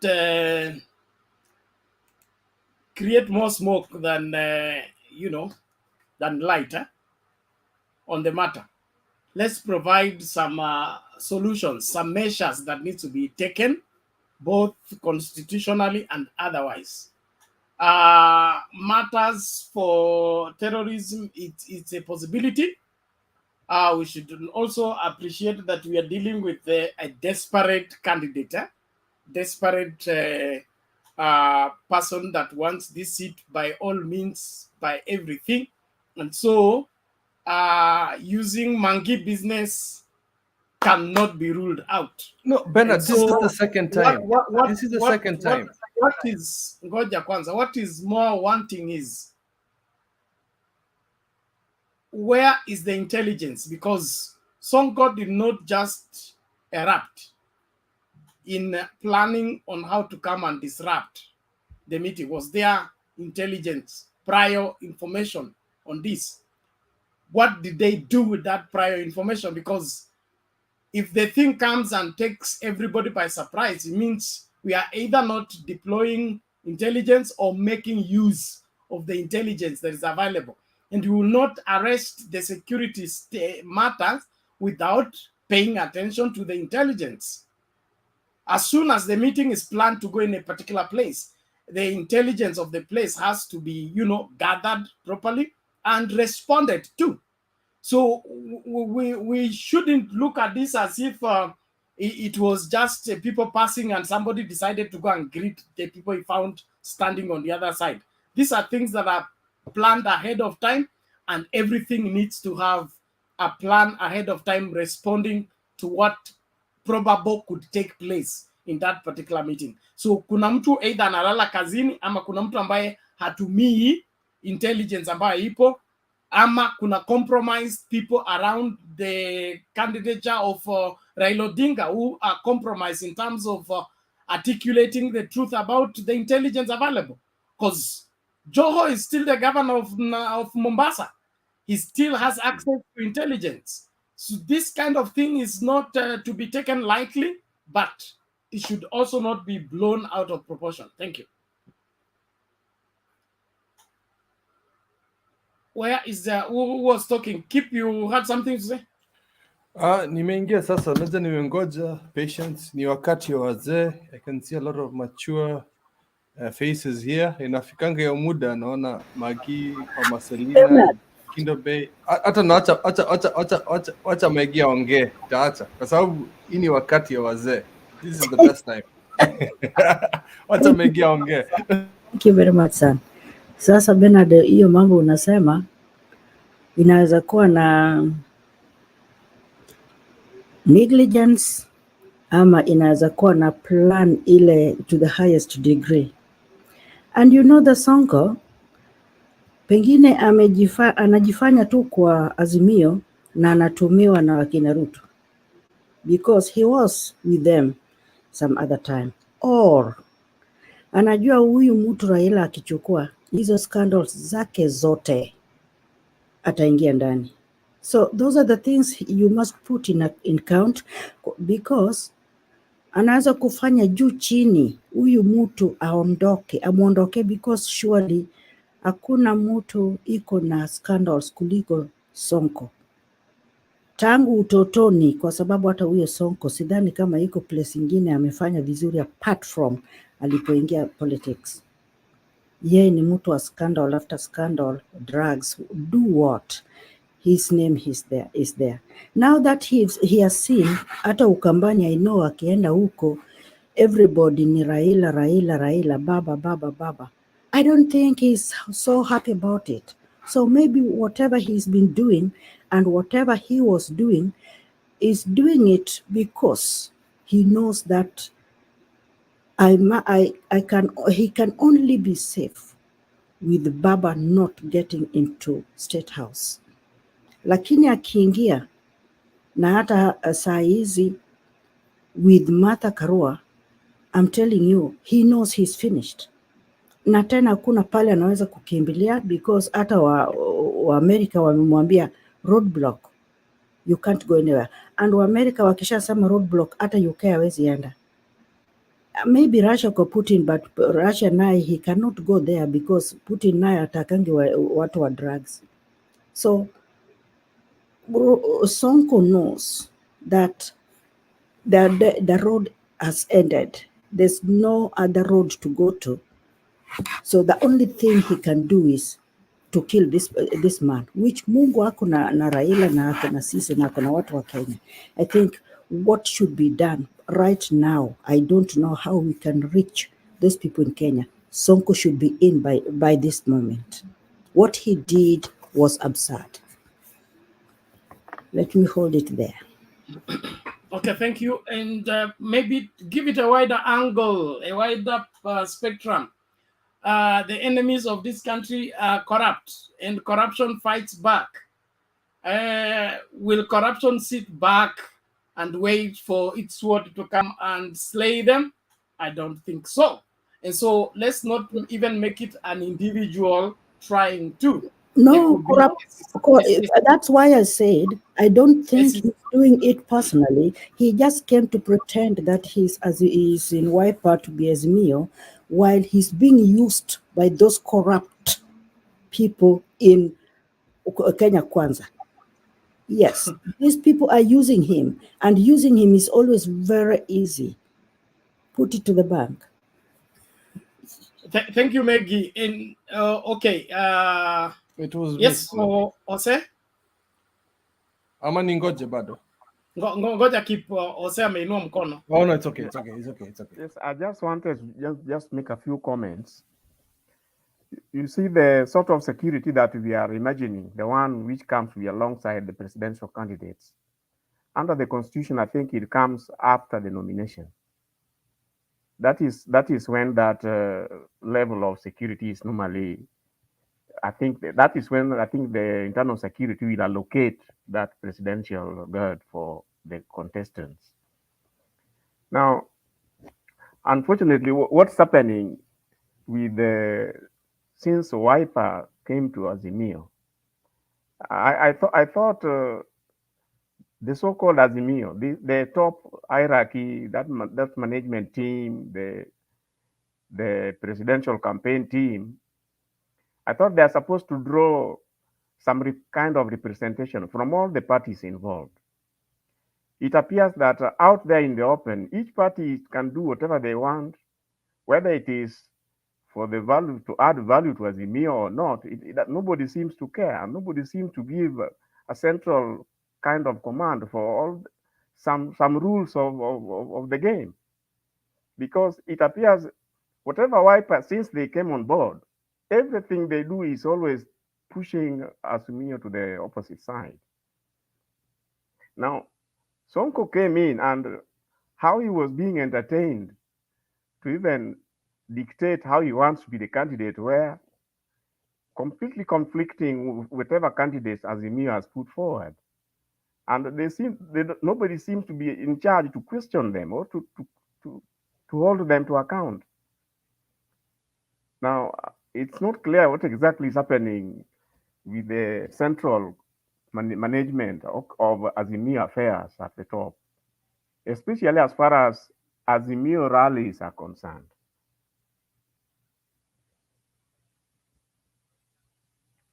That's my comment.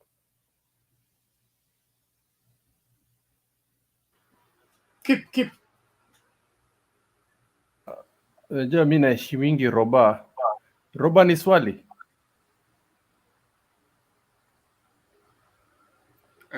Just one second. Okay, mi nakuheshimu sana. Lakini Yeah, ulilipa hiyo Bernard, soda ya Bernard, this politics. I want you to get. Ngoja. Roba ulilipa hiyo soda ya Mato before you can talk. Yeah. We'll talk about it. It's just Texas. He can come down here in California and we can talk about it. Let me say something here. This is coming. Bernard, huwezi acha Roba danganye. Roba kwanza sema ukweli. Okay. You know what? The way I just feel about this so-called thing.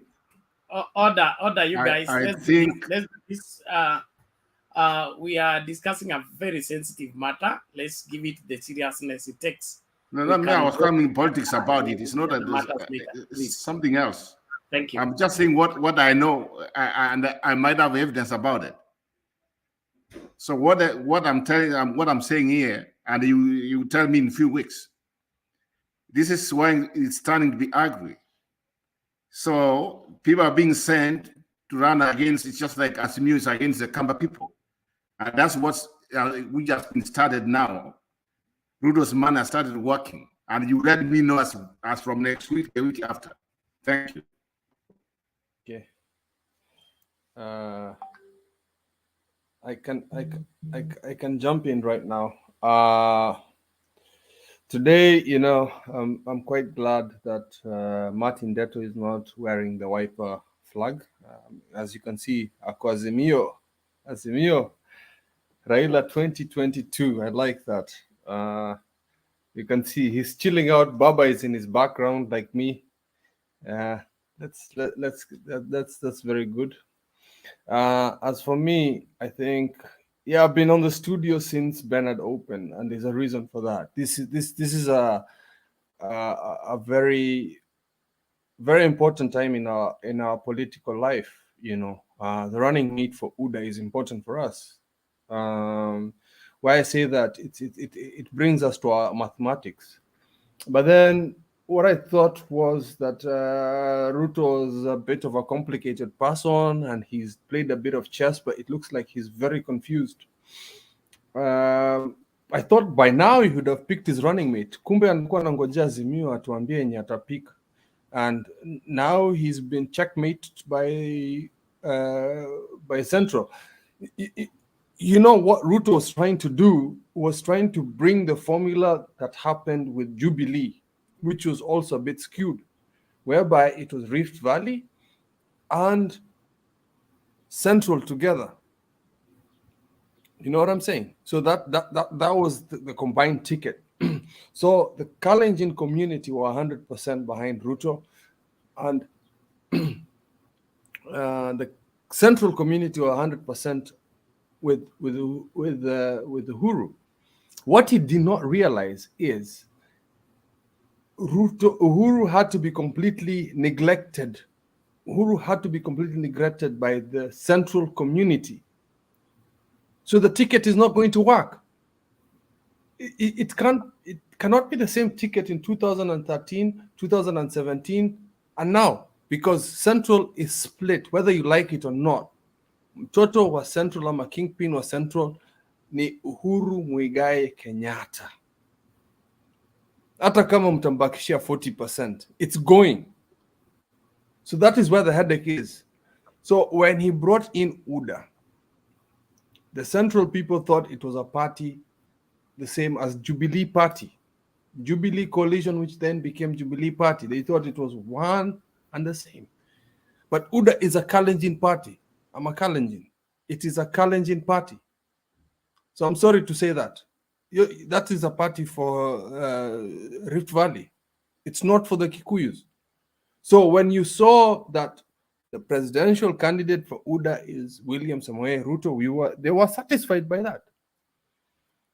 And then when they started sharing power, whereby they said the fake prime minister's position, the speakership, all these other positions went to another community, which is the Luhya community, that were given a very stupid caveat to fulfill before they could take that position. Then they came down to the coastal region. They were given a position which was also the speakership, or was it like majority leader? I really don't care, because it's not going to happen. They were told to bring 500,000 votes. Ukambani sijui huwa alikuwa anataka kuwa CS, kuleta maendeleo chap. So these other people had already been given positions, but the central people were given UDA. Your UDA, you know. But don't forget, he's our brother-in-law. Ameoa kwetu, so we have two big men. You forget he has a Kalenjin. So hata Millie Odhiambo amesema hiyo ni brother-in-law ya Kalenjin. Yeah, so it's you know, you've got to understand that the mechanics that Ruto came in with is not the same formula. Every single time Raila makes a formula for elections, he's thought about it. Si ati anafanya hivi hivi. He did a formula without Kalonzo. That's why it's working right now. Because what you're seeing in the numbers is what you're calling the swing states, the swing counties for Kenya. If Raila akiponyeka na 50% of it and 50% of Ukambani, he's in.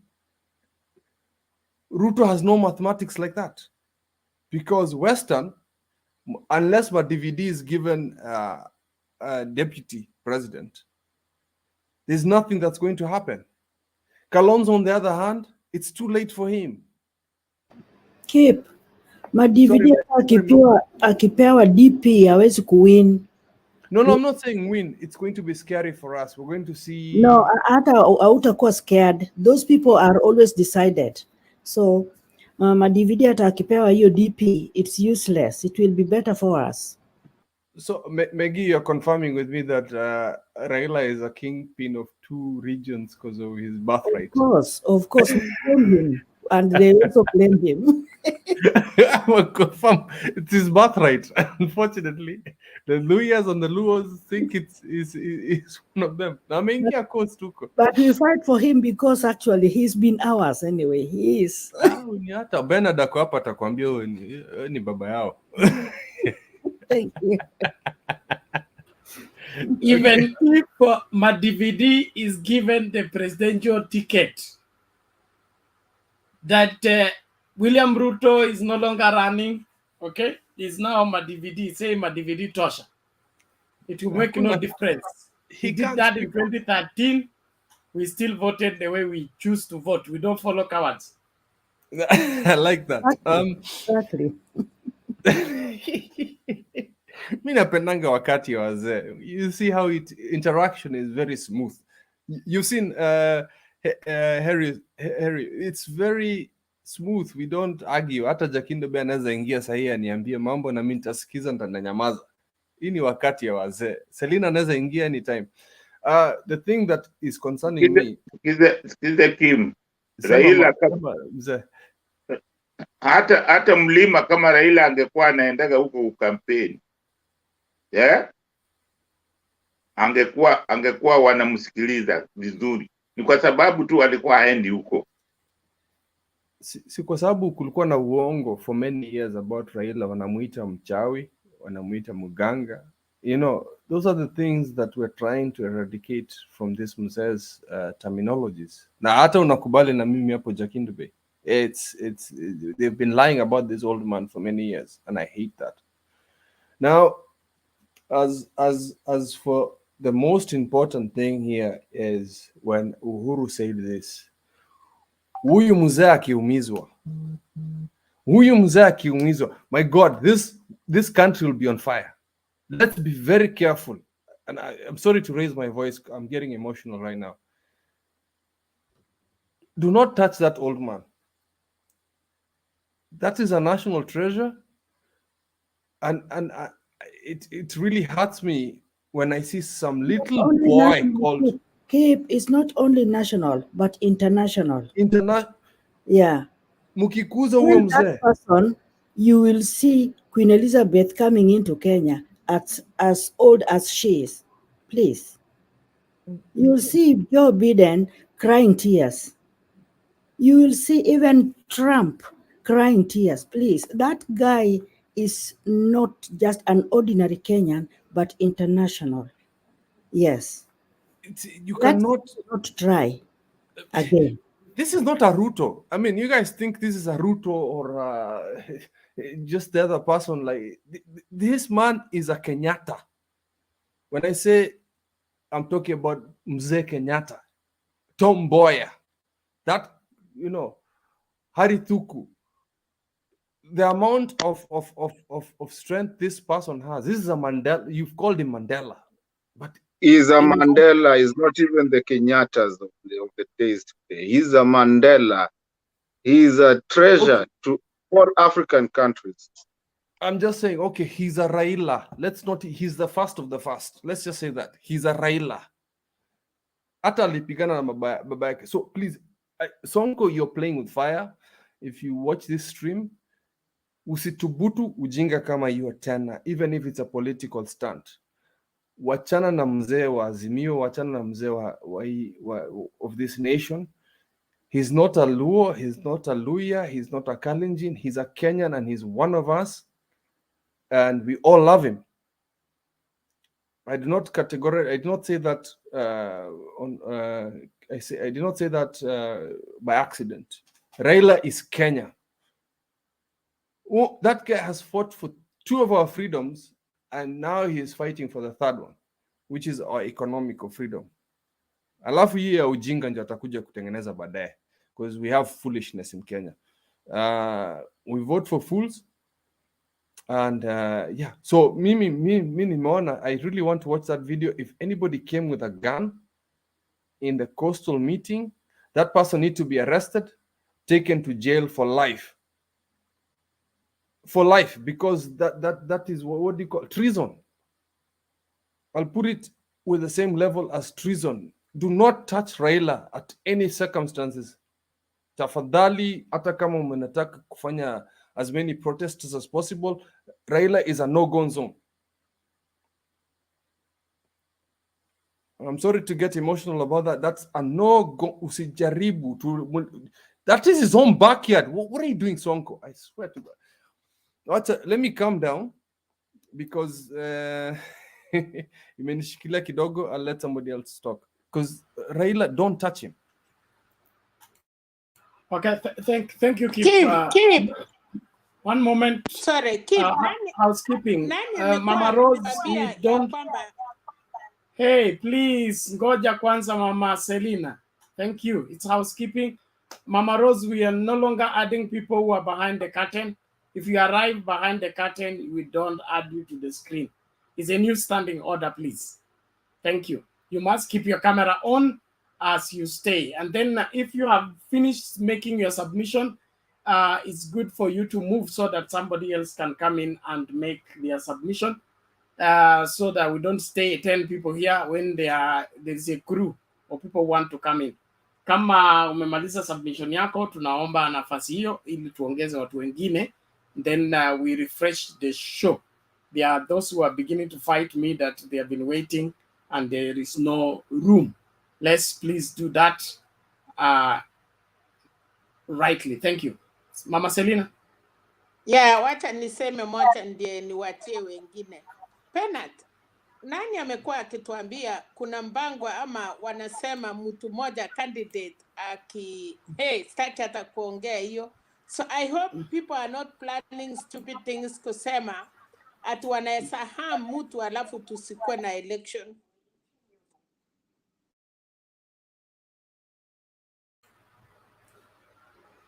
Okay. Very true. Hivyo wasiplan kwa Raila, ya waplan na watu wengine, but let them not touch Raila. We still need Raila for being a staunch opposition. They touch Raila, we have no Kenya. They touch Raila, there is no country called Kenya anymore. Okay, order everybody. Now tufanye hivi tafadhali. Mmesema hii ndio time ya wazee. Kama mnavunja standing order, nitawatoa kwa hii eldership tu saa hii. Tafadhali. Let's not talk at will and from any corner. Kuinua mkono is still required because we must guide the conversation in the interest of the viewers and in the interest of us understanding each other. Tafadhali, let's keep that in practice. Sawa sawa. Thank you. Let's do this. I'll give priority to people who have not said anything first. Then we proceed. Mato, karibu.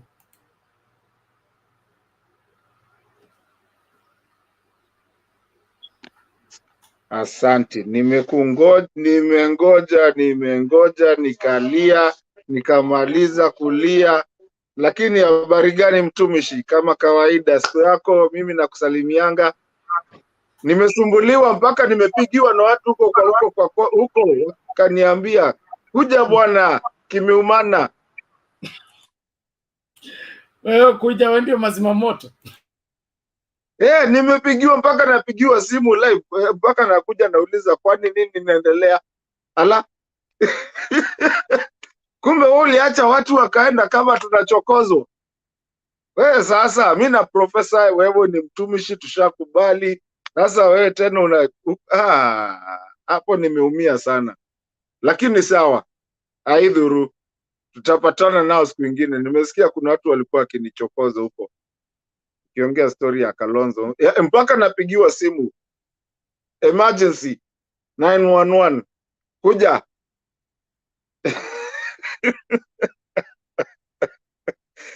Banada, like I always say, nashukuru sana, keep. Unajua, hii kijana hapa inapenda kunisumbua sana. Unajua tulienda shule naye. Mama Selina kama kawaida, na kushukuru na kila mtu mwenye yuko and everybody else. Najua kule natafutwa na comment section. Kinaolo wako huko wananingoja kwa sababu ndio walikuwa nasumbua. Najua kule wanaenda, nitakuja huko mwisho. Sasa hii ng'ombe gani nao inaitwa Sonko inaenda kudrive haraka kama inakimbiza watu? Kwa nini ina drive haraka kwa crowd ya watu? Really? Are you serious?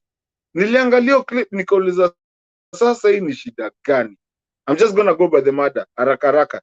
Alafu nitaulizwa maswali kwa sababu najua kuna watu walikuwa wameningoja. Sonko and Kalonzo, they're playing a stupid game and they're missing Kambas. They're starting to make us Kambas be the talk of the day. Every day we come over here, we're talking about Kalonzo, we're talking about Nini. Now, how do you do that? Thank God aligongwa mawe. By the way, to Mombasa, thank you. I appreciate you. Ngoyo kitu hapo. Arudi kwao, Ukambani tutamtunza. Ni sawa. Hapo UNVEILS. Because we cannot live in this kind of politics of stupidity. And I'm sorry, forgive my language.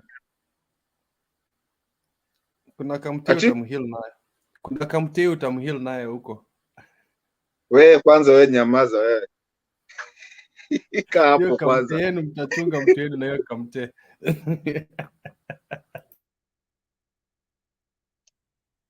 Wewe kuna shida mingi, acha nikuache kwanza. Moving forward. It's stupid, the kind of politics that people are trying to play. And I keep on saying it here. Kuna watu walisema Kalonzo ametajwa, iteni mato. Listen. Hey, I'm so tired. And you know what, Bernard? I blame you. By the way, I lay the blame on you. Rightly on you, straight. I blame it on you because the first time I entered this thing, I told you, you're making a mistake. No, Kanyambia, no. And 2 weeks after you told me, no, the reason the governors are quiet now is because Sorry, Kalonzo, now they brought Kalonzo. sorry, Martin, there's a viral video, there's a viral audio of Sonko organizing hooligans. The person on Facebook called Nyongesa. If you could send us a link of that, we'd appreciate it. We would stream it, please. Tafadhali, we want to hear that audio of the hooligans being Sonko organizing those hooligans, because that's a serious matter that we would want to know on this stream. Is it one that was on Facebook on the back chat? Yeah, on Facebook there's a person called Nyongesa. Brian Nyongesa, tafadhali tuweke your link to, we want to hear it tafadhali, because it's a serious matter, national security. Bernard ako unajua ako sukani. But, okay, but thank you. It's a very, you know, I hate this season's politics because Ukambani, we've started looking like fools. Penat, nimekutumia sijui kama ni hiyo. Okay, let me have a look at it. I will know what to do. Thank you. Martin, continue, please, and mind time. Okay, Sasa. Ukambani, we've started. Sorry, go ahead. Mama Rose, if you don't stay on the camera, we don't keep you on the screen. That's a new law, please. Thank you. Aya, basi nimejishindia 1 minute because sasa umeni contradict. Umeniingilia hapo katikati. Anyway, but I was trying to say, it's so stupid the way Ukambani we're starting to look and the things that we're starting to do. You know, the one and most embarrassing thing that I saw today, and I'm going to say it true, but then Taisemapa, and I've been saying it and I will keep on saying it. Eric Alonzo anichukie. I know him and he knows my family, and probably what I'm kimtumia yeye atajua ni nani ameongea. I know that. I was so embarrassed to see not Joe, the governor that is trying to kusimama huko akiangalia hivyo na akicount, anaangalia nyuma Sabina Chege, nani Madhakarua, nani Ngilu, Peter Kenneth, akicount kila mtu mwenye alikuwa given to be vice president or deputy president that went out there. Wote walikuwa huko. And then all of a sudden Ukambani is just hapo juu. You look at this guy, kajinga kitu kanataka kujifanya kakona sijui kiburi gani, hata hajafanya hata ini kaenda campaign. Alitoka hapo akaenda road trip kwenda nini, akapublicize road trip kwenda Mombasa, akijifanya ati sijui ati ana campaign for what. Hata hayuko hapo. All of them wako hapo, the vices. You know what? Msipatie mtu kitu. In fact, kama Ukambani hivyo ndo tutakaacha tuka hivyo. We are tired of Kalonzo. And I'm talking about this from a very painful place of something that I've here nimeongea hapa. Nikiwaambia, please stop giving Kalonzo so much clip. Wachane no mtu. He's gonna ataribia baba. Baba is there concluding his things over there. All the vice president candidates wenye wameproposiwa wako pale. Where is the guy? The other day nilisikia alikuwa South Sudan. Siende basi akae South Sudan. He hasn't done anything. Me, I'm so tired of Kalonzo, and because in Ukambani we know there's nothing. And that's why we send Mutua to go to KKA, aende kwanza ashikilie huko, ndio Kalonzo akikuja kama anajifanya mkubwa, how do you become big from, over Mutua? Ndio aende aka huko. Mutua tulimwambia aende aka huko. Kivutha Kivutha Kibwana and all of them, they know. Uliona Charity Ngilu wako huko, kila mtu wako huko, and we are waiting. And by the way, we're gonna deal with Kalonzo because we are done with this thing that people think Kalonzo is big in Ukambani. Kalonzo has nothing in Ukambani, and I'm so sorry. And a lot of Kambas will come here and tell you the same thing. Mi nimechoka kuongea story ya Kalonzo. Let me finish by this before anybody asks me any question. I saw a video hii nilitumiwa na mtu personally and then it end up on YouTube. Kindiki driving off, walikosana mpaka aliacha driver yake na bodyguards. He drove himself from Karen. And then Rigathi is also fighting on the other side. So it's not easy on the other side because now Ruto is starting to understand ile kitu alikuwa akiongea will not. I think there's something going on. I think Bernard nilikuwa nimekutumia that there was something going on. They had it live that Ruto was gonna say at night. But I don't think Ruto is gonna say anything until we get our things together. Guys, let me tell you, I have spoken to a lot of people and I know people. This thing, tuendelee kuongea hapa, but we don't even need to. Hii Raila alichukua, it's over and it's done. But Mama Selina, I will ask you, I know Mother Karua is your best friend. I would really ask you to consider Sabina Chege. That lady, people are starting to talk something about her, and she has the face value of it. And I wish if Sabina Chege was akichaguliwa, I asked that question another day, there's some insights. If Sabina Chege akichaguliwa, I hope amtasikia vibaya Mama Selina as one of the biggest supporter of Mother Karua. So I wanted just to bring that to you. We've been here, we talk a lot. You know me, I know you. So please, naomba tu tuhakikishie, if we go Sabina Chege, mtatu support. Women of Kenya are spoken. Wamama ya Kenya wakisema Sabina Chege, we will be there. But kama constituency ya Kenya ya wamama wamesema ni Martha Karua, even today, the women senators of Kenya and the maendeleo ya wanawake, they have already again endorsed Martha Karua. Who is this man want to exchange the women for the Kenyan women? We love Sabina Chege, she's one of us, but she's still young. We need experience. So whoever wants Sabina Chege, atukatai, but not this time round.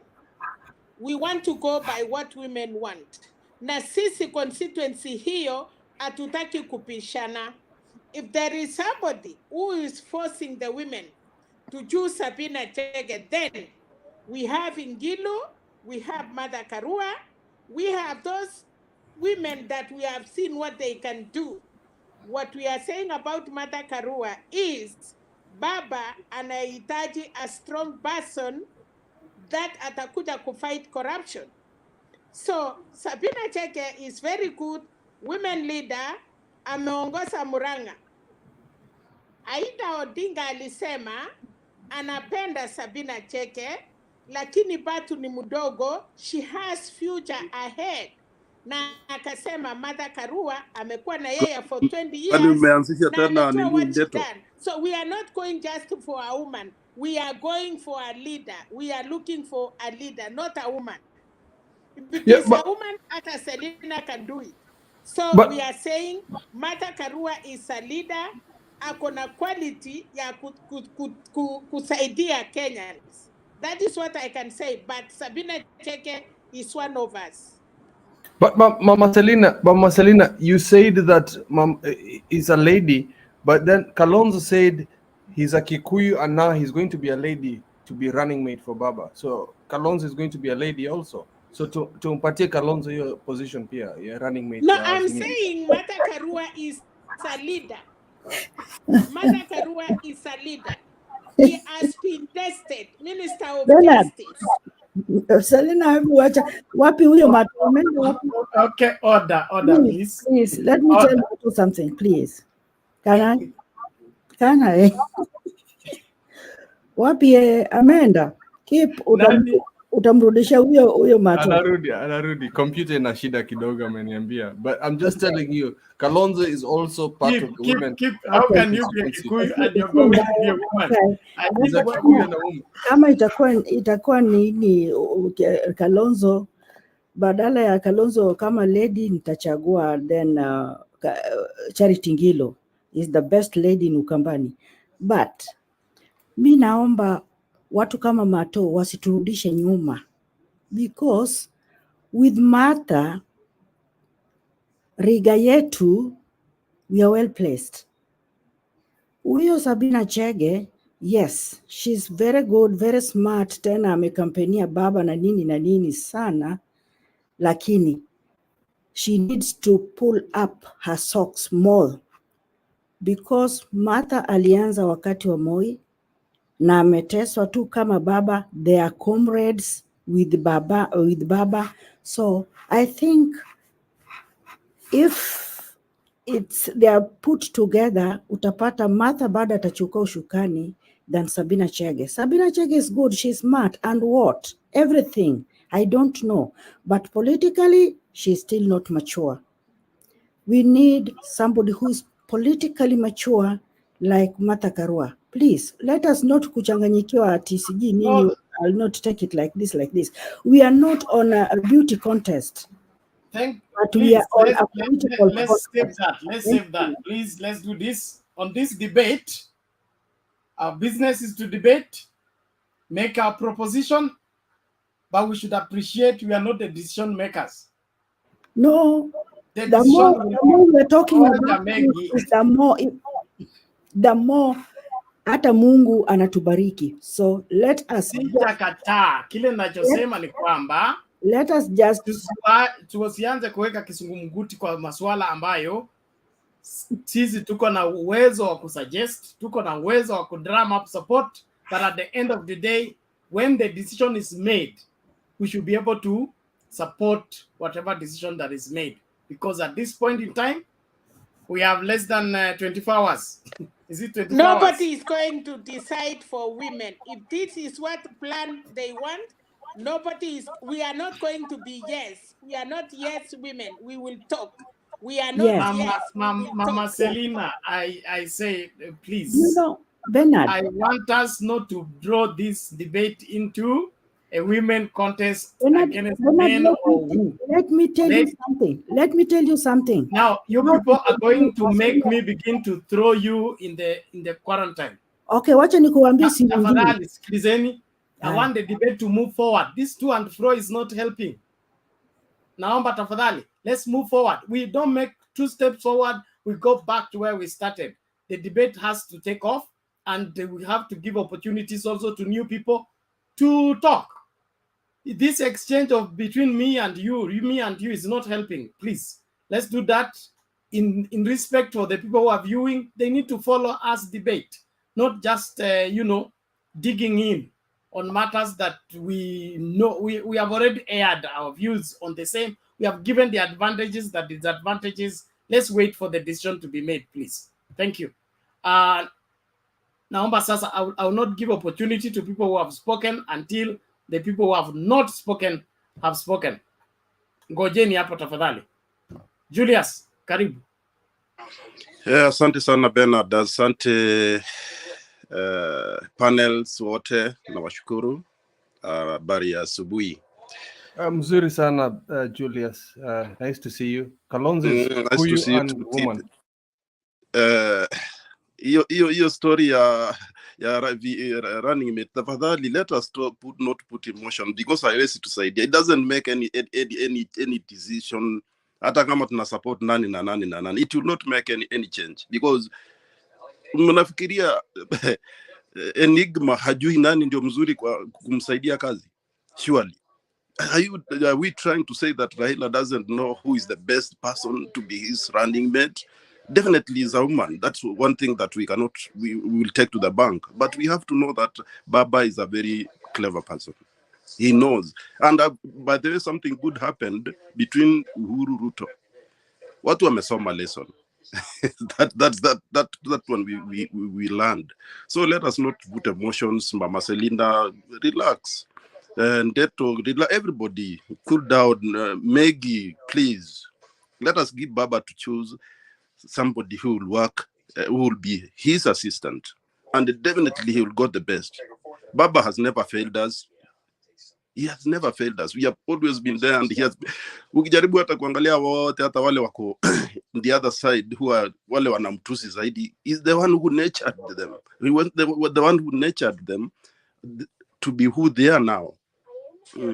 So please let us also sometime tumpatie Baba nafasi, because we are pushing too much, like mpaka atashindwa but again, anyway, we have a right, but we don't have that powers of choosing who is the best, because the running mate is not elected. It's chosen by Baba, by himself. So even if I take side, Mama Selina take another side, Ndeto take another side, and the keeper anasema ati Kalonzo apatiwe ni mama na Mkikuyu na sijui nini, which is okay. So at times, let us just give the river flow, because it will flow to the ocean. Baba is and on the other side, we need Minji. On the other side, Minji. Yeah. I think the reason why yesterday there was that problem of Kindiki driving away, it's because of Minji. Actually, because definitely KKA wamejua kwamba Baba is going to choose a woman for running mate. So Ruto is also trying very hard kuchagua mama, and ukijaribu kuangalia wale wa mama wale wako sasa kwa, because Ngirishi sasa yuko, unaona, na mbule mama amebaki ni anaitwa nani huyu, Alice Wahome. I mean, wale watu wako, unajua, na pia najua nani Ruto also anapenda wale watu wako na mfuko mzito, wale watasaidiana na yeye, so hakuna ula kwa hiyo quality ya big pocket, big wallet, labda ni minji ndio kwa hapo karibu. That's why yesterday there was Kenya hapa, Japan tunasema yesterday because it's actually 8:15 in the morning. So anyway, let me come to the matter. Hiyo sasa ya running mate ya KKA. Na unajua mjaona fallout, tunasikiaga tu, mnaiona kwa TV, mtaiona na macho. Mjaiona fallout, I'm telling you, because unajua wale watu wote wameenda KKA, wote ni watu wanajipenda sana. There is no one who want to give chance to somebody else. Hakuna, kila mtu anajifront. That is the biggest problem now Ruto has. Anashindwa vile atafanya, because everybody anajifront. But you see now, again, the KKA people, they should understand that hiyo ilikuwa one man guitar, but actually let us say the UDA, that was one man guitar. DP Ruto is the one who speaks, the Ruto is the one who says anything, who decides. But this time unajua sasa imegonga mwamba, kwa sababu hao watu wamekuwa wakihonga watu huku kwenda kuharibu mikutano za watu, cheer up. So they feel like he has let them down, so that's why they feel so bad. They feel there is that pain, But again, I think we have to appreciate, actually, because they have been laughing at us wanasema siji Azimio, siji inazimia. That's the words they have been using for us. But we are much better, because the big number for us, we have an idea. I mean, tuko na mpangilio, tunaona ndio hii mpangilio. But for them, they have a problem. Nikiongea kuhusu maneno ya Sonko, unajua kiherehere, saa zingine hii bangi walifuta na Waititu watapunguza. Bangi ingine unajua inakuaga mbaya. Unajua ukifuta bangi labda like Unajua kuna by the way kuna kwa Masai wengi hawakuvutagi bangi kwa sababu hawawezani na bangi. Inafanya mtu anaruka kichwa. That's the truth. Many youngsters wale tulikuwa nao shule walijaribu kuvuta bangi, wote wamekuwa mawazimu. Even as we speak ni mawazimu because of hizo mabangi. Sasa labda Sonko bangi amevuta impeleke vizuri, so how can you just go to somebody's meeting? I mean, after all, anatoka hiyo speed. By the way, I saw that clip. That speed was actually anatakana kushikwa, astakiwe for because that's criminal. You cannot drive that fast inside crowd.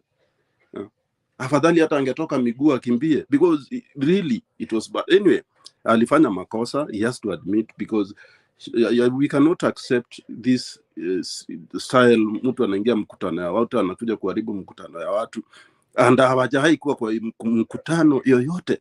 They have never been. That was why. Kwa sababu ati anasimama Mombasa, sasa anajaribu kuja kuharibu mkutano ya Mombasa. Surely that was a very, very wrong decision, and I think only a stupid or a fool will accept, will support him. So keep ametoroka. kuna clip ama kuna picha ya nilimtumia jana ya Kindiki, ofisi ya Kindiki imekaa 10 years. Umeiona Bernard? Ambia kipa kutumia kwa nilimtumia jana. These people KKA iko na shida, kusema ukweli iko na shida, because they don't have natural leaders. They don't have natural leaders, and these people ganged up against the President Uhuru, because they took advantage of him being a very kind man, for him being a very gentleman. Aliwaachia kazi because he wanted alikuwa anataka kutumia ile style ya Kibaki, because Kibaki gave watu wake wote wafanye kazi kulingana na vile wanaweza, but they took advantage of him, and they did something that I mean. So anyway, what I was saying, like about the 70% again, ya wakina Mudavadi, and watu wanasema ati Central haikupata katika mgao wa serikali ya Ruto, haikupata kitu, but Central ilipata kitu kwa sababu Ruto number 1 ni Mkikuyu, yeye ndio naitwa nani, Julia, ujue Ruto ni kingpin. Ruto is a kingpin. Julia, you have to know that. Number 2, DP atatoka Central, obviously. Mount Kenya, sio Central, Mount Kenya. So is still Mount Kenya benefit iko na president na iko na deputy president. So Mudavadi akilete 70 kutoka Uluyani na pa ilete 35% kutoka Coast, na nani alete 20 ngapi kutoka Eastern, hiyo serikali itakuwa complete. So Central mwache kulalamika, mko na president, sio Central, Mount Kenya mko na president na mko na running mate. So anyway, hiyo ndio kidogo nimeongea kwa sasa. We are together as we go on. Okay, thank you, Julius. I will give to Julia to respond to that as she makes her submission. Julia, how are you today? Asante, I'm fine. Thank you, Bernard. Siji Mugambi ako kwa darkness. Kwa nini Bernard unakubali hiyo? Hata hatujui. Hayuko behind the curtain, ni vile tu hakuna light kwake. Niko. So yes. Thank you. Just on a light note, Julius, I think Deep anajifikiria yeye ni wa Mount Kenya. So when he was going around talking about Baba and saying that huyu mtu sijui akitendawili, sijui huyu mtu ametoka kwa lake. So and Sabina was asking him, and you, who are you? You see, that was a question. Sasa wewe ni nani? Kama huyu ametoka uko kwa lake, ni mtu wa samaki, who are you? So I think that made him keep quiet. So, and I think that is going to end politics of Ukabila in Mount Kenya region, and anybody can go there. I think this era we are having the end of tribalism, and I'm happy for Uhuru, what he's done for supporting Baba. And I think now going forward, Mount Kenya region will be open for anybody, and anybody will be free to campaign. And I hope they'll not look at somebody where he comes from, ni kabila gani, hata kama ni kabila ndogo ama ni kabila kubwa. I think now Mount Kenya is going to help Kenyans end tribalism, because I think for the first time Baba is going to get votes from Mount Kenya, and lots of votes. In fact, I have been saying that we should not be surprised to see Baba even getting 50%, because people are changing. The mountain is changing. The mountain is now deciding we don't want this tribal cocoonism or tribal foolishness. After all, DP akikuja to criticize Baba, yeye ni nani? Who is he? So if we are to talk about tribes, who is he? So I think we moving forward, we shall be looking at what can this person do for us. Now about Bernard, allow me just to comment to what Mato and somebody called, I think I forgot his name earlier, who was talking about Sabina Chege. I just want these people who are talking about Sabina Chege to tell us her qualities against Mother Karua. Because that other person who talks about Sabina Chege, I'm forgetting his name. I don't know his features in the anaitwa nani? Jared, yes. Jared said something that is so annoying that should not be said here. And I'm asking people from the mountain, please don't do that. He was saying that ni wakati wa Jubilee and that Uhuru needs someone to represent him. Those are statements with tribal connotations. And what Jared was saying, he was trying to prove UDA people right that Uhuru wants to remain in power. That was a very wrong statement that should not be said here. Hata kama unataka kutetea Sabina Chege, some people here have been saying she's pretty. I'll allow you, I'll understand you if you say you think she's pretty. That is good, because I agree with you, she's very pretty. Lakini usiseme ati ni mtu wa Jubilee. Wewe Julia, nakuona mahali unaenda, nakuona. I know you people, Julius. I know you people. Nimewasoma hapa nyote. Ni Bernard tu sijasoma vizuri. So if you say she's pretty, it's okay. But don't say ati ni Jubilee, sijui Uhuru Kenyatta. No, let's not go there. We saw something in Mathare. We saw these musicians was given a chance by ODM to vie. So we are seeing a lot of compromise between ODM and Jubilee, which is wonderful. So these compromises, let us leave them to Uhuru and Baba. Let us not bring the politic in here. That ati Sabina ni wa Jubilee, that Jubilee needs this. Let us not do that. Jared, if you are listening to me, if you watch this again, don't do that. Don't even bring that politic in here. Let us leave the decisions to Baba and Uhuru. I think they are making very good decisions. And I want to say what Julia said. Baba knows the best person to deputize him.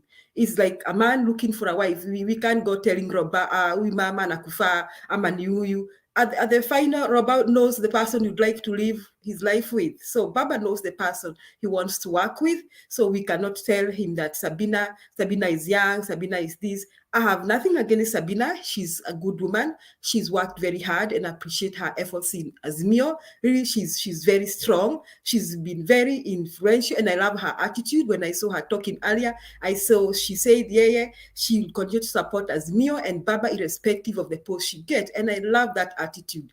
Now, but when it comes to comparing the two women, Mother Karua and Sabina, surely we have to agree here Mother is outstanding. Sabina and Mother are in different leagues. They are in very different leagues. They are not comparable. They're not comparable. And the only thing we can say about Sabina, we know that she has been a member of parliament, and that is all we can say. We can also say that she's working hard in Azimio, and then we stop there. And then the men will say she's pretty, and that is number 3 for the men, which may not apply for everybody.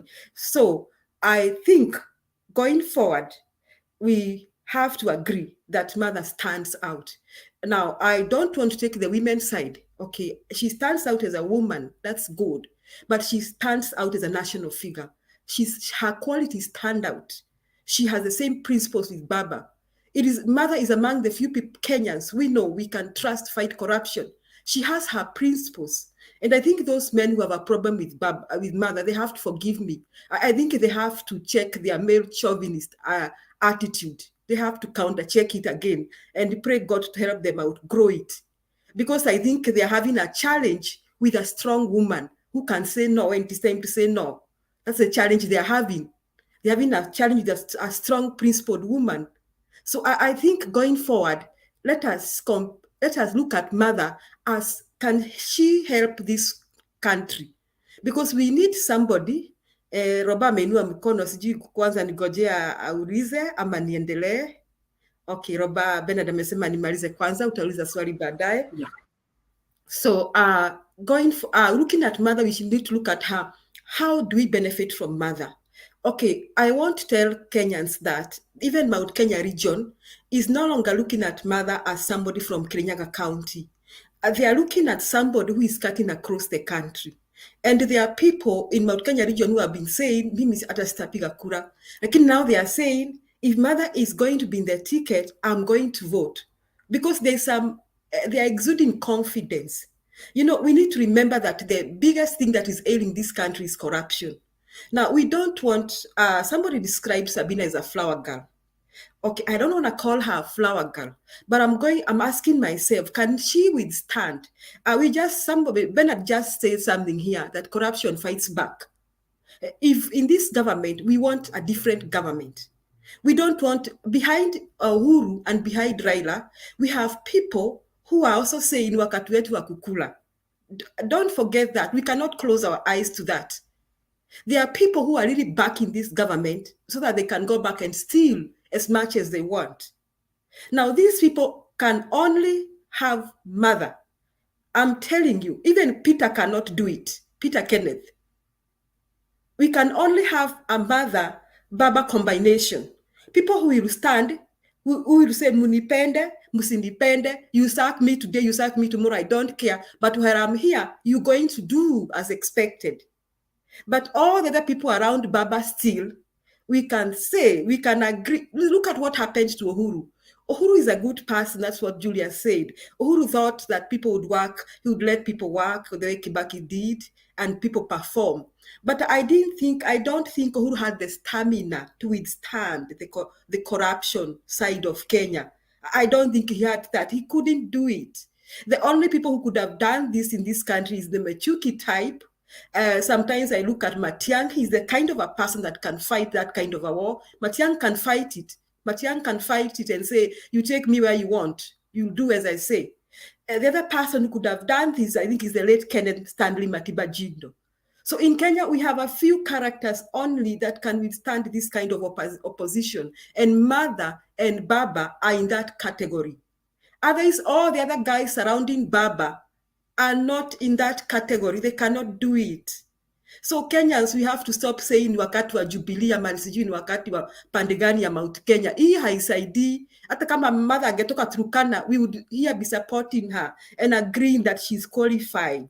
So I just hope that going forward, we won't hear that kind of a debate. People saying, mtu kama Martin, I appreciate your remarks wherever you are, lakini usikuje kuambia Mama Selina ati nakuomba ukubali Sabina. If you're telling Mama Selina, tell her reasons, 3 reasons. Don't say just because you think. Tell us. I can give you many reasons about mother. She's principled. She has fought for democracy in this country. She has stood, have principled. She won't be moved. That is the kind of a character mother wants, and that is why even many years when she vied for Kirinyaga or anything, people didn't vote for her because they think she's too principled. Others think that she's disrespectful. So I don't think you want puppets in this country. So I'm requesting Kenyans that please don't go there and bring another war. We are already tired with the Kalonzo debate. We are really tired. We are fatigued. Hatutaki your debate. Na tunataka tu tukumbaliane.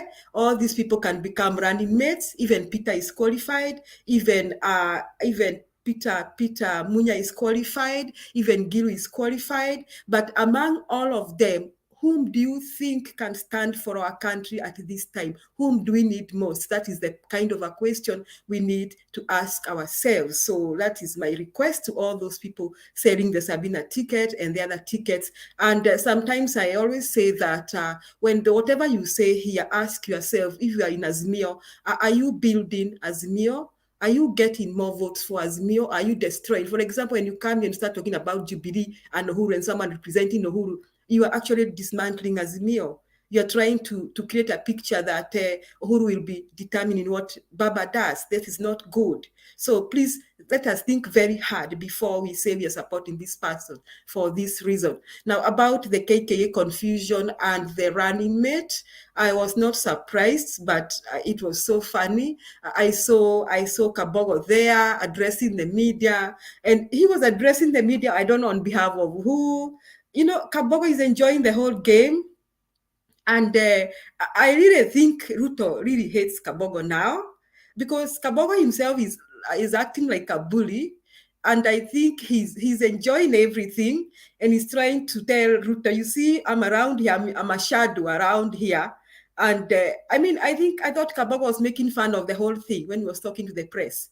So I don't think these people are sincere to each other.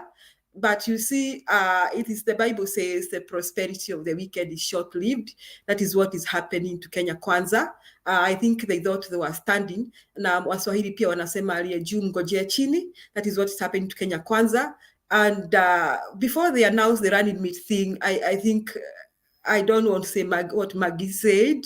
I just want to say that it was so funny that Ruto is going to spend some sleepless night tonight. Na hata aki-announce Kindiki kesho, yani their nightmare is just Mother Karua. That is, Mother Karua is the biggest nightmare for KKA. So fellow Azimio members, if you're gonna talk about the running mate, ask yourself whether what you are saying is going to give Baba victory. If you talk about Sabina, ask yourself, do you think Sabina is a national candidate? Do Kenyans see her like someone who can cut across the nations? What can you say that Sabina, people know about Sabina in this country, that they think they can trust her for presidency? But we talk about Mother. What the only thing Kenyans want with Mother, they want to hear that all these corrupt people have been jailed the next day. That's the miracle that Kenyans are waiting for from Mother. That's the miracle. It looks something like a miracle, but at least she may not jail all of them, but I know she'll do something. So that's why all of us are saying, if we say something, please build Azimio, don't destroy Azimio. About Malala, I don't care what Malala does. The last thing I want to say about Sonko, this is very disheartening. I don't understand why he was allowed to go there. I don't know what his intentions are. And the fact that Sonko is working with Kalonzo. Now, I know that Kalonzo's intention is to destroy Baba's ascent to presidency. And I think now we should begin taking these things seriously. The last time Baba was thrown in Rift Valley, it was like Irienda Tuikapotelea Evo 2. This time we see Sonko. I don't know what I had. I think Roba or somebody saying that he drove to Kwajukwa. He was driving towards that direction. So what did he want to do? I think we should start taking these things seriously. And I hope that I'll hear Sonko is in jail. But you know what he's planning to do? He wanted to be arrested probably. Then he creates a scandal that serikali na mnyanyasa. But I think he should still be arrested so that we stop this whole nonsense. Otherwise, I hope Baba is going to be safe. We are praying for him. And I'm looking forward to Super Rarua presidency. Asante, Bernard.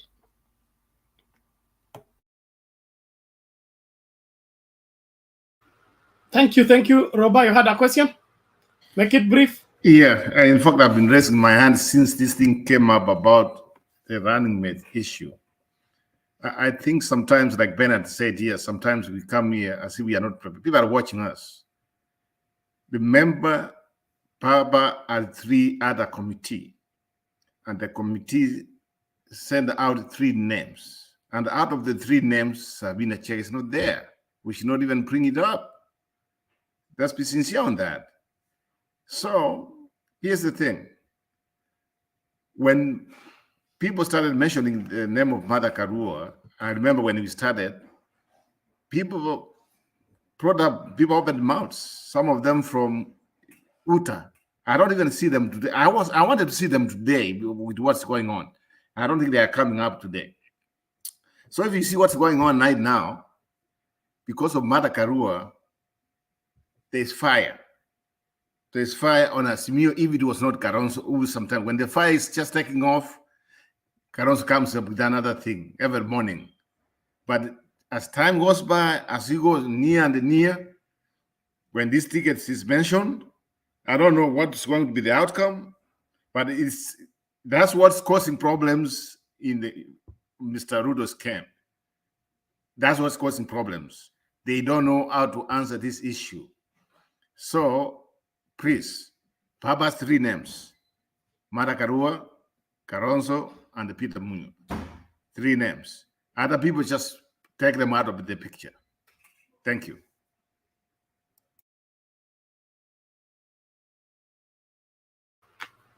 Okay, asante. Wacha tumlete nani Mgambi, alafu ndio tuende hiyo round nyingine.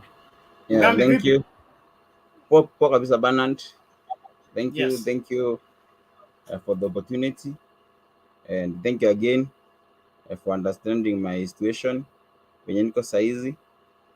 To others, samahani kidogo, mtanikubali niendelee japokuwa sionekani, lakini let me hope sauti inasikika. Uko sawa, audio iko sawa. Oh, okay. May I say this? As far as the Baba presidency is concerned, Martha Karua is the right person to fit as the running mate, and Kalonzo is the most important person in the Baba presidency. Allow me to explain this. Why is Karua the right person? To me, I think it's good to learn from experience, especially from the current regime venye kuko saizi. Cha muhimu zaidi huku unaangalia mgombea mwenza, nadhani ni chemistry, the uniformity, au watu wawili wanaingiliana kivipi. Huyu mgombea mwenza anakuja kujaza mapengo yapi kwa mgombea mwenyewe, kwa mpeperusha bendera mwenyewe. Tuangalie kwa mfano Martha Karua, just viewing from the outlook, as we all know, is not that much simple person. On the other hand, tukiangalia Raila, that is Baba himself. Baba, as we all know, he is not that much radical. Actually, huwa anaachilia vitu kiurahisi sana, and he can do anything. Tunaweza sema msimamo wake, tukiangalia tu from the previous elections, sio dhabiti, japokuwa kuru wanavuna, lakini mwisho wa siku wanapoteza. When we look at 207 venye kulienda, I think there was this person, William Ruto now, mwenye alikuwa nyuma ya Baba. By that time, the guy was radical. He pushed the Baba mpaka hata kwa negotiation table bando Ruto alikuwa anampush. But to me, I think ingekuwa ni Baba peke yake, most probably angeachia. Now let's look at Martha Karua in this election. She's now that kind of person mwenye atapush Baba hata pale patakuwa na mijumbo yumbo, hali ya mshike, hali ya sitofahamu, sijui kuna nini ama nini. Karua is that person mwenye ataachia vitu kiurahisi. Pengine hata Baba kidogo kijumba yumba hivi anamwambia sio hivyo, tuko na wewe. tutembee vivyo hivyo. That is the kind of chemistry that we should consider, and I'm considering what is Baba lacking, and then now they're running with nini analeta kwake. Still I think currently tumekuwa tukiangalia mienendo na maneno tumeyasikia ya bwana Kalonzo that somehow hayuko tayari sana, ama kwa upande wake ajiungana na baba ili washinde serikali kulingana na yeye venye amesema, lakini ako kwa baba ili apate hiyo hadhi, apate hiyo nafasi ya kuwa mgombea mwenza, and that is what specifically he has been articulating. But let's see Martha Karua, she has been there akiongea, anasema mimi siko hapa sababu ya chochote, niko hapa kuhakikisha Kenya has gotten the right person, the right president. That means in one way or the other, Karua is more submissive to Raila than Kalonzo, totally opposed to Ruto and Uhuru. I think that act ya Ruto kutaka kuwa that much submissive to Uhuru ndio serikali ikasambaratika in one way or the other. But now tukiangalia hapa Martha Karua currently, kwa maneno yake na vile amekuwa akisema, she is somehow submissive, and then me I don't think if she has the immediate presidential ambition. I don't think if she has that, but Kalonzo ako na hicho kitu, na I think that is what has destroyed Jubilee government. Thirdly, that is on my third point. On Martha Karua still, I think based on competence, she's more competent than Kalonzo in one way or the other. But now, as I said earlier, Martha Karua being the right person and Kalonzo and becoming the most important person, specifically, this is what I meant. Karua, what we all know for sure, underground, that is the reality. And specifically in Mount Kenya, though wengi wataki kusikia hiyo, there is a vacant mahali yene haina mtu wa kujaza, that is now au probably tunataka kuleta sasa Martha Karua ajaze hiyo nafasi. Currently sio yeye. Nafasi gani nasemea? Na maanisha nafasi ya kingpin. Currently Mount Kenya haina yule mtu azini tunaweza sema ana control la wengine wanasema sijui wanakaribisha watu. Hii Mount Kenya si kwao. I think we should understand that. Sijaongea kwa ubaya, that one should not be treated as hate speech. Maybe nimesema sio kwao. Kenya ni ya kila mtu, but as we all know, kila mtu akona sehemu yenye ametoka. So specifically we don't have kingpin here in Mount Kenya, and that is the vacant that is there. Na hapo hiyo ndio kitu nataka Martha Karua ajaze. Currently she is not, but still we know underground, lakini tunataka kumpatia hiyo nafasi. We don't know the reaction ama response ya wakazi wa Mount Kenya, but we hope maybe akipata hiyo nafasi kutakuwa na positive response, that maybe watamkubali na wakuwe tayari akuwe kiongozi wao. But now that the lack of ground kwa Mount Kenya, that where Kalonzo comes in. I think we all know we need numbers to win the election. That is for Azimio. So just from the directive view of things, Kalonzo is more stronger as far as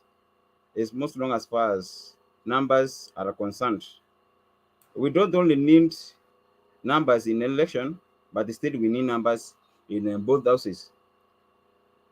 Because if we compare the two candidates, I can call them candidates, wanapiga upato. I think Karua, with her own party in 2017, she didn't attain even a single, maybe a member of parliament, maybe senator, MCA. Sidhani kama kuna ni kama akupata. I think we cannot agree on that akupata. Ama kuna mwenye anasema alipata kitu chote. Okay, Bwana Mkambi. Yes. Yeah, he won from Kisii. He had a Kisii MPs. Kisii MPs, like how many, maybe? He has some MCAs and one MP. Let's do this, Bwana Mkambi. Yes. The reason why Martha Karua did not win seats maybe in Mount Kenya, yeah, because she was running against Uhuru Kenyatta. And you are saying that there is no kingpin in Mount Kenya. It's not accurate, because Uhuru Kenyatta is still the kingpin. And if you remember what Michuki said, msiposikiliza Uhuru Kenyatta tutawatwanga kisiasa. One of the people who were on the list ya kutwangwa was Martha Karua. Okay. Now, and then every other person in Mount Kenya who ascends to that position of kingpin is brought from wherever he is and made one. Uhuru was made one. Kibaki was made one. Matiba was made one. So what makes it impossible for Martha Karua to be made one? Bernard, I think you should agree with me on the rise of many kingpins at the same time. No, they are not rising of many. There's only one kingpin in Central. Okay, specifically. In fact, the reason why Kina Kabogo, Moses Kuria, what is this? Kiunjuri. Okay, their main problem right now is that Uhuru has refused to move from the seat of kingpin. No, I don't think if it's Uhuru. I think, let me explain that. It is not what you think, Mr. Mugambi. We're giving information. Now allow me to explain that, Bernard. Allow me to explain that. Oh, yes. Yeah. Listen to me. We don't give what we think. We are giving you information that is on the ground. As far as Mount Kenya is concerned, and the eldership, the structure of the eldership, leadership of Mount Kenya, the current kingpin of Mount Kenya is bona fide, ratified Uhuru Kenyatta. Hakuna mwingine bado. So until Uhuru exits the seat remains with him. Sorry. Okay, I can agree with you on that, but I'm requesting for you to allow me to explain something. I'm requesting for that. Okay, let me brief, explain quickly. it. Okay. The issue of kingpins, I think it's a new trend in Kenya that currently most regions, tribes in short, are losing that kingpin property that has been there from the colony and all that time. Currently, I don't think if we have a kingpin in coast, there's none. In western, currently, it's as if there's none. In northeastern, there is no kingpin. I think it's a new trend, and we should appreciate that. And that has been contributed or brought on by devolution. Watu tumeona watu wengi wanapaa at the same time wanakuwa level moja, so inakuwa vigumu sana, and sidhani kama ni jambo mbaya juu nafikiria ndio tutapiga ukabila kwa njia hiyo. Ndio sasa kutakuwa na yule region kingpin, mtu anasema mimi ndiye niko na kabila hii ama nini. I think we should appreciate that being a new trend in politics. I think soon there will be no kingpin in maybe Nyanza after Baba. I don't think if there is anyone who might rise. Same case in Kambani after Kalonzo. I don't think if there is anyone who might rise. I think it's a good thing, and we should appreciate that. But still, I can agree with. Hold on, your choice of words is very disturbing. What is new trend? Kingpin has been with us all along. We may just have different expressions of the same, but our leadership as Africans and as Kenyans has never changed. Probably it could be the use of kingpin for political expedience that has changed. Ile ungeita mtu mmoja State House and then you settle and everybody will agree. That one has changed. But as far as communities and regions are concerned, they have a leader they respect. In Western, when Musalia Mudavadi was made kingpin and did not perform, the same person that ordained or rather anointed Musalia Mudavadi to be kingpin came and withdrew the thing and handed over to Oparanya. And now, what is happening in Western? Okay, now Open claim to be the kingpin of Western now. As maybe is Western Kenya going to vote in a direction? Yes. Significant? Yes. Who has been running that? Bernard, let me correct you that area. I think the kingpin in Western is Atuoli. That's exactly what I'm saying. The Mugambi, you don't have to be in parliament to be a kingpin. You don't have to be a senator to be a kingpin. No. The leader of the elders. Yeah, that person who says, yes, this time we are going this direction and people goes, which is Atuoli in Western. Thank you, Maggie, for that. And then also helping Mugambi before I bring in Jakindube. The Northeastern has their system of leadership that is very different from other sides. Like they don't even nomination hawakufanya huko hakunanga nomination, ni wazee wanakubali ni fulani alafu fulani, wakishakubali mambo inaisha. So that is still their structure of leadership that is traditionally carried on. You can't rule that out because of a new noisemakers here and there. Sijui kama tunaelewana hapo Mugambi. Unakuelewa?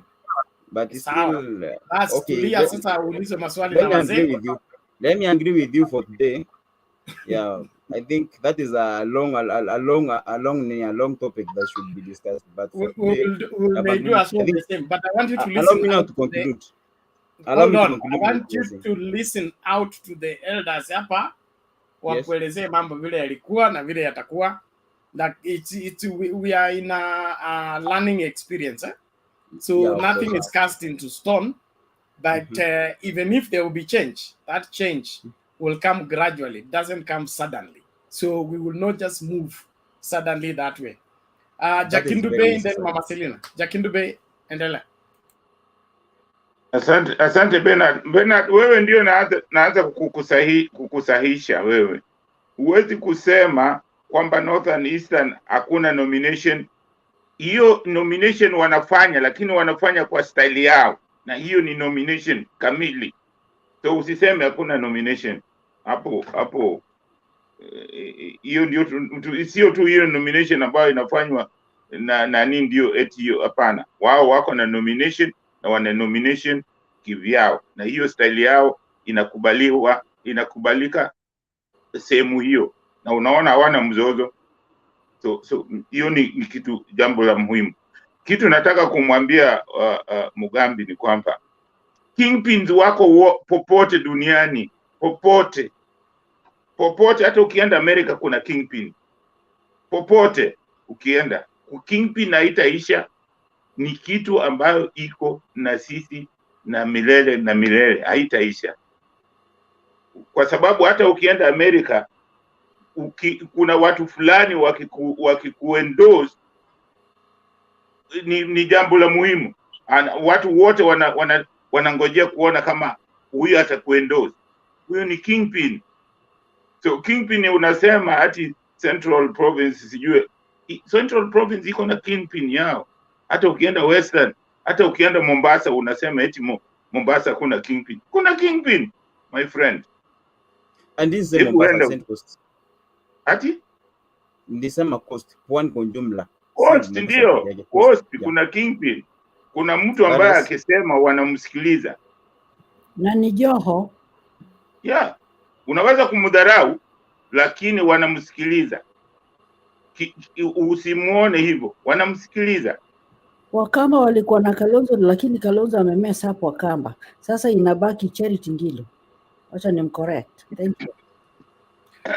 Sir Maggie, please stay in Hiyo order. ni sawa. Please. Jambo lingine ambalo nilikuwa nataka kusema kwa hawa mmekuwa mkizungumza juu ya makamu wa rais. Mimi nataka kusema kwamba kwa Azimio mtu tu mmoja, maoni yangu, ambaye ni disqualified, ambaye hafai kuwa nani, ni mmoja tu. Mimi nasema ni Kalonzo. Au wengine wote wanafaa. Na mimi naomba mtu yoyote atakayechaguliwa tunafaa tumpigie debe. Mtu yoyote atakayechaguliwa tumpatie support, kwa sababu hao wote ni watu wetu, na hao wote ambao wamebaki wako qualified. Jambo tu mimi nilikuwa nataka kusema ni kwamba kwa wakati huu mimi naweza kusema kwamba akina mama wameiva, wakina mama wa Kenya wameiva, wametosha, wanatosha kuchukua uongozi hapo juu kabisa. Na hasa mimi chaguo langu ilikuwa ni Mama Ngilu, lakini kama watu wengi nimeona, hata Ngilu mwenyewe nilimuona mfront Martha Karua. Kwa hiyo Martha Karua kama ndiye atachaguliwa, mimi nitashukuru. Hata akichaguliwa Sabina, nitashukuru. Siwezi kusema ati kwa sababu, lakini mimi kwa maoni yangu, mtu ambaye kwa hao wote wanawake ambao wako wale watatu wale, mimi kwa maoni yangu ilikuwa mtu wa kwanza alikuwa ni Ngilu, lakini Martha Karua anatosha kabisa, hasa wakati huu ukiangalia mwenendo yake, qualification zake, vitu amefanyia, na ni mtu ambaye kwa maoni yangu ni mtu, mimi nampenda Martha Karua kwa kitu kimoja, ni loyal. Na loyal, msiseme eti mtu kama ni loyal ni mtu wa kusema ni lazima aseme yes. Hapana. Loyal ni mtu mwenye msimamo, mtu ambaye hayumbi. Kama kubaliani na wewe, anakuambia sikubaliani na wewe, na mimi na resign, natoka. Huyo ni mtu loyal, kwa sababu ni mtu ambaye atakwambia ukweli. Tunataka watu wa namna hiyo. Tunataka mtu ambaye mkisha kubaliana maneno na yeye mnafanya pamoja. Unaona? Lakini kama ikifika wakati ya kubali, mimi ninataka mtu kama Martha Karua ambaye anaweza kusema hii kitu siwezi, na naona haiwezekani, mimi natoka. Hiyo ndio mimi, kwa maoni yangu, huyo ndio mtu loyal. Sitaki mtu ambaye anakaa pale, si mtu mwaminifu, kukejeli, anakufanyia, yani anakubetray, na yuko tu hapo hataki kutoka. Huyo ni mtu ambaye atakuletea fujo kwa kazi. Mimi nataka mchapakazi kama Martha Karua, kwa sababu yeye akipewa kazi hana mchezo na kazi. Kwa siku zile zote aliyokuwa akifanya kazi, hana mchezo na kazi. Ikifika saa ya kazi, hataki mambo ya utani tena. Na ndio tunataka kwa nchi yetu. Tunataka saa ya kazi, hakuna mambo ya mzaha, tufanye kazi.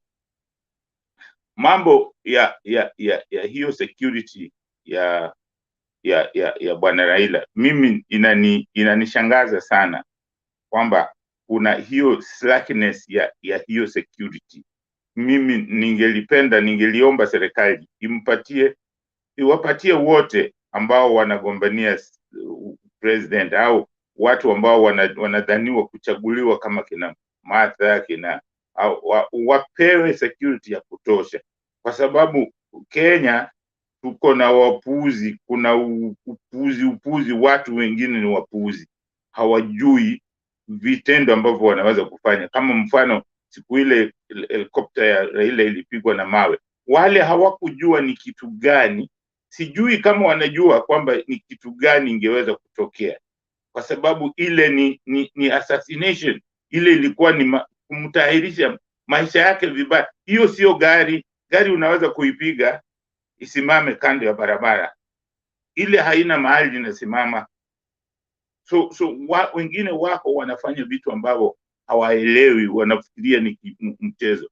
Na mimi ninataka kumwambia Sonko anajaribu kuchokoza nyuki, anajaribu kuchokoza ODM, na hii ODM ni nyuki, inaweza kumuuma. Asicheze na hao watu. Akifikiria anaweza kupeleka ile fujo kwa ODM, asahau kabisa. Mimi naweza kumshauri awache kabisa hiyo fujo hiyo, awache tena, aache hiyo mambo ya kwenda atikufanyia Raila fujo, awache hiyo, aache kabisa. Asijaribu. Namuonya, namsihi, nampatia mawaidha kama mwana Kenya mwenzake, lakini naomba serikali ichukue hatua. Vitu kama hiyo, mtu anaweza kufanya fujo, kuendesha gari mahali watu wako namna ile, hiyo si jambo la busara. Anafaa mtu kama huyo, anafaa achukuliwe hatua, ashikwe, apelekwe ndani. Jambo lingine ni ambalo ninataka kusema, Malala, mimi naweza kusema Malala amepoteza ubunge, amepoteza usenate, amepoteza hata ugavana. Yeye apige tu kelele, aende nyumbani. Ni vizuri angeuliza yule mjumbe wa Bodalange, unatukana mkono ile ambayo inakupatia chakula, ile mkono ambayo imekutunza, unaitukana. Tuliambiwa lazima uheshimu ile mkono inakupatia chakula, lakini yeye amekuja na matusi. Tena mtu unatusi ni mtu ambaye inafaa kuita babu yako, unamtusi. Hiyo kusema kweli ni unajiletea balaa wewe mwenyewe. Lakini ugavana wa Malala imeenda. Hiyo mimi sioni kama atakuwa anaweza kupata hiyo kiti. Hiyo imeenda. Kwa hiyo yeye aseme tu, akule hii mshahara wa saa hii na hiyo mambo kuisha. So mimi nafikiria kwamba, mimi nawaomba wote watu wa Azimio, tusibishanie hawa watu ambao wanachaguliwa kwamba huyu ni wangu, huyu hapana. Sisi wote, nimesikia kwa sauti moja, watu wengi sana wamesema Karua, hata kule alipokuwa Kisumu, watu pale Kisumu walikuwa na watu wengi wanamkampeni. Yani aliona kwamba watu wote wanampenda. Watu wamesahau, hakuna mambo ya ukabila tena. Mnaona hii magic ya Azimio la umoja, magic yenyewe, magic ilimfanya Martha Karua hakujua yuko wapi. Alikuwa anafikiri yuko kwao na yuko Kisumu, na vile watu walimkaribisha, vile watu wanampenda. Ndiyo maana nawaambia umoja ni jambo la muhimu. Msione kitu ambacho Raila alikaa chini na Uhuru kwa masaa mengi, masaa sijui 17, alafu wakarudia tena. Msifikirie ni jambo kidogo. Watu wengi hawaelewi, lakini watu kama mimi naelewa ni kitu gani wanataka kufanya. Sisi tunataka taifa ambalo ni tulivu. Tunataka watu wote wa Kenya tuwe na upendo kati yetu, kama vile nani yetu national anthem yetu inatuambia tuwe na umoja, undugu, tupate raha na ustawi. Hiyo ndio ni jambo la muhimu ambayo tunatakiwa tufanye. Na mimi bado manake nimeona wazee wengi wako kwa Azimio. Vijana ndio naona bado wanahangaika hapa na pale. Najaribu kuambia vijana ambao wako hapa katika Azimio, tafadhali muambie vijana wenzenu, muambie waangalie miaka 100 ijayo, wasiangalie kitu ya leo. Tufanye vitu ambavyo vitatusaidia. Angalieni Mao Zedong. Mao Zedong alikufa miaka nyingi zilizopita, lakini misingi ile aliweka, nchi yake sasa ya China ina nguvu zaidi mara 100 na ni tajiri zaidi. Wakati alianza watu walimkejeli, Western watu walimkejeli, walikuwa wanamuona ni mshamba, hajui, ni dikteta nini, lakini yeye alijua anawekea jamii yake msingi. Angalieni Mwalimu Nyerere, alijenga taifa ambalo kwa sasa uongozi ule wote ambao unakuja pale iko katika misingi ambayo Mwalimu aliweka. Zile mipango zote Mwalimu Nyerere vitu ambavyo unaona wanafanya sahihi alizipanga zote zilikuwa kwa mpango. Kwa hiyo siku hizi wanafungua tu vitabu na kuangalia hii tumefanya. Mipango yote wewe mnaona hawa wanafanya alikuwa ameyapanga. Kwa hiyo amewajengea taifa, amewaachia taifa ambalo ni taifa ambalo lina msingi wa imara, ambayo saa hizi Bwana Raila na Uhuru wanataka kutujengea taifa ambalo litakuwa imara. Ndio miaka 100 ijayo tutakaa vijukuu na vitukuu vikae na raha na bila kubaguana na kuwe na maendeleo makubwa. Asanteni sana. Asante Bwana Bernard. Okay, thank you very much, Jakindu Bey. Before we go to Mama Selina, she had her hand up. There is something Kikwetu is suggesting on the choice. He said, please tell us the number of registered voters in Kirinyaga and Murang'a. Perhaps this might convince the panel about Sabina Chege as a better choice. Well, if it's only numbers, in my opinion, Martha Karua is cross-cutting.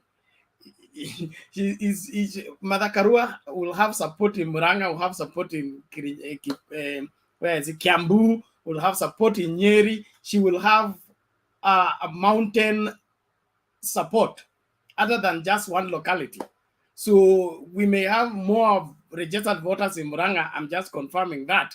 But this is not a candidature. We are looking for a candidate with a national appeal, not just what comes from the backyard. And I think this is one of the things that is bringing confusion with one Kalonzo Musyoka. He is looking at his backyard, which has already run away. In my opinion, Kalonzo Musyoka is not different from Davadi, is not different from Wetangula. Okay, they have an appearance that they have national leaders, their party leaders, their principles, but their backyard has already been invaded and taken over. And so if we just looked at the backyard, we'll make a wrong decision. But we need, like I said, we either want a ticket that is ready-made or a ticket that will want us to make fast before we serve. If we want a ticket that is easy to sell, ready-made, it is Baba Karua. Hiyo hata tuhitaji atupiti jikoni, direct kwa meza na inakulwa. Lakini tukichukua Sabina Chege mpaka turudi jikoni, tupanguze, to boil, tuoshe, tuweke vitunguu, roiko, to convince, this is it. Now, do we have time for that? I don't think so. So let's look at it holistically, not from one angle. Thank you. Kenya, Spain, asante sana kwa kutujoin leo. Sheria mpya inasema kama ufiki na kamera auongezwi kwa nini, kwa screen, hata kwa dawa. Pole lakini. So put on your camera, uko ndani ya screen. Kama lazima ujifiche, pole. Sheria ilibadilika while you are away. Mama Selina. Yeah, thank you, Bernard. Nataka tu niseme kitu moja kwa Mkambi about na Kenya. I don't want to go to Martha Karua. Na Kenya wakati imesimama, kwa hiyo wakati wote ilikuwa inasimama peke yake. It is only this time, Bernard, unaona Martha Karua sign officially na Azimio, na hata wakati wanatembea wanatambua viongozi ya na Kenya kwa Azimio coalition.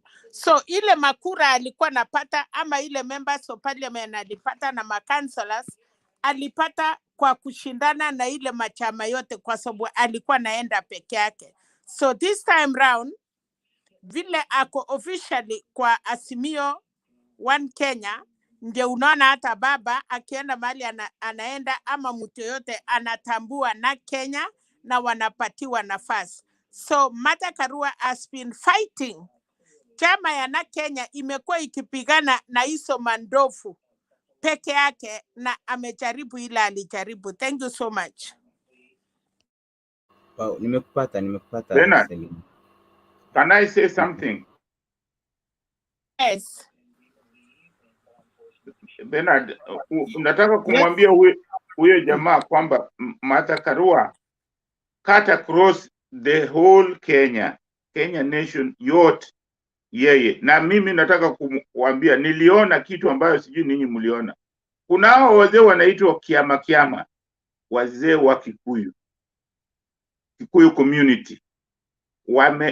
Wameenda pote, wametembea pote, wameenda mpaka coast wakinadi azimio la umoja, na walipomaliza walimuomba mgombeaji wa azimio wamchague. Walisema wanapenda hao wote, lakini walisema wanampendekeza Martha Karua. Kwa hiyo mimi nina hakika Martha Karua akipewa hiyo tiketi kwa Raila, mlima yote itabomoka, milima yote. Mimi na mtaona kama akipewa, mtaona hiyo mlima vile mnasema ati ni 30% na Uhuru bado hajasema chochote. Mtaona hiyo mlima itaboromoka kabisa, itakuwa chini ya baba. Okay, asante. Yes, nani huyu? Roba ndio alikuwa tangulia kuinua mkono. Roba, sema mbio tafadhali, tuokoe muda. Mbio tu, asante. While I was away, I was trying to read widely and gather materials all over. And it has come to my attention that something that I got on social media, I decided to call some few friends here in Mombasa. And there is every likelihood that Sonko had planned that action of his of today. He had some goons somewhere in a place called Kisauni. There are rowdy boys there who are very, very, very cheap to hire, because all you need to do is give them something little and to get themselves high, and then you ferry them to the venue and they will do the job. So that was a bad manners on that end. And then there is also Mount Kenya. I also wanted to clarify on Mount Kenya. Today's impact of the running mate has done us a very good job. I don't think we should worry about that 30%. This thing could be going to 40, 45. Let's keep on keeping on. Sawa. And we also have the mountain in the diaspora. Don't forget that. Okay? We have the mountain in the diaspora. Now, the mountain in the diaspora is a vote that is going to go in the same basket. I mean, the Mpeketoni diaspora, the Rift Valley diaspora, the Nyanza diaspora, the Western diaspora. Let's not look at the mountain as if they are all fenced in one locality. We need a ticket that is able to bring that mountain in the diaspora on board. And Martha Karua seems to be the one, according to Kiama and the Kikuyu Council of Elders. They have a network. They have gone and discussed with those people in their different regions. And that is the conclusion they came to.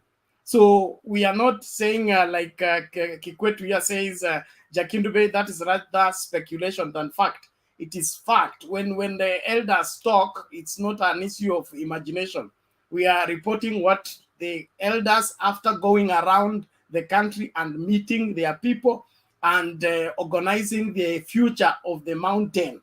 Remember, the Kiama were not going around to greet people. They were going around to discuss the future of the mountain after Uhuru Kenyatta. And they came to the conclusion that Martha Karua is more appropriate at this point in time.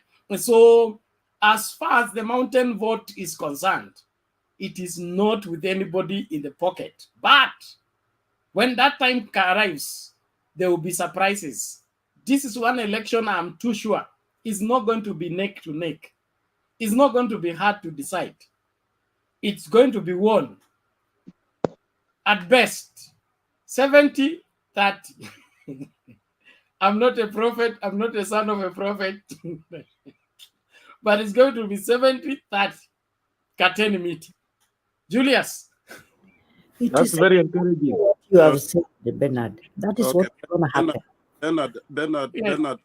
Bernard, I have a beating for you, and also I want to give a comment on Mugambi's kingpins. You know, even this Kiama, they were wrong. Do you remember they chose Muturi as a kingpin of Mount Kenya? Hey, they did. They were not all Please, let me. They were half of them. I don't like that. I always don't disturb anybody when I'm speaking. Please give me my time, Selina. Please. Order. I want somebody to give me my time. Relax. When somebody speaks, I never cut. Julius, relax. Your choice of words, okay? No, I'm is saying what is fighting the fight. Okay, but you cannot. I cannot cut you. You have to ask. Stop. We are going to give you time. We will give you time to submit. Remember, we're having a debate. I don't want to remind you on that. I'm saying your choice of words that Kema chose Muturi. That is not factual. There is a difference between me coming to present myself to you and say, ordain me, and when elders have come to visit you and picked you and said, we want you. We should not mix the two. Thank you. Okay, I think I will give you the. I have a video somewhere. For now, I'm not able to, but that one I will provide you. I have a video. Anyway, for you, Bernard, you said what you said is not correct about Sabina Chege, because you know everybody starts from something, and even for you, Bernard, you have children. Kuna mtoto unaona huyu mtoto anakuaga, they are not the same. And this thing, this narrative, we say that, oh, somebody doesn't have experience. Surely, kwani nani alizaliwa kuwa na experience? Everybody should learn through experience. We learn through, working. So, okay, if, for example, me, by the way, I've been always behind the support of Sabina Chege, but I don't have that powers. It's just a discussion, but it doesn't pain me if the only person that I will feel bad if Kalonzo is chosen. I will feel bad, definitely. But if because actually Saizi ni only Martha Karua and Sabina Chege, nobody else. Oh, nani abu anaitwa nani huyu kuna mtu alisema sijui Peter Kenneth na nani, that one alikuwa out of order. Hawa wako saizi tuko na watu wawili, Martha Karua and Sabina Chege. That's the two people. And for us I don't have any problem with because hakuna haja nianze kusema oh sijui Martha Karua, she's not good. She's qualified, but she has also the downs. Akona makosa, amefanya makosa mingi, and everybody has a mistake. So tukichukua one side, that means we forget about something else. But I'm not into that. I'm not against the Nanikwa running mate. Baba akimchagua, I would support her 100%. I will support her 100%. But kila mtu, like, tusiweke narrative nasema ati fulani sijia ana experience au fulani ati tutampanguza vile Bernard umesema. Tapanguza na atakuwa msafi na afanye kazi mzuri. atampanguza panguza. Nani Obama alikuja akapanguza panguza akaingia president akabadilisha America. America looked different. That's why Biden alipata, kwa sababu ya Obama.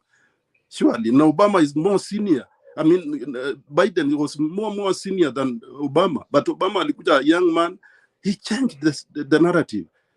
Na sahi America is different. So at times unajua hii maneno napeleka tu mdogo namna hii, but finally my point, ule tutapewa ndio wetu. It doesn't matter who, so long as those two, ukweli ni kwamba ni hawa mama wawili, ule tutapewa ndio tutachukua.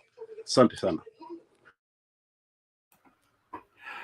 Thank you, Brother Julius. And it's like you do not get my point. My point was not against Chege, Sabina Chege, or for Mada Karua. In fact, I'm avoiding that verses. I was talking about the ticket, ready-made, and the one that needs to be made first.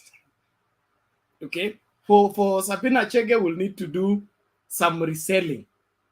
Although she has marketed herself well, her participation into Azimio has made her more popular and all that. But for Mother Karua, her acceptability and her being supported is more automatic than that for Sabina Chege. But both of them are fit. Like I said, government is not run by one person. Whatever areas that she may not be able to stand up, she will have a team that she's working with that will be loyal and be able to work out everything. So no cause for alarm. Let us look for the best of leadership in all that we have. And Azimio is spoiled for choice. That's why everybody should relax. Mambo itakuwa sawa. Hiyo story ya Sonko. Oh, by the way, let me share this video. Najua saa ingine we get worked up tunasahau hii maneno. The latest news from Karen. Where several matters touching on the coalition were discussed. These include, one, the continuing bottom-up economic forums that have been going on in the country, and two, the development of county charters. The meeting today has agreed on a program for the BUE, that is the bottom-up economic forums, and development of charters for the remaining counties. As you are aware, and of course the whole country and the whole world, the running mate issue was also extensively discussed today. We are happy to announce that we have a decision as Kenya Kwanza, and the decision has been reached and will be officially communicated to you, to the country, and to the world tomorrow. It's important to now note that party leaders of the Kenya Kwanza Alliance were here today, and they include UDA party leader and presidential candidate Dr. William Ruto, ANC's Musalia Mudavadi, Ford Kenya's Moses Wetangula, Democratic Party Speaker Justin Muturi, PA Governor Amason Kingi, Tujibebe Party of Kenya, that is the party leader here was of course William Kabogo, TSP's Mwangi Kiunjuri, Maendeleo Chapchap Alfred Mutua, and CCK's Moses Kuria. We thank you so much for your patience. We'll see you tomorrow. A lot more will be, of course, communicated to you officially tomorrow, including the decision, of course, that everybody has been waiting for. Thank you so much. When I say tomorrow, it is tomorrow, and it will be officially communicated to you tomorrow. Oh, tomorrow meaning today. Sorry about that. Today, Sunday. The date is 15th May. Today is Sunday, 15th May. Okay? Thank you very much.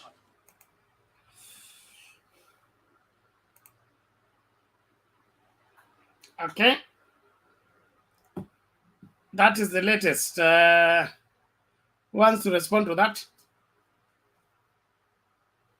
Jose.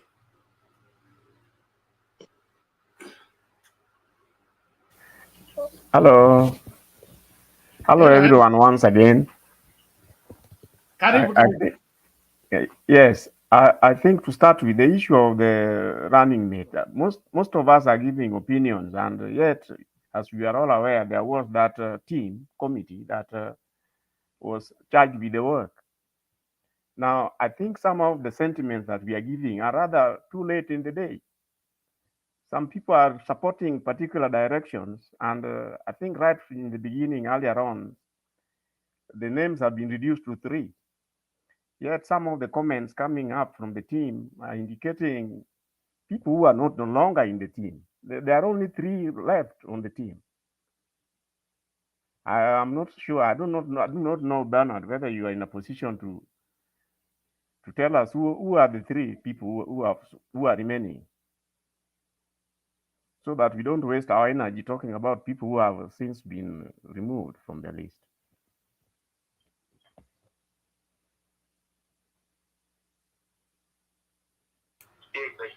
Okay. Let's carry on with the conversation. I'm working on that audio. Okay. Then I'll proceed. Now, the issues revolving around Martha Karua and Sabina Chege and Kalonzo. I've seen most of the good sentiments coming from the team indicate that how good to deliver the Azimio manifesto. And if you are to look at that, then you will narrow down that Martha Karua is actually the person you need. Unfortunately, before you get there, you need to have won. You need to win first. Now, if there was still an opening for us to give sentiments, the issue is, if the immediate objective is to win, what contribution will not Martha Karua bring? If you tick that box, then the issue of fighting corruption can only be an issue after the winning. Now, if you tick the second box of delivering the manifesto, then in my view, just to express my opinion, I think Martha Karua then should actually be the person for the running mate. Now, having said that, the next issue is that, Bernard, I'm not so sure, but the Azimio team, is it the council? The ones who are charged with making these serious decisions, do they have a way of getting the sentiments which are expressed here? Because I think they'll be very useful to them. Since that team was named, you have no idea. They do not give updates. You have no idea which direction things are going. You do not know whether they are benefiting from some of these useful discussions here. Maybe you can make it a point. They should be logged in here. Create an, instead of 10, create an 11th analyst. An opportunity, which you should always donate to that a member of that team, For your so that they information, can benefit from the useful deliberations that are going on here. Osiaro, wanapata. They listen. Some people even go until we finish. They listen. They told me, some of them, the leaders actually. Well, then that is very encouraging. My next issue, if that is the case, then you see, when you have 26 parties coming together, surely it should translate into a lot of strength.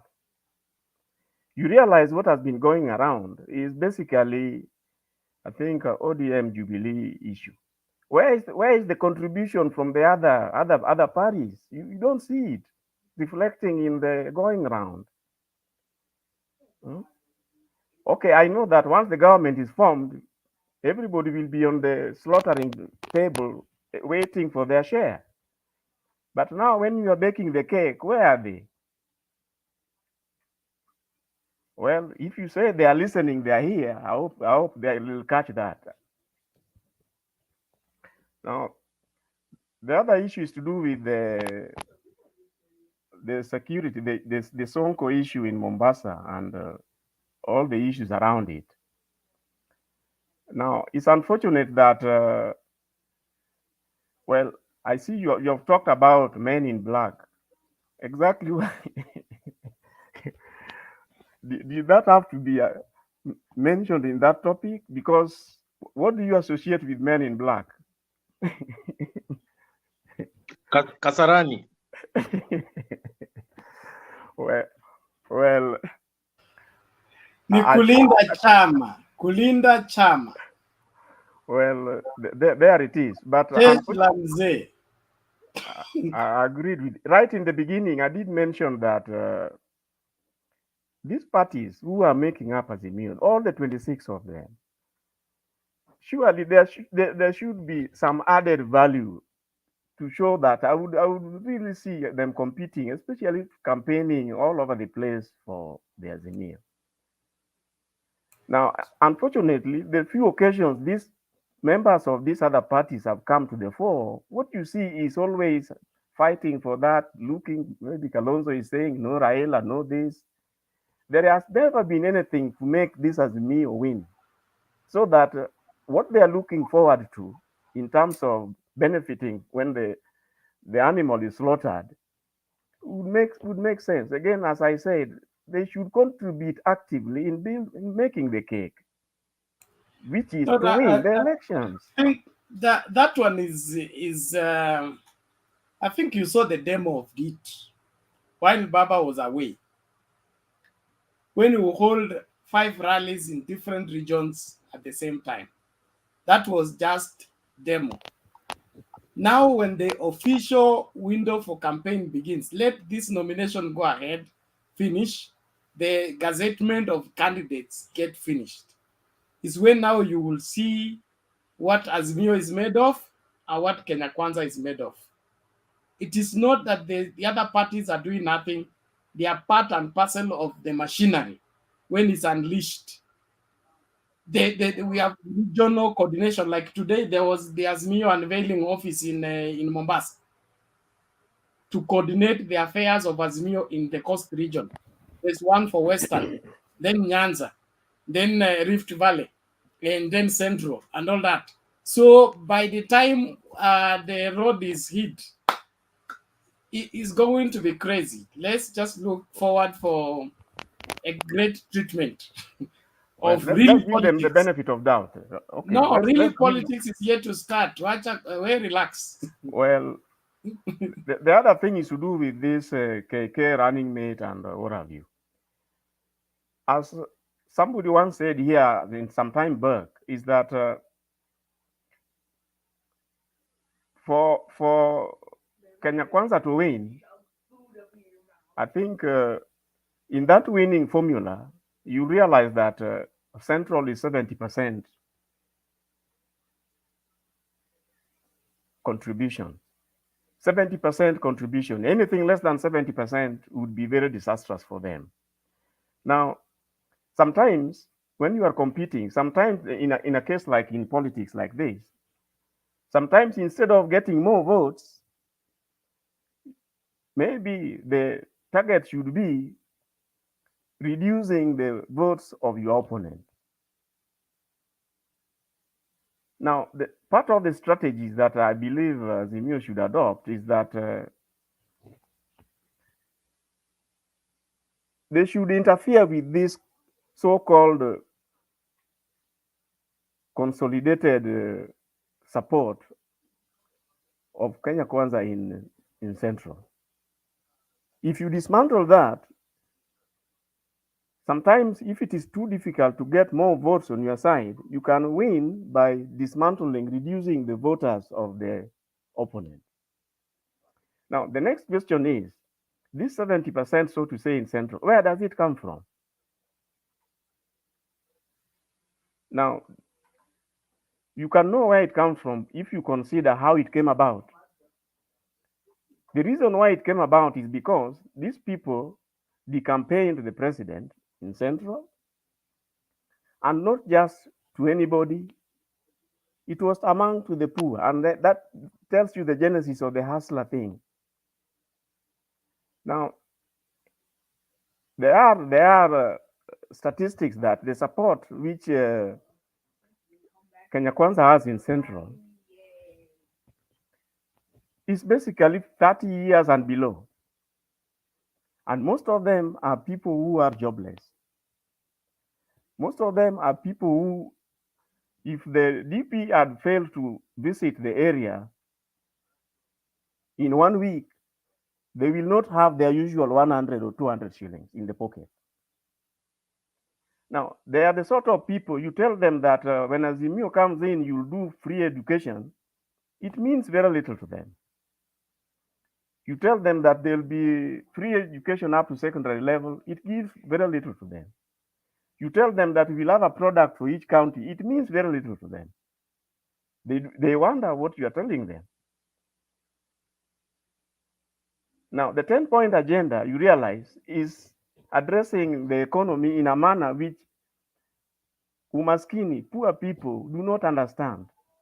These people, the number of years the Kenya Kwanza spent there dishing tokens is all they know.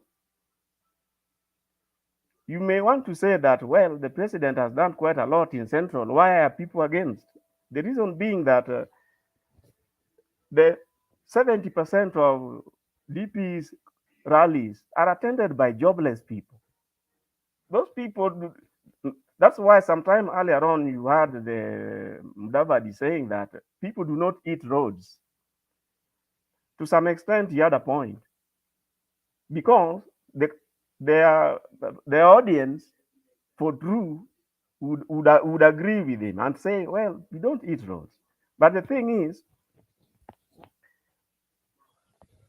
Abuya, just wait. I want to object to what you are saying for a 10 seconds, please. Okay, go ahead.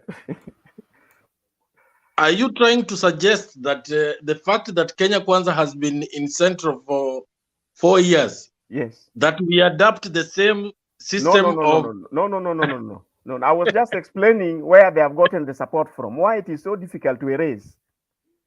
Because remember, the DP was there every week.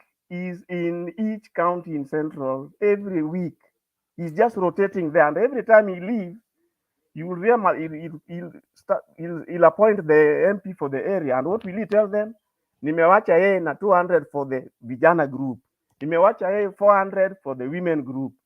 Now, what happens is that you realize that issue almost brought issues in Kiambu, because the person who was leading the campaigns there, sometimes the DP would say he has left 2 million and he has only left 200,000. So what happens that when they go sharing, some people end up with nothing. And then later on, they started following their MP and complaining trying to complain that where is what the DP had brought. Now, in some cases it backfired, but in most cases, it got enrooted. So you'll find that next week we hear the DP is coming. What do?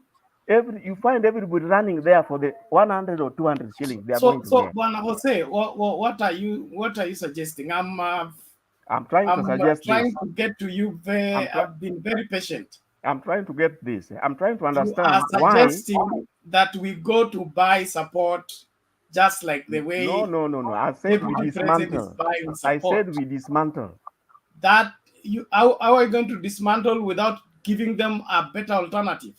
And a better alternative is we are not going to continue with the handout economy. Handout economy is the one behind your poverty. Is what has contributed to your poverty. Is the reason why you're jobless. Is the reason why you will not move from where you are. So one product per county means jobs. It does not just mean. It does not mean just a product. It means jobs. It means I fully agree with you. All I'm trying to say is that the challenge here is immediate. What?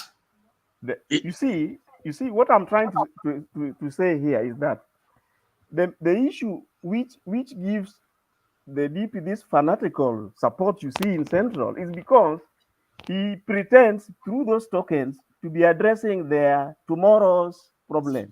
So not next week. That's what I'm telling you. What you're calling fanatical support is not substantial. It is something that will be overturned within no time. That should not be worrying you. Anybody who buys support doesn't retain that support. That has been proven from Kanu days. So whoever has a political capacity has won the hearts of the people, not bought. You should differentiate between the two. So the kind of politics that the DP is playing is just that: buy the crowds, buy the uniform, give out handouts. That does not give you political capacities, political strength. It just serves you for that season. And when that season is over, you're forgotten. Different from Baba. Baba has had following from the 90s, from the 80s. There are people who are still believing him. Why? He won their hearts. He did not buy. Or on the other hand, the 30 and below people, most of them don't have ID. Most of them are not going even to vote. So that is a demography you can't use to win a presidential election. You need a better strategy than the young people to make you president. They will not, because majority of them will not even turn up to go and vote. And most of them did not turn up to go and register. We had the lowest turn up of registration voter registration in this particular election than any other election historically. The IBC intended to capture 6 million. I don't think they got even to 3 million, half of that. So you can't bank on that, and that should not be an issue that disturbs. Next, Azimio cannot win against Kenya Kwanza if they react to Kenya Kwanza, or if they play into the Kenya Kwanza tune. They should come with a different song, a different beat, so that the best beat wins against the other beat. Naomba tucheze hii video kwanza tafadhali.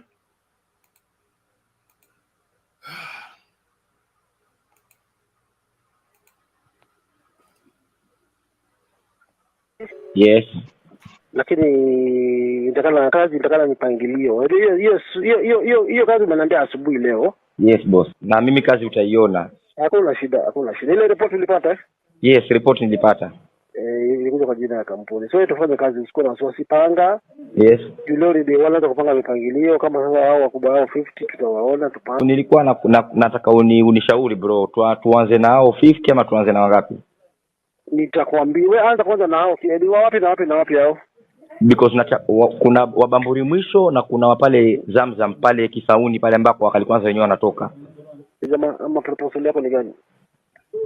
Stage by stage. Basi tuanze na bamburi mwisho.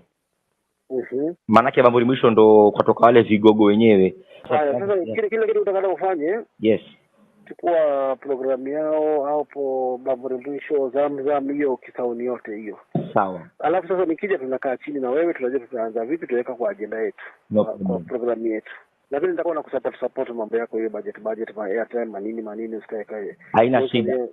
Hiyo umenitumania leo bro, naweza kuonyesha paka message M-Pesa nikiforwardia wengine nusu nusu. Unajua lazima nijue kula na wao.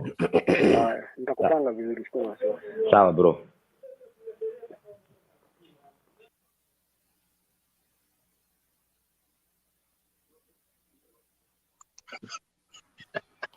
Haya, habari ndio hiyo.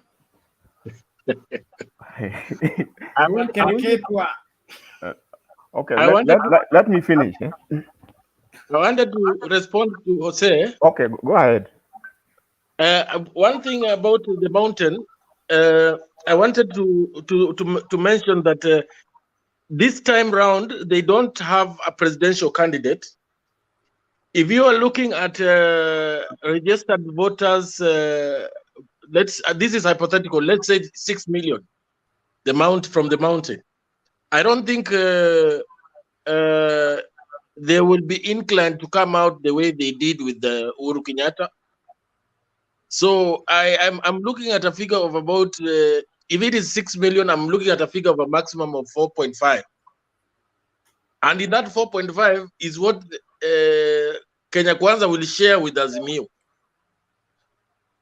And to add on that, the senior voters, I'm talking about people who are over 40, going upward. I don't think they will be so much inclined to vote for Kenya Kwanza. And besides the crowds that have been witnessed in the rallies by the DP, one thing you must realize is that people from the mountain are very, very enterprising. They are very hardworking, and there is no way somebody will leave his shamba, leave his business to be in the streets to changilia a presidential candidate. It has to be something, something has to motivate them. And you realize when they continue to insult the president, the same crowds now started telling them to behave and stop insulting their Mudamaki. So I don't think Jose should be very worried about the handout economy that has been prevailing in for the last 4 years.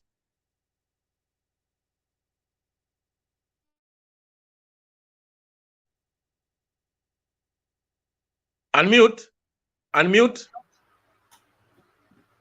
But I'll say, make your response fast, please. We need to move on. I'm saying that I fully agree with you and what Bernard was saying. You see, that's why I started by saying that there are two ways to win this thing. Either add yourself, convince more people to vote for you, but you can also do it in the reverse by dismantling the supporters of the other side. And that is why I was asked, that's why I started by saying that ask yourself, who is the bedrock voter for the DP?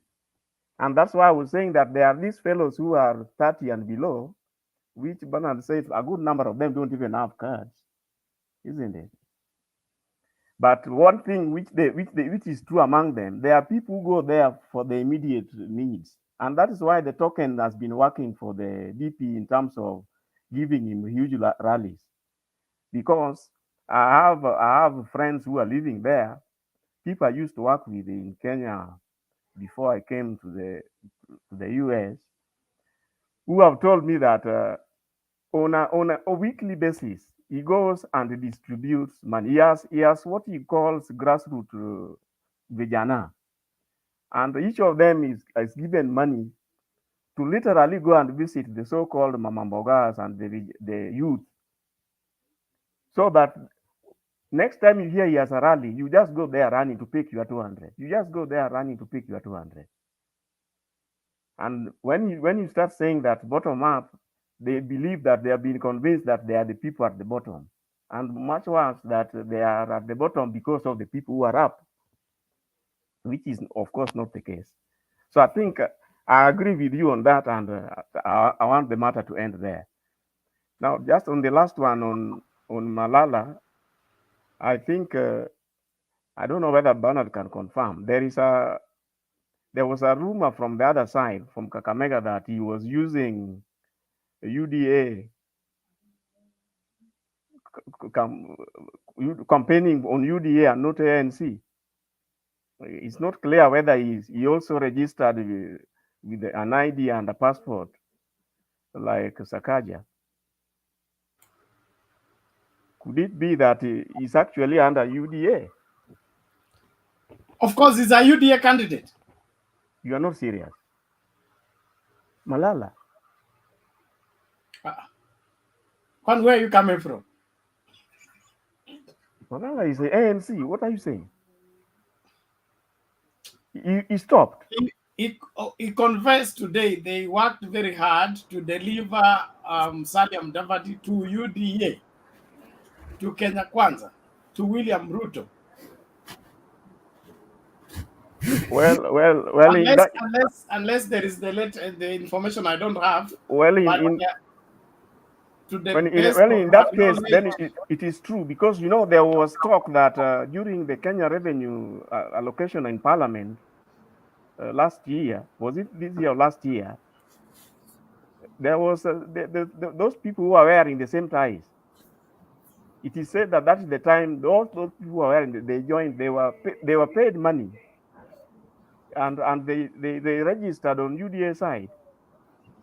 Apparently, they were the 160 that the DP kept referring to. The entire group, if you saw those people who are wearing the same tie, they had been paid to register parallel with UDA. Apparently, you can't do anything. I don't think the law can punish them. Can the law punish them if it's found the law? Now, I think I don't know. I don't want to spend more energy on that. Because as at now, wherever the law found you as a member, that's where you remain until the elections. There was a window for changing parties. I think March, April. Okay? After that, you can't change the party. So if you registered in UDA, you remain in UDA. You registered in ANC, you remain in ANC. And that's where you vie. If independent, you needed to be out of that political party for 3 months before you qualify to be an independent candidate and not a political party, whatever, associated with another political party. But I will confirm whether Malala is vying on ANC. What I suspect and know, he was in UDA, and UDA is the main party here. ANC and for Kenya are flower girls. That's why is Sakaja vying on UDA when he was the deputy to almost the deputy to Musalia.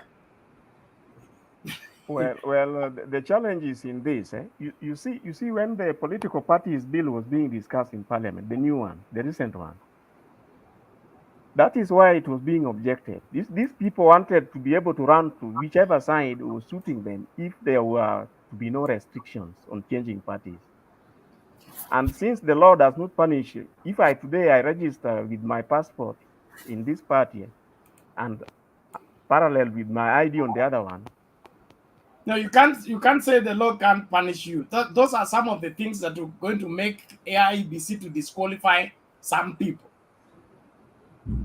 All these candidates, like the bloated candidates of presidential Nini, all those things are going to be cut into size. We will not have 60 people running for presidents. For where? So there are thousands, there are a million signatures. All those logistics are going to come into play. So if you are found into 2 political parties, that's an offense that can lead into you being disqualified. It's not that the law can punish you. But I want that to rest. Themba, karibu. Bwana Themba. Yes, sir. Leo mmepanga na Wekesa mkafanya summon nikatengeneza wakati nafanya moderation. Hapana, Wekesa hakuja. You would not have found me here. I usually leave here by midnight when Wekesa is here. I find the 2 of you at times, so it's okay. Sorry. But all the same, thank you, Karibu, and if you let me, I will leave here like a bullet. It's Alex, leave me. Bernard. Hey, you come in, I jet out. See you later in the day. Tutapangiana simu, sawa? Watoto waende kulala, nitakupigia simu. Asante mwami. Themba, take it over. Thank you. Bernard, mbona uliruhusu Kizito akavamia hao watu wa diaspora? Watu walikuahidi vitu na hawakukupatia. Na mtu alikuwa anaahidi vitu ni huyu hapa Alex. Mbona ukamruhusu Kizito akawapiga mawe? Kizito alipiga mawe nani tafadhali? Mimi alipiga mawe hawa akina Alex. Alipiga mawe akina Alex. While I was away or while I was here? Ulikuwa hapa tu, Kizito akakwambia ya kwamba hawa akina Alex walikuahidi vitu watu wa diaspora hawajakutumia. No, what was that about? Did I even follow that? I thought they were talking about the soda ile ilikuwa ya nini, kulikuwa na bait at if Kalonzo appears for the interview Mato atanua soda. If he doesn't, who is this? Roba, okay, will buy the soda, and then keep saying he also has pledged for that particular, so it is in the bait. Then suddenly Kalonzo, as usual, appeared for the interview. Hiyo ndio deni ambayo haijalipwa. Bwana Kizito alisema ya kwamba watu wa diaspora walikuahidi watakununulia sijui nini na hawajanunua hao watu wa diaspora. Sasa inafaa kama Kizito akuje akileta mashtaki kama hayo, ana substantiate, kwa sababu hatutaki watu kuja kuchokora akina Alex na wenzake. I'm hearing that from you, honestly. I'm hearing that from you, and that is very unfortunate. Kizito amesikia na najua atakuja hapa, nitamuuliza kwa sababu alichokora alichapa. Arrest him for me, because even if I have grievances, I have my lawyers to represent me, and Kizito is not one of them. So Kizito ajitahidi tafadhali, sio mimi. Na mimi nasikia maneno na wewe. Najua anasikia na atakuja hapa, tutamsmoke out. Usijali, ukiamuka tutakuwa tumemsmoke out. Please be gentle with him too. He has 5 wives. Maybe alikuwa kwa ule mdogo akamconfuse. We don't mind. Sawa sawa. Thank you. See you later. Nani alikuwa naongea? Anybody can go. Alex amefika sahi, au wengine wameongea mara nyingi. Mbona Selina analala kwa studio?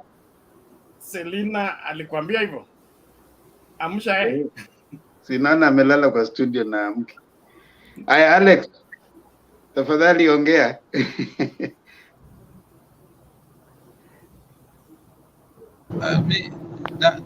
Taongea in 5 minutes. Okay. Well, you can warm up Themba then.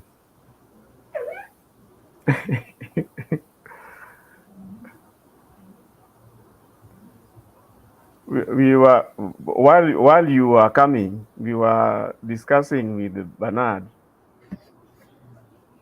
that there may be 2 ways to win this election for Azimio. Either they convince more people to vote for them, or work on the other side, disrupt the support on the other side so that it goes down.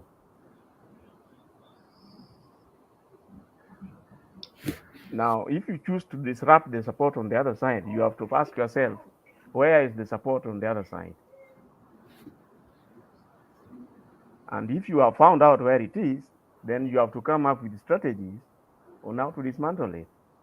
Now, before Bernard went, we were saying that majority or 70% of that support is actually 30 years and below. And he did mention that a good number of them, in fact, do not have cards. Well, why then are they fanatical supports there? So once you know why they are, which we were trying to reduce to joblessness and umaskini, hence they have been so endearing to Ruto, because every time Ruto is in town, each of them expects 100 or 200 here and there. Which 100 or 200 he gives to specially recruited youths who are given this money, and then he will announce on top of the car to tell them what you need to do. I've left your leader here with 500K. Atakuja kugawea our groups. It normally says that the Mamambogas should form groups based on their location or areas. The Boda should do the same. The Kinyozi fellows should do the same. Now, the people who are left with this cash, all they need to do is to find out, ensure that the Mamambogas turn to them. I don't know where they go to get their share, but they turn in terms of group 1, group 2, group that. And by the end of it, a good proportion of this support base have received their token. Then he goes away. Now, if you were to come up with a strategy to dismantle this group, to convince them away from Ruto, according to them, gives them what they are going to eat tomorrow or tomorrow breakfast. How would you approach it? That is what we were talking about. Okay, that's a good question. Personally, I've been struggling with that narrative in this way. When you say 30% and below, from where? 30 years, Because probably. 30 years. yeah, 30 years and below from where? Because it's not across the country. No, in Central. It's the It diehard supporters who are going for these tokens are basically in Central. And the next thing we want to ask, if they are 30 years and below, when we say Central, we say which one? Because now we want to narrow down to figures. Because when you look at figures, and you want to look at the figures released by IEBC, you see right now we are not just talking without figures. There are figures that were released by IEBC in terms of registration in Central Kenya. So you want to look at what are those figures telling us. And the other thing is, personally, if you ask me, I'm struggling to see the evidence of that statement. This is why. Just hold on a sec. This is why it's my view. This is why I'm struggling to find the evidence of that figure of 30 years and below supporting UDA. I'm struggling to find that because of the by-elections that have been held in Central Kenya in the near past. When I look at the figures that were coming out, and even evidence from someone like Moses Kuria, and Moses Kuria is in UDA. He's still having he's not in UDA, he's in Kenya Kwanza, and he has his party, Chama cha Mashinani, I think. No, not Chama cha Mashinani, Chama cha Kazi, CCK. Yeah. So if he still has his party, and the last time when they tried, when there was Kiambaa by-election, they went 50-50 with Jubilee. Now that would mean, in my view, it would say that if it is true that that support was that much by last year, there should have been at least 75% win against maybe 30% win for, loss for Jubilee. All right. So for me, that tells a lot in terms of those numbers that it could be a propaganda that has been sold, that because we have this, because we keep bringing that up, that hey, we have this 30 years and below who support this person, but we don't see the evidence translating into votes, right? So I would as much as I say we need to campaign, and of course campaigning is going on, but there is need for us to now actually look at it afresh and say, is it just a narrative that has been created? And whichever way the narrative has been created, are we creating it the more? When you keep saying that, oh, it is 30 years and below that are supporting him, is it actually true? Or do they actually support, or they're just going for the handout? You know, handout, I mean, people go for handouts everywhere. You cannot interpret handout to mean that that is the people who are supporting someone. Are they going because of the economic value? Now, if they're going because of the handout, do you want to also now start giving handouts? Is that what you want to do? Those are questions you want to ask. Because this person probably has been dishing this to churches. Should we also now start visiting churches and giving arambes? That is against the law right now. Should you also go to those youths and tell them, I'll give you 50-50 when they're doing that? You know? Because now that is basically the method that the deputy president used. And you know, when someone, they say that someone who feeds you controls you, right? So if someone is going to give you money, he's likely to control you, right? So he used that notion and realized that in the youth generally, economically, because he comes out and says that our youth are suffering. But now that suffering, he uses the concept of going to give the handout. But I'm yet to find the interpretation in terms of the genuine support of those youths? And can you win presidency with youths from Central Kenya alone? You know, that's another question you want to ask. And do you want to move with giving people handout? Is that a direction you want to take? Right? So, I mean, let's debate that. Let's hear what you guys have to think. I think, hold on, Osea, just a second. Welcome, just mute a little bit. Welcome, Kizito. Kizito, we were here because you mentioned, I mentioned you adversely because you came here and you accused people adversely. And I knew you are the background, you are listening. So utajitetea ukiwa upande gani? Nitajitetea nikiwa hapa. Do you get me? Salimia watu kwanza. Hi to everybody. Miss Alex, good morning. You know, Themba, when we are talking in this panel, it's better we talk something that to substantiate something is to show and to mean whatever we are saying. You know, all these old people who are coming late, they decided here. Alex was the chairman. Makiadi was the secretary, I don't know. Ndeto was there. They promised and they told Bernard that we will try all our best. What to do to improve your internet, to give you even cameras, lights. It was in the panel. You know, YouTube will never forget. It was not my idea. Then I even told them that, okay, you people include me. Alex knows the way we always play. So I told them, you people include me. Up to now, they are just talking like the Siasa people who just talk, but they don't do anything.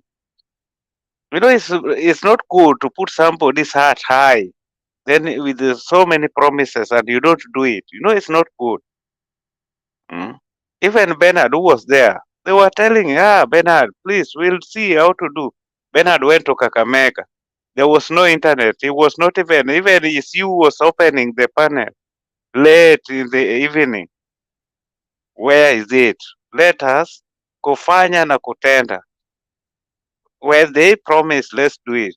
That one aside, I will substantiate whatever I meant. So if you like, I can contribute. Yeah, contribute. You made your point. Now move on. Okay. Me today, matter of today, this KKA running mate, it was something like a joke. These people, they are just joking. It is too hard for them to believe, or they never knew it is coming. They were just bragging off. But because of politicians, they like to talk big. So they saw it that it is nothing.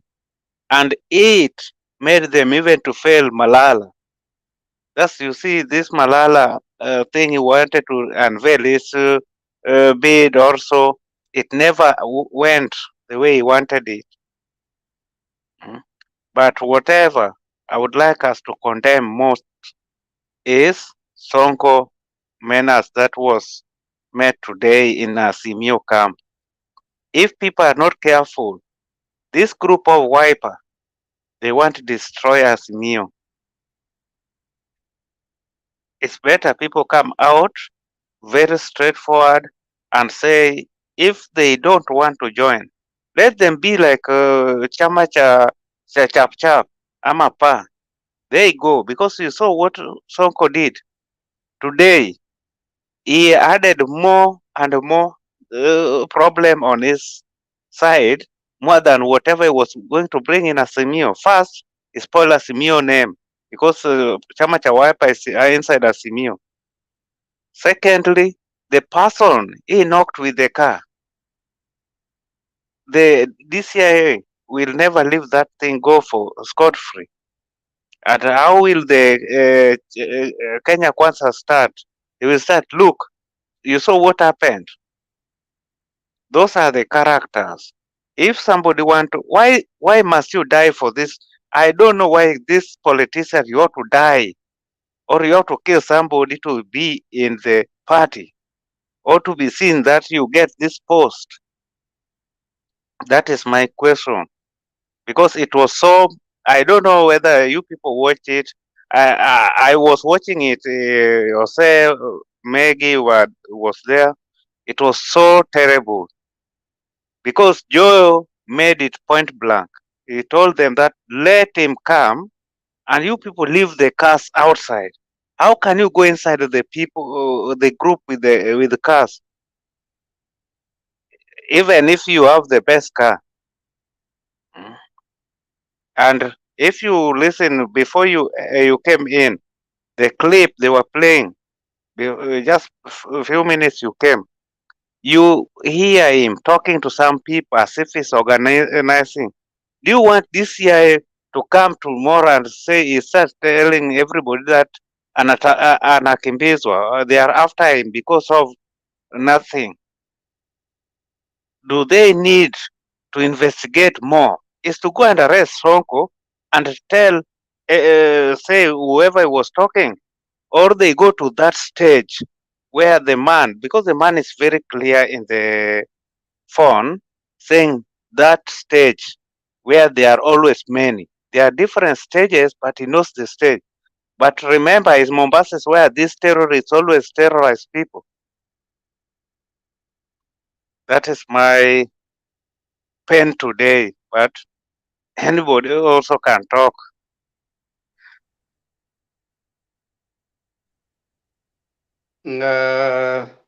Alex, are you ready?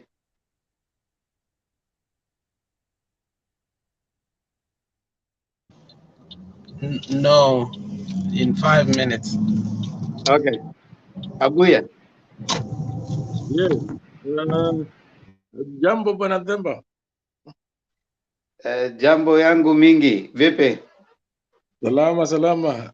Looks like you are wewe ndio mzee wa kipindi cha lala salama. Mimi huwa nakuwa mtu wa kipindi cha lala salama, huwa sikuji kwa ile ingine. Sasa mara mingi naingia wakati kama huu, napeleka hadi mwisho. Nashukuru. I just wanted to compliment or add on what Kizito is saying. One thing that ought to be done and done quickly and seriously is I would have expected or by tomorrow the police maybe spokesman should talk about that, the violence or the disruption of rallies and what have you. You know, as Azimio, I've been acting with the kid gloves towards Wiper. And now that Wiper has recruited this, let me call him goon, we cannot continue, Azimio cannot continue handling that fellow with the kid gloves because he's going to mess Azimio badly. The image of Azimio is going to be one of violence.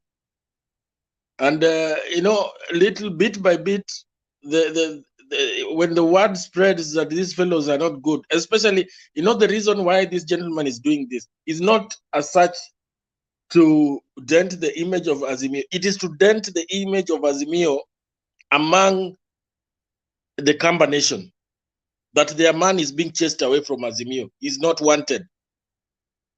So that it has a net effect when during the voting, or if at all they will move away or anything can happen. It is well calculated. And me being a resident of Mombasa, I'm privy to how this gentleman operates around here. He's doing actually what the DP is doing in the central province. He's mobilizing the youth, the idle youth that are around here, And the guy actually, I was being told the guy, he walks with 2 suitcases of money in that SUV. So when he gets to a place like Kisauni, Kisauni is well populated. When he gets to a place like Kisauni, he normally gives them handouts, addresses them a little, gives them handouts, and you will see it everywhere. Even you go to the shop, somebody's telling you at Sonko ndio kusema. You cannot believe that people can come and start accepting this kind of leadership. I don't know what Azimio is, but they should stay away from him and let him do his own things and his own circus, and let him taint his name. But like Jakendube said, we are very good at forgetting. Earlier on, he said we are very good at forgetting. Just a few days ago, he was grieving in the wrong grave. That should have been something that he should have been bashed totally. But people have forgotten because of the simple handouts that we are encouraging. Our people are encouraging, taking advantage of poverty to mislead young guys. He's not doing anything. In fact, the cash he gives, people end up taking drugs. It is not something. If he really wanted to help them, there are a lot of rehabilitation centers around Kisauni which he can fund and maybe mobilize the idle youth who are doing drugs to go there and get rehabilitated. He has nothing good for them. But I don't know. I feel very bad and ashamed to be in this city.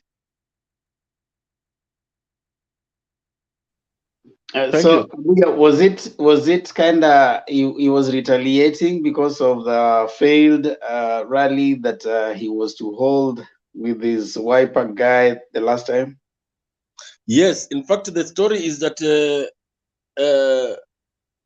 the bone of contention was that Joho is the one who contributed to yeye kunyimwa hiyo license. And he has been saying that lazima niwaoneshe hawa Waarabu. The kind of language that guy uses is gross. Anybody who knows this guy, he was saying that nataka kuonesha hawa Waarabu ati Mombasa pia ni yetu, hata mimi nilizaliwa hapa. And you'll be surprised. I made a comment on the Facebook page of Citizen this evening regarding that incident. And somebody answered me, and I answered back. And you'll be surprised. Okay, this was somebody whom we are friends on the Facebook on Facebook. So, and it was a lady. So she came to the messenger, and you know what she's telling me? Hata mimi nimechoka na hao Arabu. A full grown up. They have started now being radicalized, and by the way the youth are being radicalized in Central Province. Now he's slowly trying to bring it like a Christian versus Muslim thing,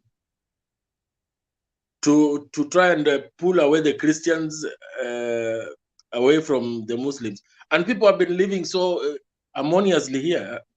That's why this guy is poison. I don't know what we can do, but this guy is poison. And he's going to, we are going to have it rough here.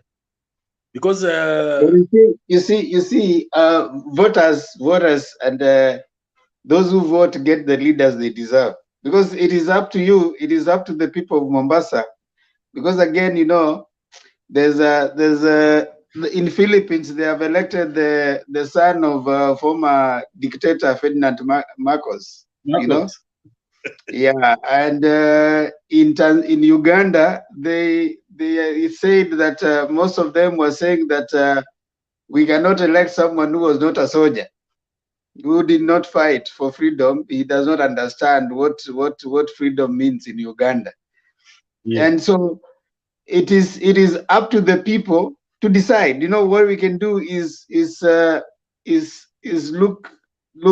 you the kind of leaders that you guys are going to have. But if that leader is eventually elected, you know, that's the bad part of democracy. If like the DPP said that he's going to try, and apparently Sonko, because of the cases that he has, he Yes. shouldn't even be in the ballot, right? So we don't know. But if you guys were to choose the things that you've heard about Sonko and the things that he's done, it's up to the people to make a choice. He cannot be stopped. He cannot be told that now you cannot buy. It is the law that can prevent him from buying, you see. And again, it is the people who can be woke and decide, okay, fine, do we want to change? If he failed in Nairobi and he was impeached, that alone should make you wonder, why do you want an impeached person to come and be elected as a governor? Why didn't he go, say, Machakos? He has a home in Mua, in Machakos. Why didn't he go to Machakos? Why did he have to come to Mombasa? So the Mombasa people should be asking questions. You need to ask questions like, why didn't he go to Machakos? Why didn't he come to Vai here the first time when he went to Vai? You see? I don't want to malign his name, but I kind of can speculate why he wants to buy in Mombasa, and it has to do with dirty deals. Nothing else. I don't think there is anything that he has so much interest here, because if anything, all the criminal cases have originated from here, from land cases, duplication of selling land to multiple people. You know, they have all originated from here. So I think he has interest, and his interest in Mombasa is something else. But another thing I would want to ask the panelists, now that he was impeached, and he went to court, the High Court maintained that the impeachment should stand. He has gone to the Court of Appeal. Now, what is there no way that this can be no application that somebody can make that this matter be heard expeditiously? Because if we allow it to continue, and so that it can be a precedent, so that the IEBC can have a precedent on how to go about this before the elections. Because if we allow it, then we will, like Matiangi was saying, would have maybe 30-40% are Washo's fellows, and the people who are going to be in parliament will have it rough. Yes, Kizito.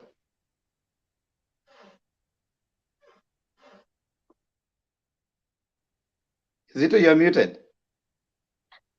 Sorry. Whatever you are saying, you are very right. The only problem, we know where the problem is. And that's why Jakintube said it just recently. We will cry. And the more you cry, it is not a matter of handout.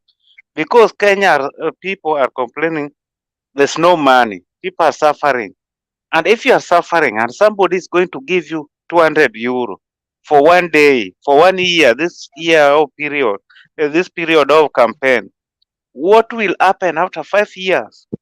If somebody can spend 50 million on you, when he goes there and is going to earn only 1 million, how much will he be getting so that he recover his million? Do you think it's your brother? It's not your relative? It's not your friend? How can he be good to an extent that is making you to kill your brother? We Kenyans, that's why you hear what you are saying. DPP himself, we said, right now, even if they arrest anybody, the same people who are being elected, they are going to the parliament, they make the law that suits themselves. So when they come out, You remember even now Mtula Kilonzo was talking about the laws. They know if they put it like this, it will go and appear like this. So it is upon us, we people who are taking these handouts, to decide, no, once your name is tainted, let us not vote you in. Sonko is vying in Mombasa. Why is he not going to vie in Machakos, where he have got a very big home? He knows why he's going to Mombasa. Kalonzo, who knows, who is a lawyer, who is a counsel in Kenya. Counsel is not a mere lawyer. Is taking him and giving him certificate. Is it not a joke? That is all what I wanted to add on top of what you are saying. But it's not a matter of handouts. Handouts is if people refuse to take it, because it's like somebody giving you today, then after 5 years you'll never see him. He had already paid you. Thank you. Thank you, Kizito. Yes, Hosea. Hosea, unmute.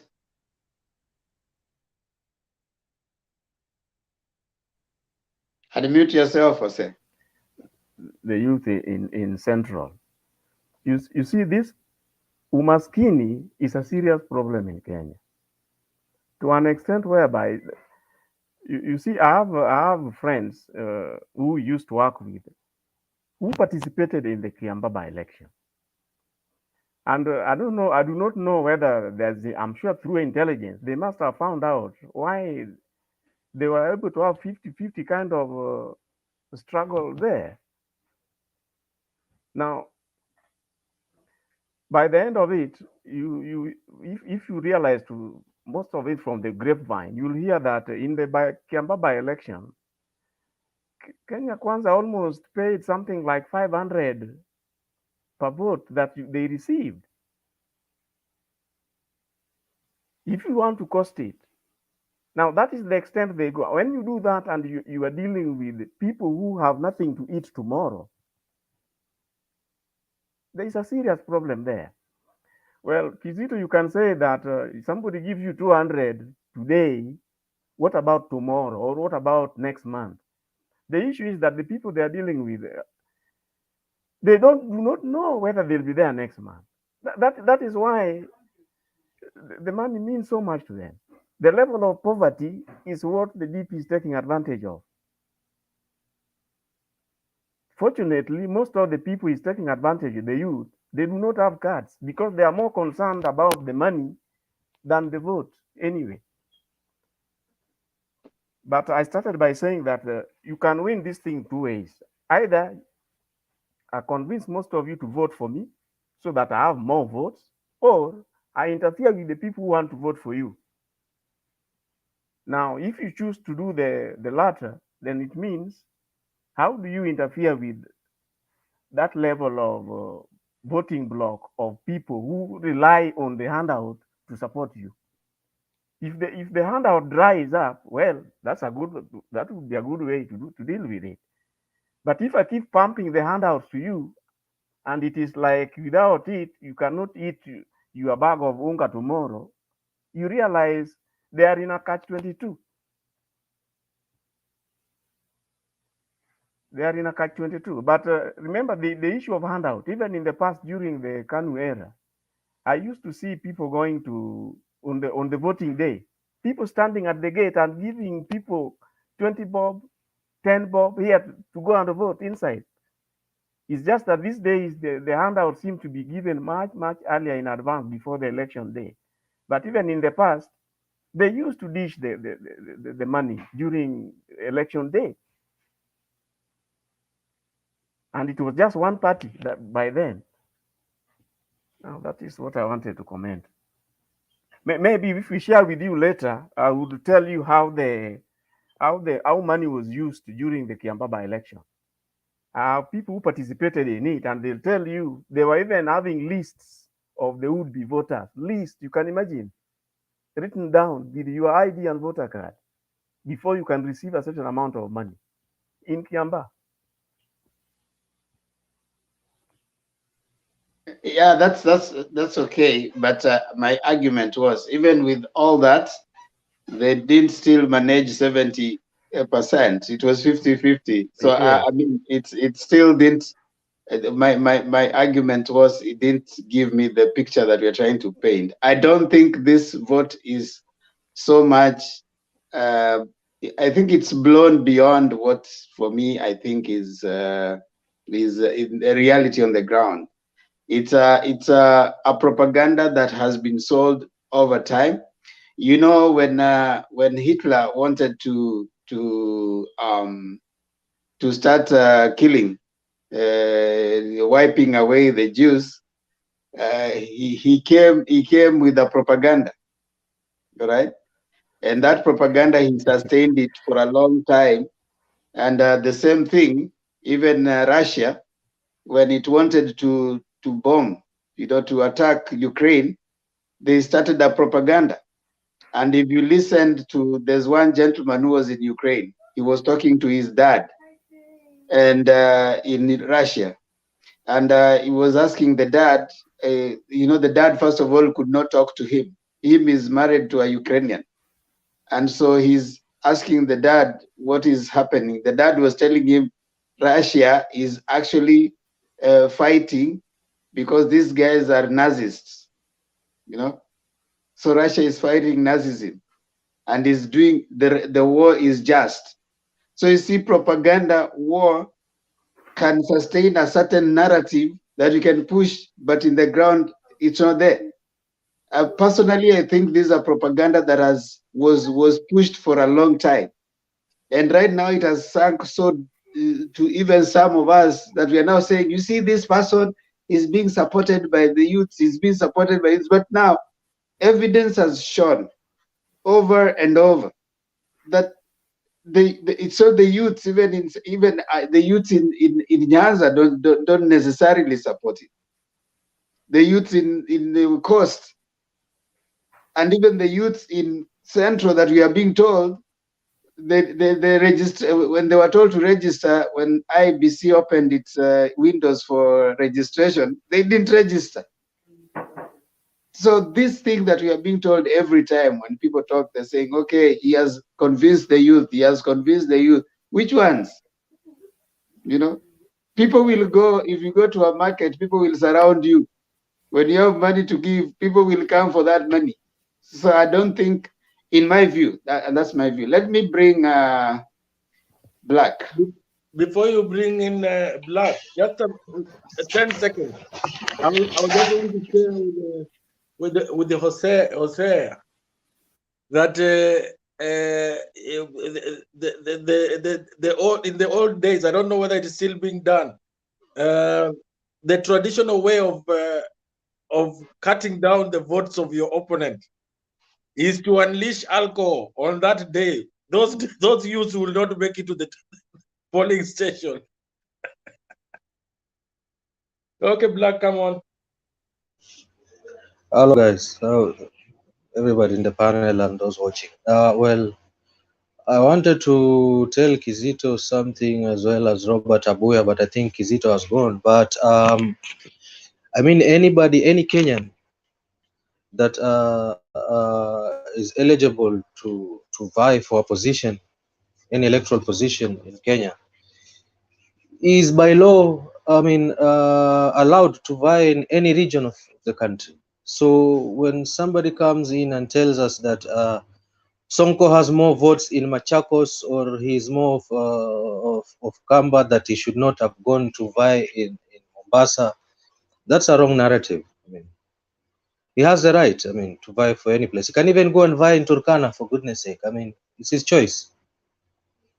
So, I mean, arguing in that angle, I fail to agree with Kizito. And then in regards to Robert Abuya, you are against the view of Sonko's remarks in the way that he says that it's perhaps time for somebody else aside from the Arab Coastarians to lead the Mombasa people. But it's the same narrative when we're being told that it's a time for a different tribe to lead Kenya, aside from the Kikuyus and the Kalenjins that have been leading Kenya. I mean, when do these standards change? I mean, do they just change when they suit a particular side, and when they're against you, it becomes wrong?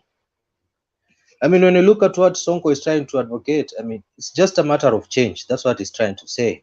I mean, yes, we've traditionally been having the Costarian Arabs as leading the place, which is okay. They have their right, and they have performed whatever they've done.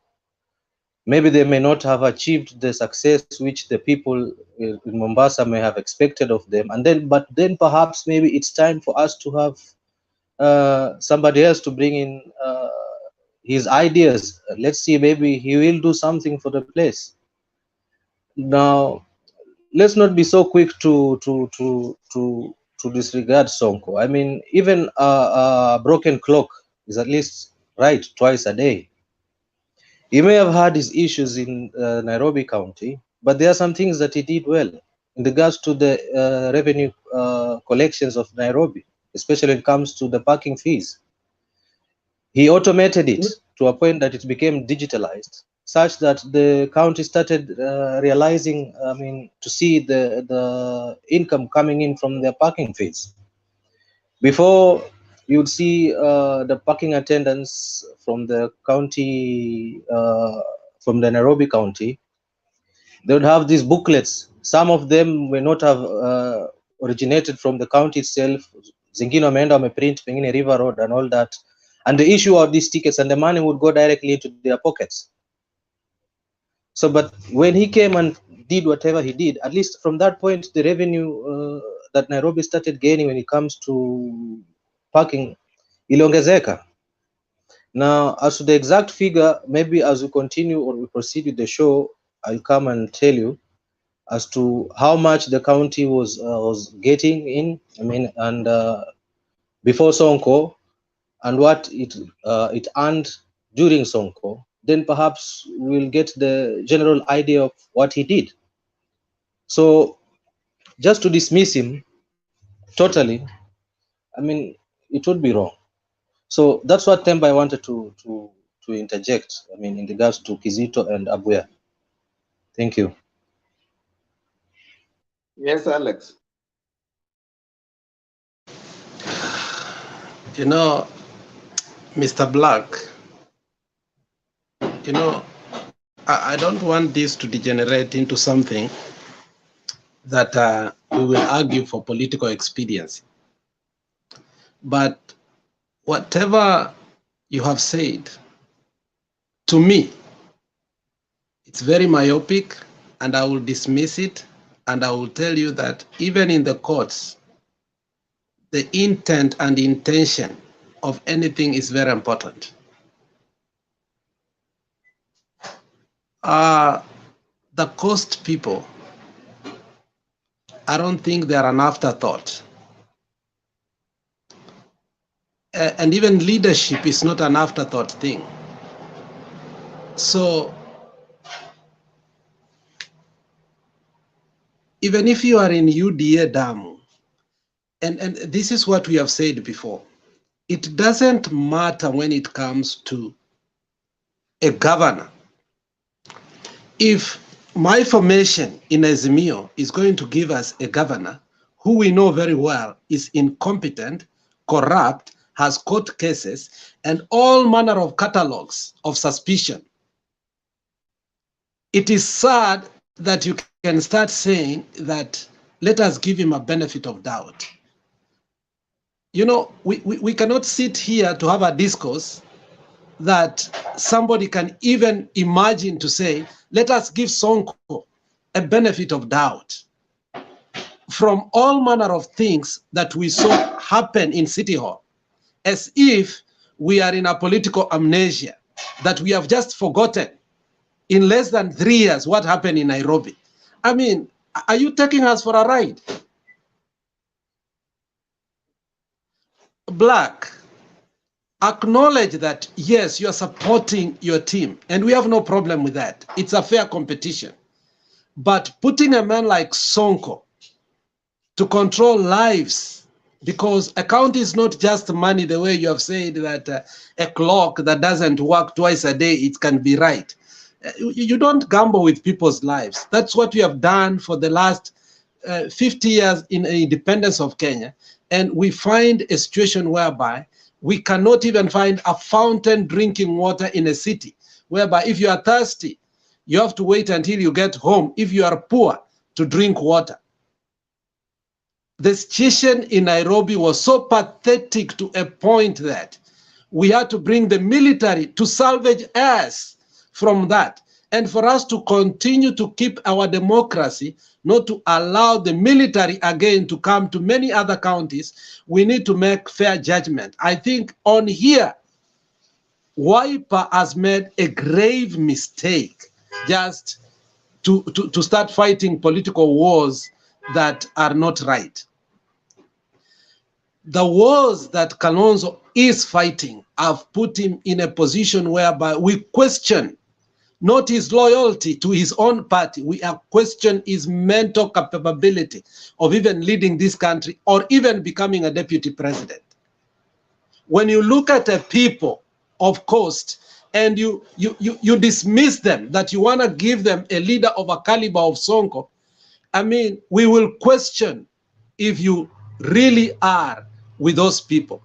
It is Cornel West, Dr. Cornel West, I think one of my favorite philosophers, who says, you cannot lead a people you do not love. If you truly love a people, you must think about them. Not once, not any point, not even a thought will come to my mind to support Sonko on any elective seat. He failed terribly, and you saw it. So let us not even argue about that. Wiper should cease from doing this kind of degenerative politics to the people of Mombasa. And the issue of bringing now at the Arab Coastarian, and I think you're beyond that. You cannot bring that. Why is it that you bring that even up?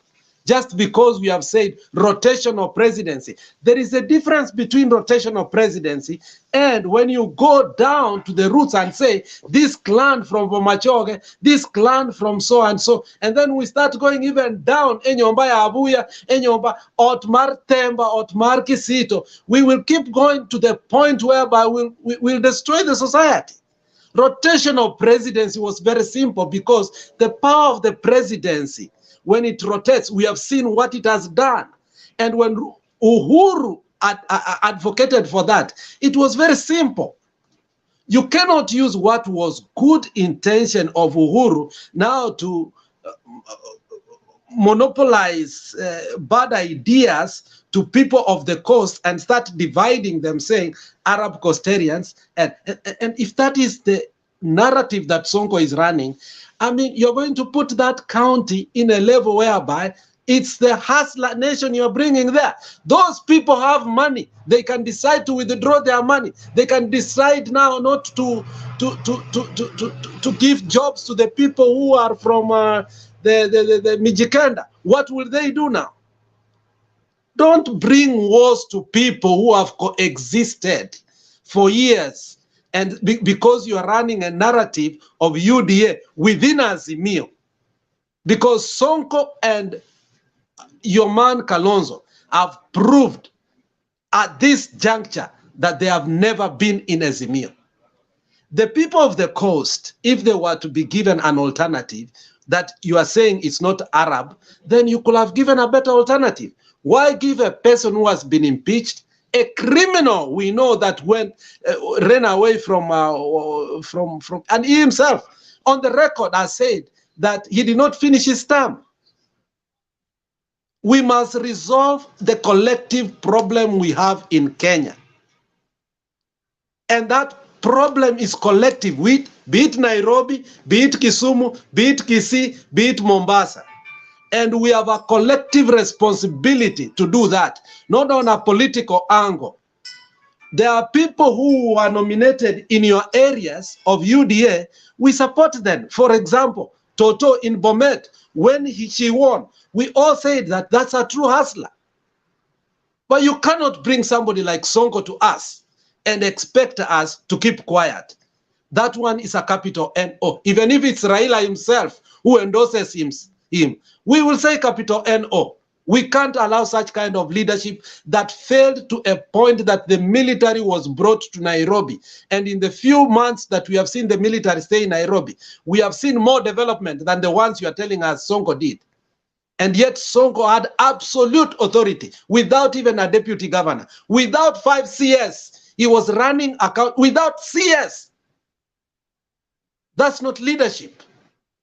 If that's the kind of leadership that you want, no wonder your name is Black. Thank you.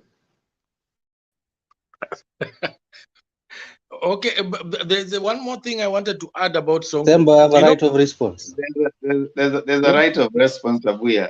Let's hear what Black has to say, and then we can come to you, Abuya. Yes, Black, right of response. Number one, welcome, Alex. I like it when we meet in the panel. I mean, it's evidently is explosive. I mean, no, I like it. You know, Black, that's you're great. my friend. Yeah. How are you though? I'm fine. I'm fine. Umekula kitu kidogo ya Ruto, sasa umeshiba? Bado sijapokea. Let me hope to get some. Now, in regards to what I said, yes, he may have had these corruption cases, but he appealed. It's in the Supreme Court now. We should await for the outcome of the Supreme Court. Now, if the IEBC themselves had gone ahead to clear him by the fact that his case is still not yet determined, I mean, his appeal is still not yet determined, we should take it that way. We also have criminals in Azimio. Sonko is part of Azimio himself. We have Waluke, who was convicted of having embezzled more than 300 million and fined close to around 1 billion shillings by the court of law. We have somebody else there, I don't want to mention his name. We saw him on live TV. He shot a DJ on his face. Criminal. We have so many criminals there. We have the governor of a certain place, which you already know, who have been involved in a particular murder of a lady somewhere who was pregnant with his child. We have criminals all over. But has that stopped them from vying for the seats? No. Now, in this case of Sonko, well, I don't think people will be dumb enough to be fooled twice. If anything, there's anything to be fooled by. Because number one, there's a senator who's going to be doing oversight for Mombasa. If he does his well, then for sure, we'll nab him if there's anything wrong that he intends to do. We have the EACC. We have all these state agencies that are able to catch him in the act if at all he's ever going to do it. He'd be a fool to even try to repeat the same. Now, I believe everybody deserves a second chance. And that's the reason why I've never had this argument of bringing up the issues of, I don't know who in Azimio is a criminal. You never hear me saying that. It's only this once or at least twice you've heard me saying that. Because I believe every human being deserves a second chance. It's only now that when they screw up on the second chance, that's when we get to see them for what they are. For instance, there are Costarians that in the times where we had the Nusum Kate government, Senator Orengo was the Minister of Lands. The coastal land issue was then and still is now, but it was not resolved. Does it mean perhaps that Senator Orengo is not able to do so?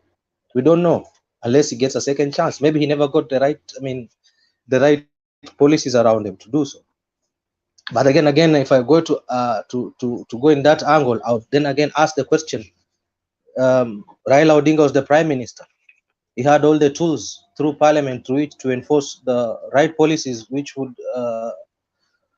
solve the land issues for the coastal people. So now when he comes in and tries to tell the people of Mombasa that he's going to settle their land issues, when he had the chance previously as a Prime Minister with full authority in the Parliament to enact laws, to enact policies, he had a minister in the name of Senator Orengo. in the lands docket and could not address it conclusively, does it mean that he cannot perform that now? I don't know. I don't wish to judge that, because I don't know. Maybe if he gets the chance this time, maybe, I don't know. Maybe he can do that. So my point is this: I believe everybody deserves a second chance until the point where he's exhausted all the legal means through which he can be addressed in regards to his appeal. We should just let it slide. Let it slide. That's it.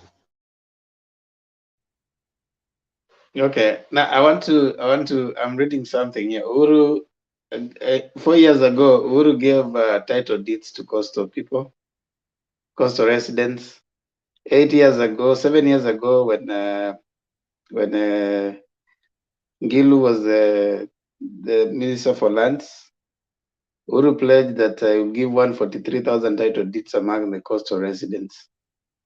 And then he's been issuing title deeds. 4 years ago, he did that. 9 months ago, Uhuru did that again. And he was launching also a malaria project 9 months ago. The other day, hold on. Okay. Hold on. The other day also, Ngilu was giving title deeds to her county members. But one the power leader, Kingi, he chose to imagine that I can go and say that the land question has not been answered. So he's going to the deputy president to say that he's the one who is coming to answer the land question. So, I wonder which other land issue they are talking about, yet the land issues are now being dealt with. Number two, I think, Black, you're being unfair. You are changing the debate. Do you think what happened today and what Sonko did today is a good thing, according to you? Okay, should I respond to that? Yeah. Yeah, Okay. but the No. Bro Benson hand has been long since even. True, but Yeah, I'll allow Benson. Hold on. okay. Yeah, respond to that. What was his mistake? To want to be part of a rally, or trying to save his life, and in the process, that is what happened? I'm trying to understand. I asked you, Because do you he's think part of what Azimio. Black? Okay. I asked you a question that was very direct. What did he do? That's the question. Do you think what Sonko did today was in order? That's what I'm asking. Which part? Because when he entered, or when he was escaping, or which part of his presence? Okay, so he drives with no other dignitary was driving with vehicles up to where he did. Was that the right thing to do? No, that's wrong. Terribly wrong. And he was requested to leave his vehicle away. He didn't do that. And of course, I hear there are people who got hurt in the process. Do you think that was good judgment on his part? That's terribly wrong. No sane man would even support that. Okay, now this is someone you are defending so strongly, and you think should be a governor. No, actually, if I was to support someone, I would support Sarai, because Sarai is my candidate as UDA. It's just that I was arguing from the point of what Kizito was saying, that Sonko should have gone to vie in Machakos County, because that's where his roots are originally from. And that's when I came with the narrative whereby I believe any Kenyan, as long as they have been cleared with IBC and are able, they can vie anywhere in the country. And I even went across to give an example, even in Turkana. That's number one. So from that angle, that's what I came into. Then I came to the angle whereby Abuya was saying that Sonko has been talking about it's time for somebody else aside from the local Arabs, Costarian Arabs, to lead the place, from which I also was against that. So, because I said that from the same narrative whereby we are being told that Azimio most of the Azimio leaders were saying that it's time for another tribe from another community to lead the country. So on the same narrative, I was saying maybe perhaps it's time for somebody else from a different community to lead the coastal people. Maybe they might come with a different solution. But that does not mean that I support him. My support is 100% behind Sarai. When it comes to the ballot box, there's no way I'm going to vote for Sonko. I'm going to vote for Sarai. That's a fact. So Temba, my name let has me been just mentioned, be and clear. I would I do like not support to. Sonko in any way whatsoever. I would never vote for him anyway whatsoever, because he's on the wrong Temba, my side. name has been mentioned. The wrong side. He's on the wrong side of the fence. I do not advocate for him. So let me be just Temba, crystal clear. I support Sarai. Why will He's you never amongst the vote for indigenous. Sonko? What is bad with Sonko? Tell us. Hold on, You were Hosea. supporting it Temba, a while ago. He's on the Hold wrong on, team. He's in the wrong team. hold He's my the on, wrong name team. has been mentioned. hold on, people. Can you mute? I think we That's agreed that before you speak, just wait. You raise your hand, then I'm seeing you. At the point at which I'll give you time, you will speak. Why are we now degenerating to start heckling? Okay, No, thank because you. my Now name you're was talking. mentioned. I haven't given you time, Abuya. Yes, Bro Benson. Habari za watu Alex, Osea, Robert Abuya and Black. Mimi niko salama, lakini sasa saa zingine unajua I don't know, like do we sometimes reason like the people who can change the mind of people? Because one thing that I believe in is party doesn't matter, because immediately you are elected with the UDA or DM, you become a state officer. You are no longer serving only the UDA or the Azimio. You serve everyone. But as a good citizen or as a person, if you want something good for your country, you have to lay out qualities of leadership that you want. Yeah. And believing that when these qualities, somebody has this quality, the qualities that somebody has might reflect the service that this person is going to give. And that's where, like, somehow I want to disagree with Black on how you reason. I don't think like you are reasoning well when even you are giving comparison whereby you say, oh, they are big, they are even like those in Azimio who are criminals. If somebody is a criminal, let us not compare the criminal people. Let's say so and so is criminal, so and so is criminal. They are all bad. Because if you are comparing, it means that, okay, you are advocating for him because so and so is also criminal, which is not right, you know. And the way you argue about Sonko, you know, and his quality of leadership, yeah, is that leadership with the dramas that sometimes he has, you know.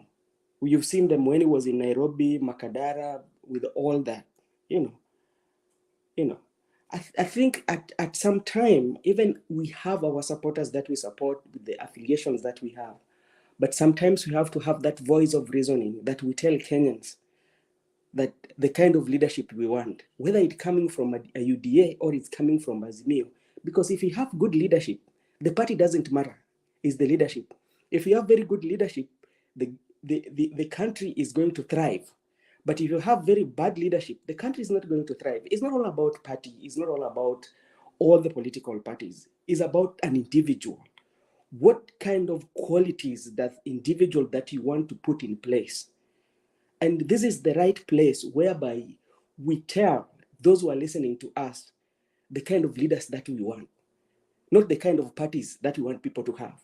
When we tell them those kind of leaders, Alex mentioned about the lady in Bomet. Yeah, everybody celebrated that when that lady won that seat.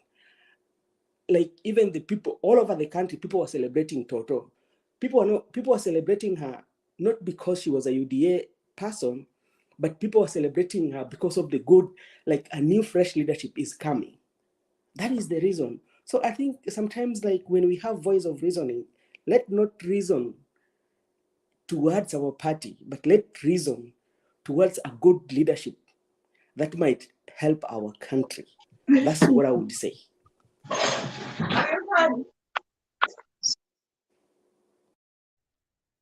Yes, Abuya. The reason why I became unruly, and I apologize for that, was that Black mentioned my name. What I wanted to clarify. You don't unmute until you are allowed to mute. Hiyo tabia ni mbaya. Sometimes sisi ambayo tunapenda demokrasia tunaweza teleza kidogo, na nimeomba msamaha. Sawa, endelea. I wanted to tell Black that what bothers me about Sonko and the statement that made me say that this fellow is trying to destabilize the tranquility that is being in Mombasa is that the first statement he made at Mariakani, when the day he was coming from Nairobi, he made a statement that hii Mombasa sio Waarabu peke yake, hata sisi Wakristo tuko. You know, already that tells you that he has taken sides in terms of religion. It is not about dialect or the way Black is trying to put it, that we want, you're trying to compare it with the national debate and this local county debate. But Abuya, yes, Abuya, yes. Is Warabu a religion? No, Arabs are basically Muslims. They But are a being race. Arab is They not are a a race. religion. They are a race. It's not about religion. Yes, but the fact that he said, he started with saying, hata sisi wa Kristo tuko. He did not say that. He said he's also a Muslim. He even went across to say that ni makosa yangu mimi kuzaliwa kama kwa baba Mkamba. He went across to say that. But nimezaliwa Mombasa. Anyway, So he mentioned two things, Mkamba and a Muslim. No, I mean, I'm calling a spade as it is. I will never ever vote for him in Mombasa because I believe Sarai is far much better, scandalous, far much better option than he is. But at least it's good to say things as they are. He's an Azimio guy, for goodness sake. I can never go to that. Abuya, But let's ukweli. Black. He never brought Wacha the Abuya- Christianity Muslim issue. Wacha Abuya malize his thought. Yes, Abuya. I just want to say that it is becoming impossible to convince Black otherwise. And I will allow him. I know why. I want to believe that Black is enjoying it because the guy is destroying Azimio from within. So he really has to put up some kind of defense for somebody like Sonko. So Black can let it go that way. Okay, Alex. No, I won't let Black go scot-free for his lies here. Black, during the Nusumkati, I want to educate you on this. Baba did not have power. Baba really barely survived on that government. Baba did everything he could do so that this country could stay together. Any normal sane person, and even the Kiraitus have come back to say, and even Kioni himself on the record has said in the morning show that even when the Nusumukate was the most difficult moment, whenever Raila was approached with a problem, he put the country first. Baba delivered half of the title deeds through Orengo and with anticipation to help the Coastarians when he takes over the government, and that was thwarted. You remember how Orengo worked tirelessly to help the people of the coast. So you come here and tell us, and even when that happened, there was a lot of difficulties for that to be achieved, especially in the land ministry, which they did not even want to give people from the ODM side. So you cannot come here and lie that Baba, being the prime minister then, had absolute power. Those are the words you used, that he had absolute power, even in parliament, to do whatever he wanted to. Baba could not even help us on the Mao issue, and you realized how hard he worked. A simple thing like Mao, he was fought on for political expediency because they were looking anything possible to put him down. We have followed Baba for years, and we know his historicity much more better than you. If you have not read about Baba, if you don't know anything about Baba, and it's Adams who said here the other day that these people comment about Baba and they have never read anything about Baba. They don't listen to Baba, but they come here and speak things that they don't know. So for you to speak about Baba and the Nusumkate and the Ministry of Land, it looks that it's beyond your pay grade.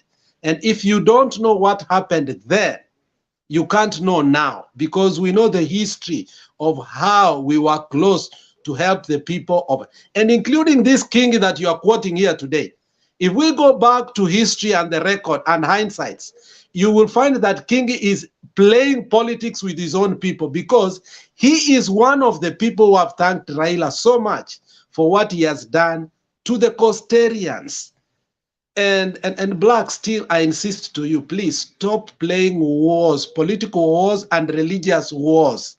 Religious wars have caused this nation before to have gone down to a point that we are in Somali because of that religious war that you want to bring. We could not have gone to Somalia. Why not? That's why those things happen in Mombasa, because of that kind of utterances you're making. Very dangerous.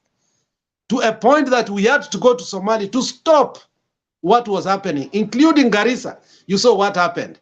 We should not try to create another religious war in this country. Secondly, we cannot, Costa has been having issues that you know very well. Don't take advantage of those issues, because the people who will suffer, and I'm telling you, are not the people who have money, are the people who do not have money. Any nation that knows that in the economic development class, in economics, there's something called the history of economic development class.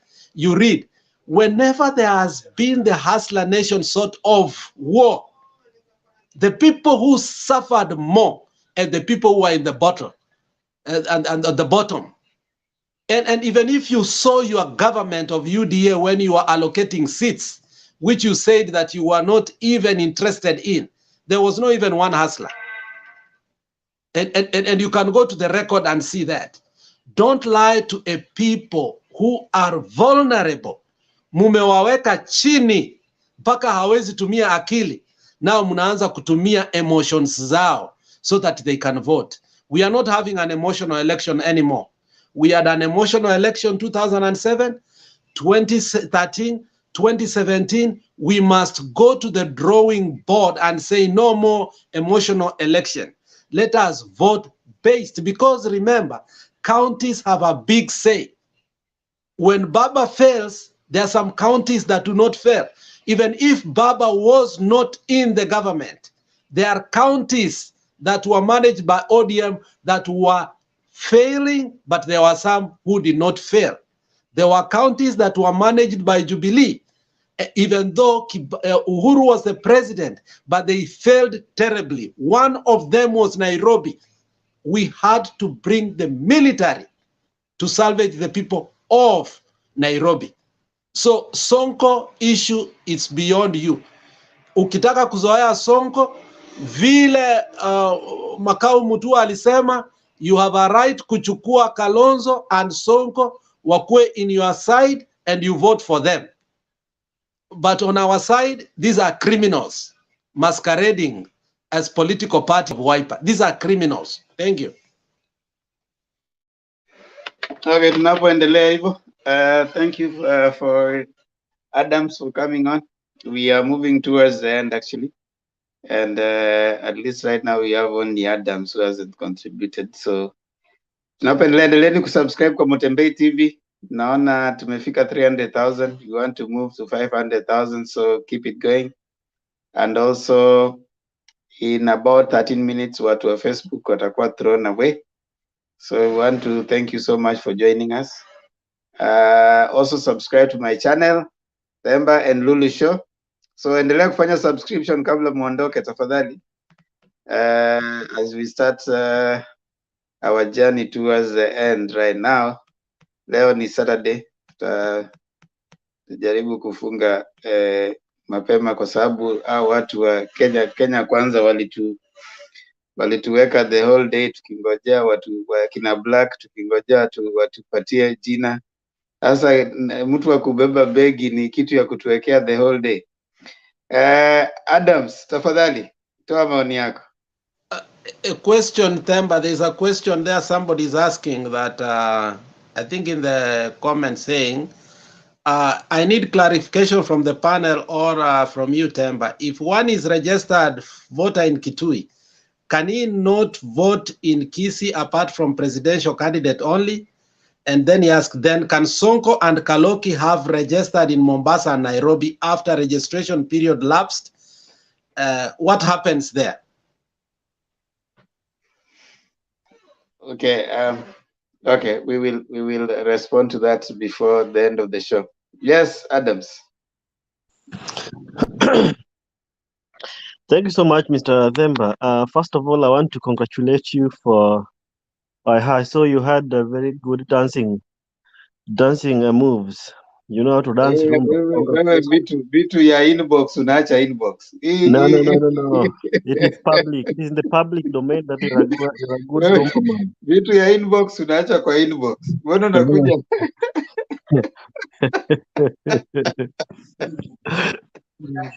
Asante lakini.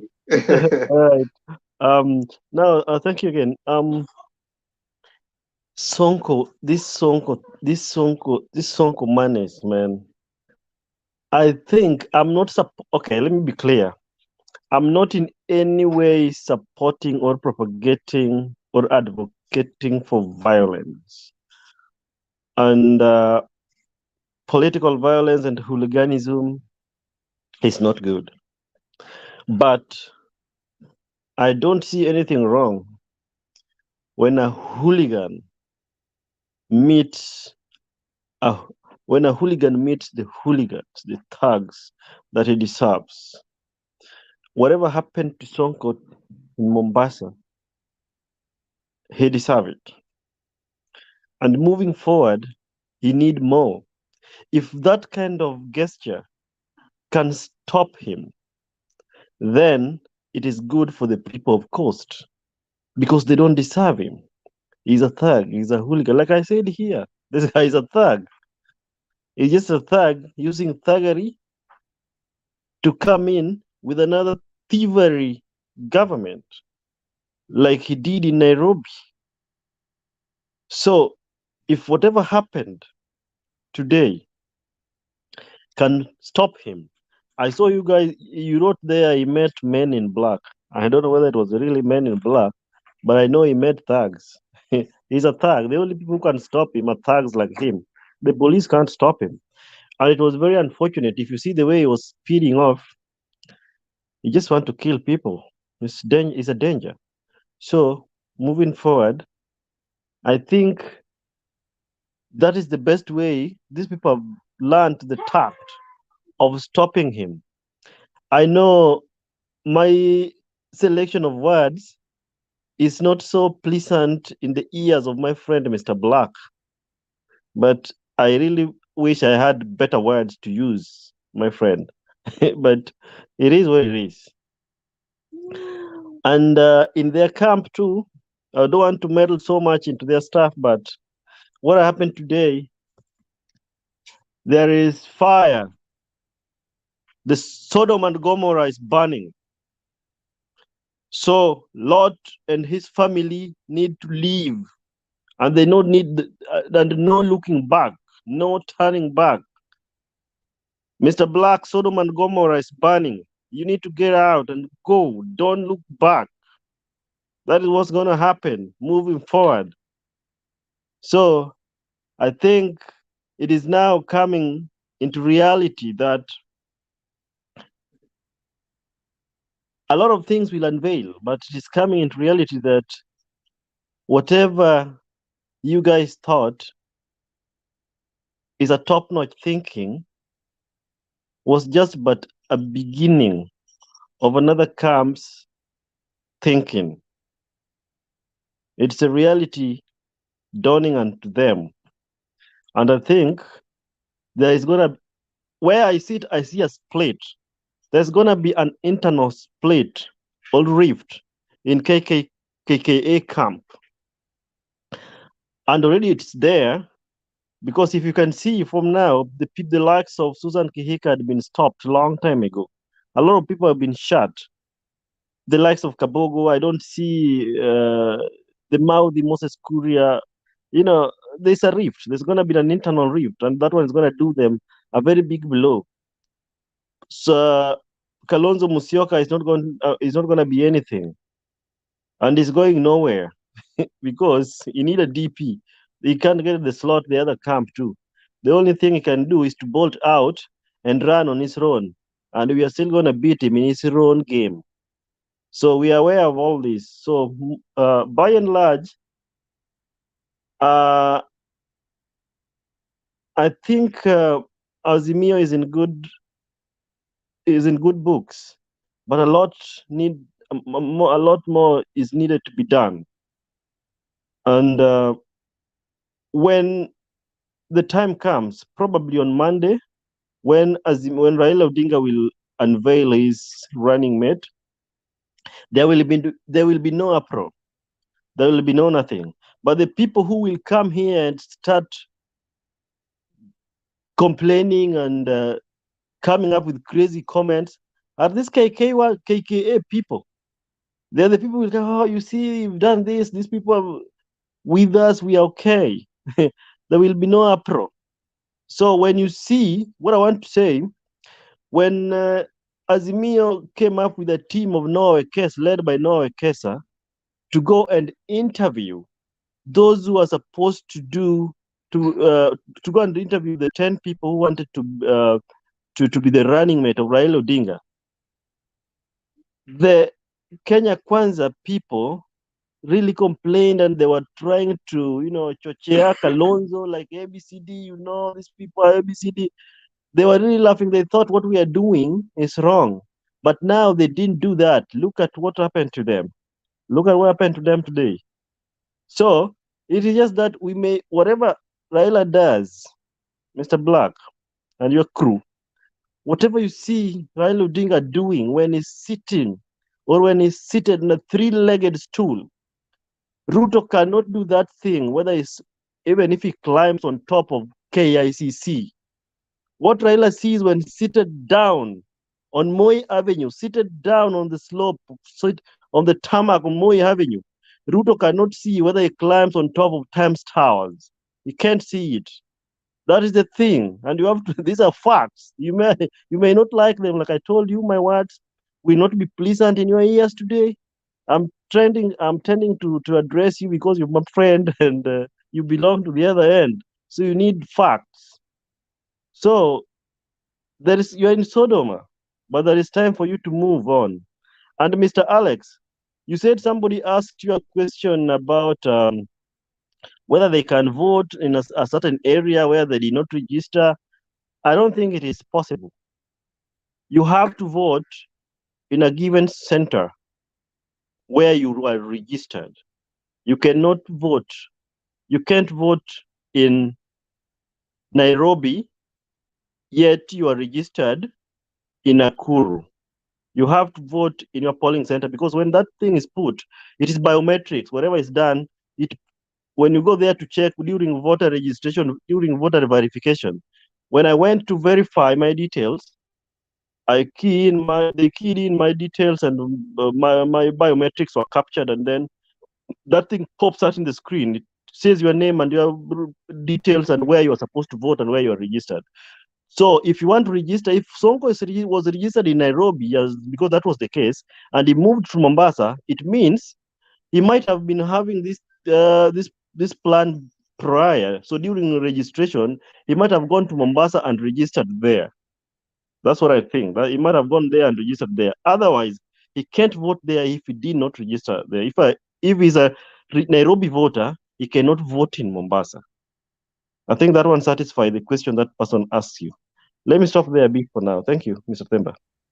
Okay, thank you, everyone. I think we want to start closing, and this is how we are going to do it. Hold on a sec, I can see your hand, but wait.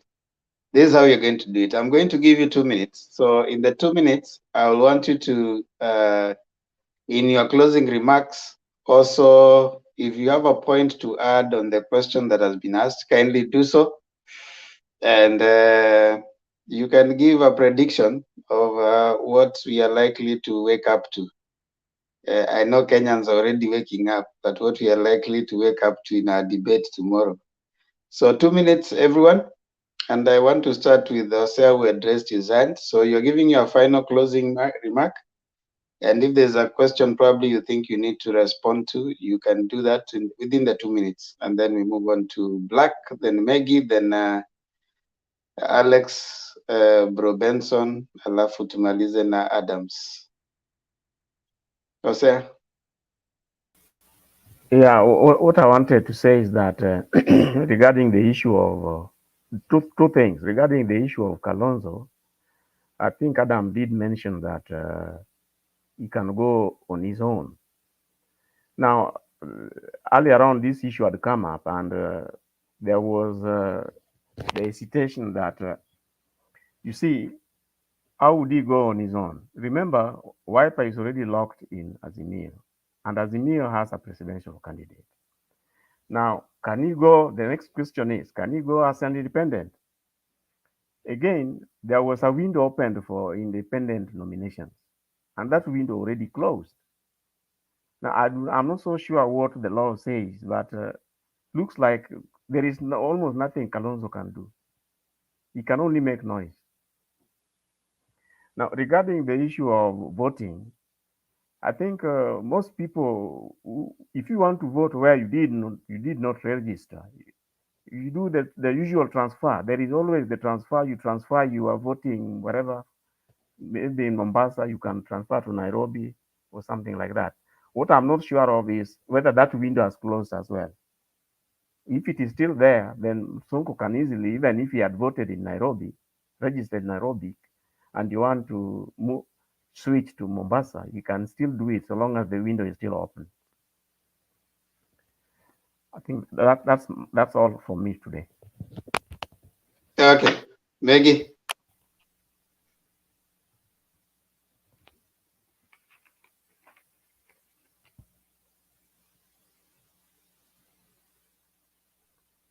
Maggie, unmute.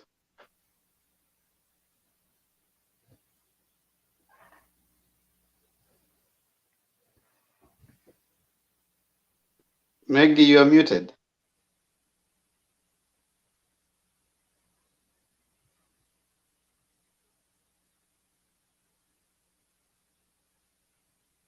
Haya, wewe ng'ang'ana na kutafuta mahali pa kuunmute. Black. Aya, niko Hello sawa. again. Sorry. Niko sawa. Haya. Asante.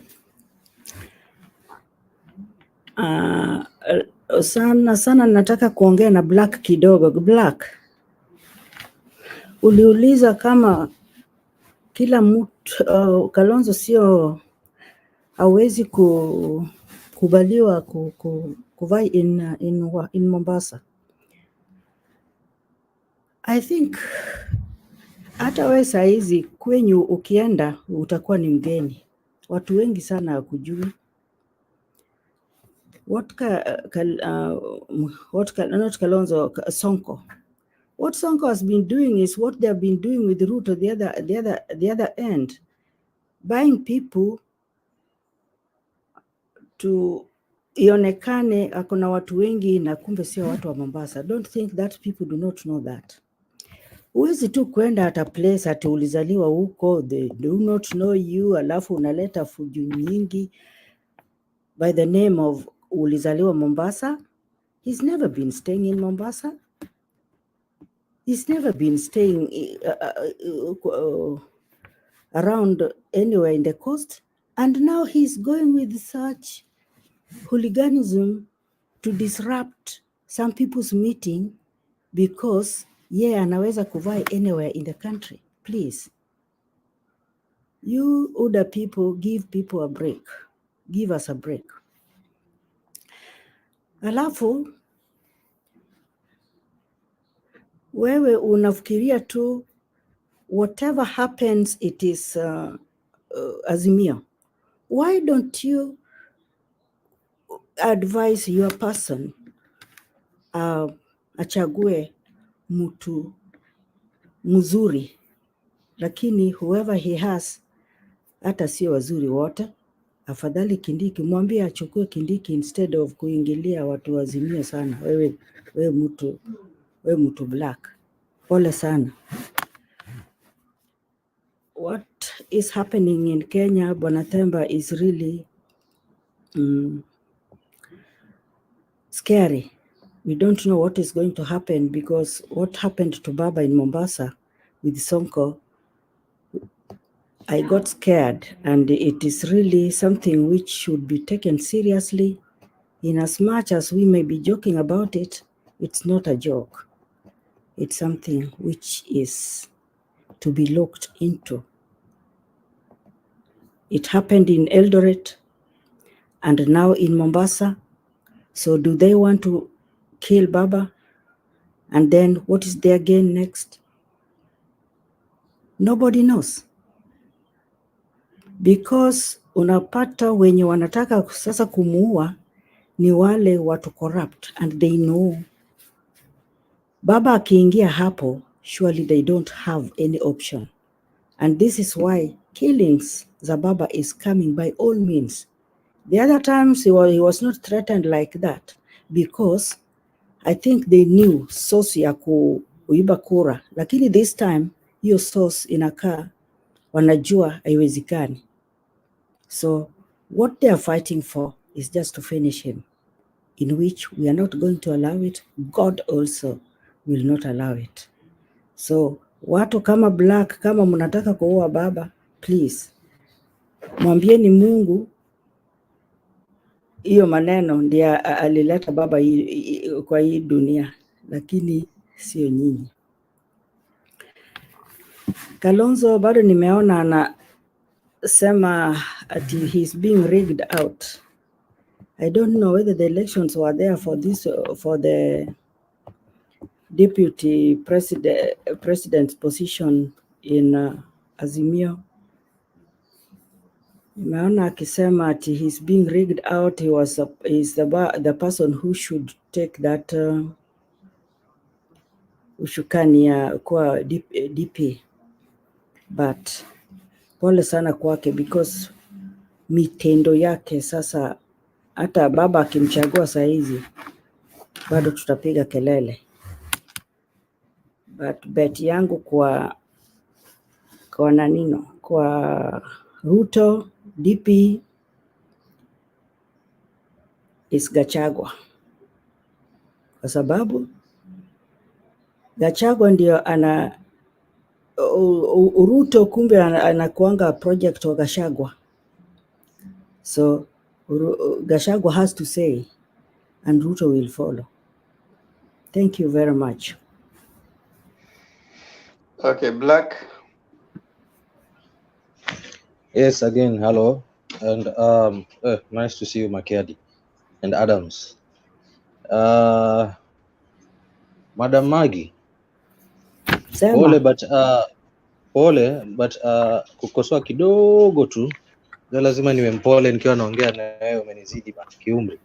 So siwezi ongea na wewe naongea na Makiadi na Adams. Must approach you with caution as a mother. Thank you. Na adabu. Sasa madam ama mama Maggie. Yes. Sonko ni wa Mombasa. He was born in Mombasa, he was bred in Mombasa, the family lives there in a place, to be exact, called Mtopanga Estate. It's along Kisauni in the Bamburi area where their family is still there. So ukisema hajaishi pale, tutakuwa tunamfanyia injustice. Unajua, like I always say, hata kama mtu ni wa upande ile nyingine, mu anapendanga kusimama na ukweli, hata kama he is of no use for us. I mean, but nasema tu ile ukweli. Yes, ni mtu wa Mombasa, amezaliwa huko, anaishi huko, familia yake iko huko, and I even know them personally. So yeah, ni wa huko. Na sasa kusonga mbele, hebu acha ni kujibu hapo. Unajua utajua watu wengi sana, lakini Megi, hatujibizani, tunafunga show. Okay? So tusijibizane, wacha black funga, toa maoni yako ya mwisho, tunafunga show. Asante. Yeah. So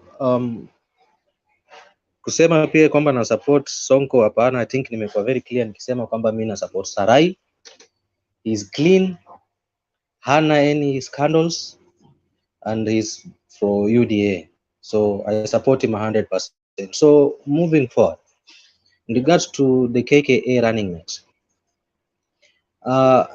number one, I think my 5th president to be in the nearest future, just few months to come, the current DP, William Samoei Ruto, may have decided to postpone it just to deliberate on ways on how to manage the ripple effects that would come up as a result of whatever candidate he may decide to pick.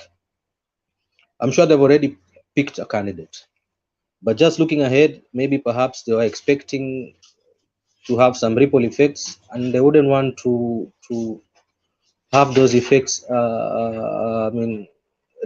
Give them the risk of losing votes. So maybe tayari wameanza kupanga damage control in advance, whereby in the sense soon akishaamua whether it's going to be Gachagua or Kindiki, they already know what measures they're going to take to quell any emotions that would arise or would hit up from the choice which he would come up with. So it is fine, it is good, it was a smart choice. Now the best thing is, if you've noticed, is all this has been happening behind the scenes. It's not like hii pande nyingine ambao sitaki kuwataja napatie airtime ya bure, ambao wamekuwa wakifanya kila kitu televised when the candidate already knows he's running it. So moving forward, I would try and I would tend to go towards Gachagua for many reasons. One, Gachagua, has risen through the ranks to reach to the position which he is, to even reach the point of being suggested as being the running mate. He has served as a DO in Laikipia, Kirinyaga, Kiambu, Turkana, Wajir, Kakamega. You see, he's worked with various communities for the government.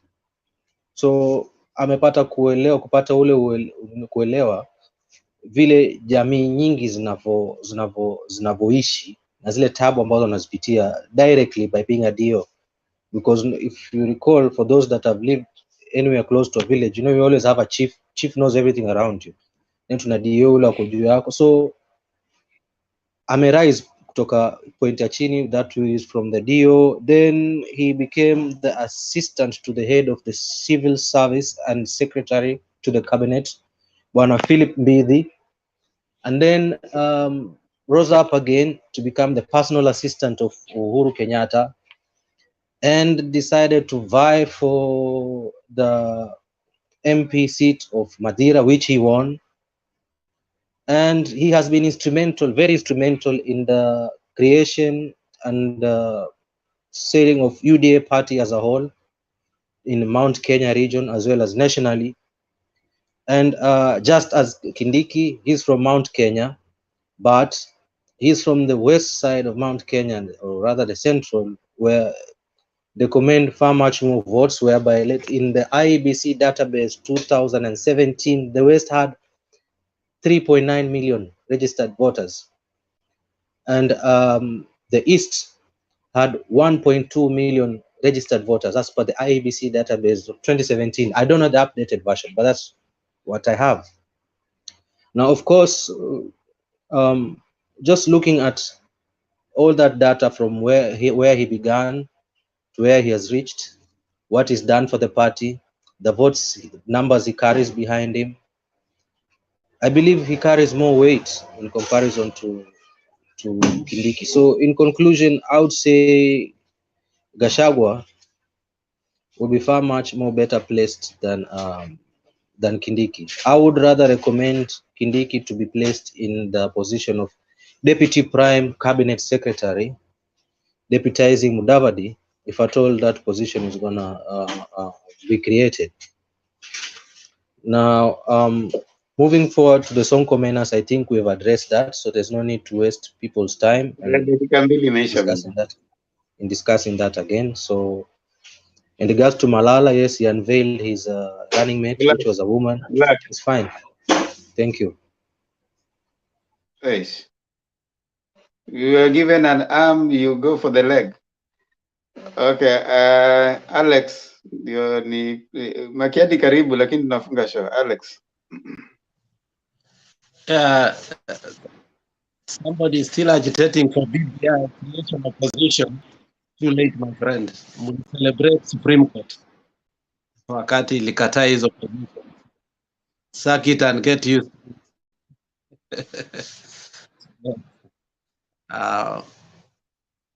My predictions, Kalonzo is looking a way out.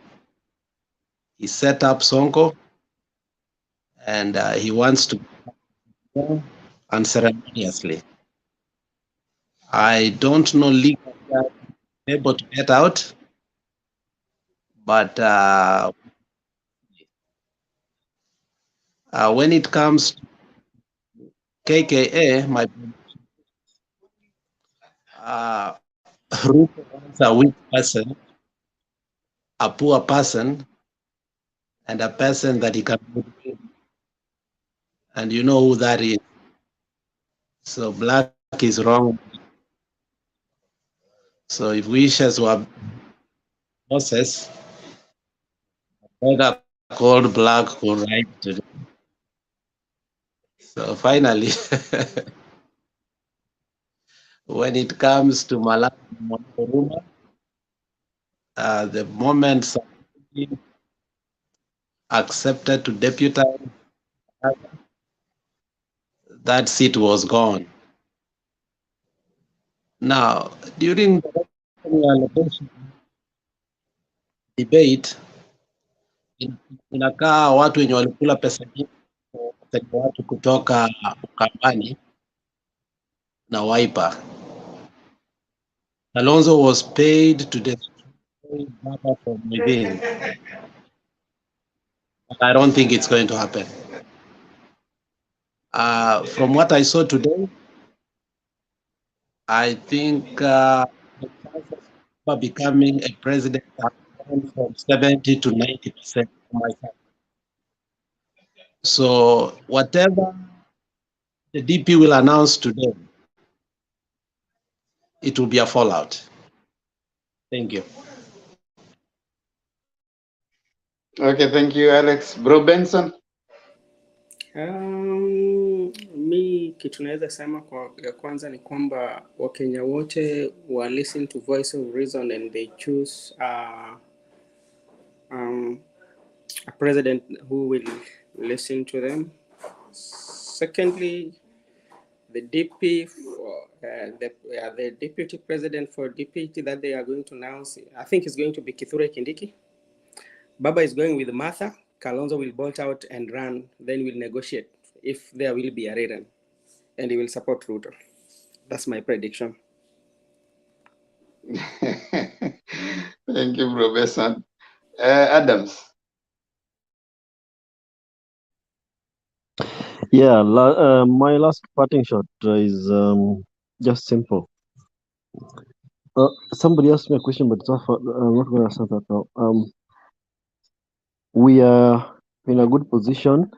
I think Ruto will go with Rigathi Gachagua to avoid a revolt in Mount Kenya. He don't want to risk it because, we have the gamer community. The Embus and Merus are the minority. When you talk about the Gema, Embus and Merus are minority. And that is where Professor Kindiki Kithure comes from. So I believe and I think from the look of things, Rigathi Gachagua is so powerful. So powerful to the extent that we didn't even know. So my prediction is Ruto is going to go with him. He's going to disappoint Professor. And on our side, most likely, Martha is going to take it. Yeah, that's how things are going to unveil themselves. Moving forward, I think in Kalonzo's case, I want to kind of support what Brother Benson have said. I know that the window period of Kalonzo bolting out and contesting on his own, that window is gone for independence, gone. But still, he can just get out that emotional effect, the emotional effect and the impact, because I believe he's working within to destroy within without going anywhere. So it's a flip. Either I can stay just to stay in Azimio and keep disrupting, disorganizing things, or he can bolt out, not to contest really, but he can just bolt out and say verbally that I'm supporting either Ruto, or he's just bolting out like you don't want to be part of anything, just to disrupt these people. Bottom line, and most likely that's what he's gonna do. But he's not going to really run for office because I don't think he has what it takes on his own to run. But the threats of the likes of Mutula Kilonzo Jr., who was threatening that if you don't get it, if Kalonzo don't get it, then he's going to bolt out, and on Monday they are going to announce their candidacy. I don't know. It's a 50-50 thing, but I don't think there's that period for them to do that because the time is gone. Otherwise, by the end of next week, when after knowing all the running mates, now the race is going to start, and I foresee our numbers going higher. And after naming the running mates from both sides, the opinion polls, which is going to follow next, Raila is going to be ahead of Ruto. That's my prediction for now. Thank you. Okay, thank you so much, everyone. Makiadi, now you'll do your closing remarks. You read for us the constitution, and then leo umekuja kuchelewa, alafu we do our national anthem. Thank you everyone who came, and allow Makiadi to just give. You can give your thoughts maybe in 3 minutes, and then I'll bring you to read the article. Just what you have to say, and then maybe you'll we close. All right, thank you. Today I was in the house in the morning, and I was looking everywhere, waiting for the news, breaking news, to know who is going to be the DP's candidate for Kenya Kwanza. Unfortunately, by the time I was leaving the house, they had not announced. I thought they said they had a name, but it seems they don't have a name. I don't think William Ruto is going for Kindiki. And the reason why I think William Ruto will not choose Kindiki is because Kindiki does not have a scandal. So probably he's going to stick with the Rigathi Gachagua because Rigathi Gachagua has a case in court, just like him. And I believe they flock together. So they have a lot in common. And the other thing I know is that Rigathi Gachagua probably has been financing the activities of UDA with the so-called money in the bank that he can't explain where it came from. So he has a lot of stake in UDA, and I believe Ruto will not take that for granted.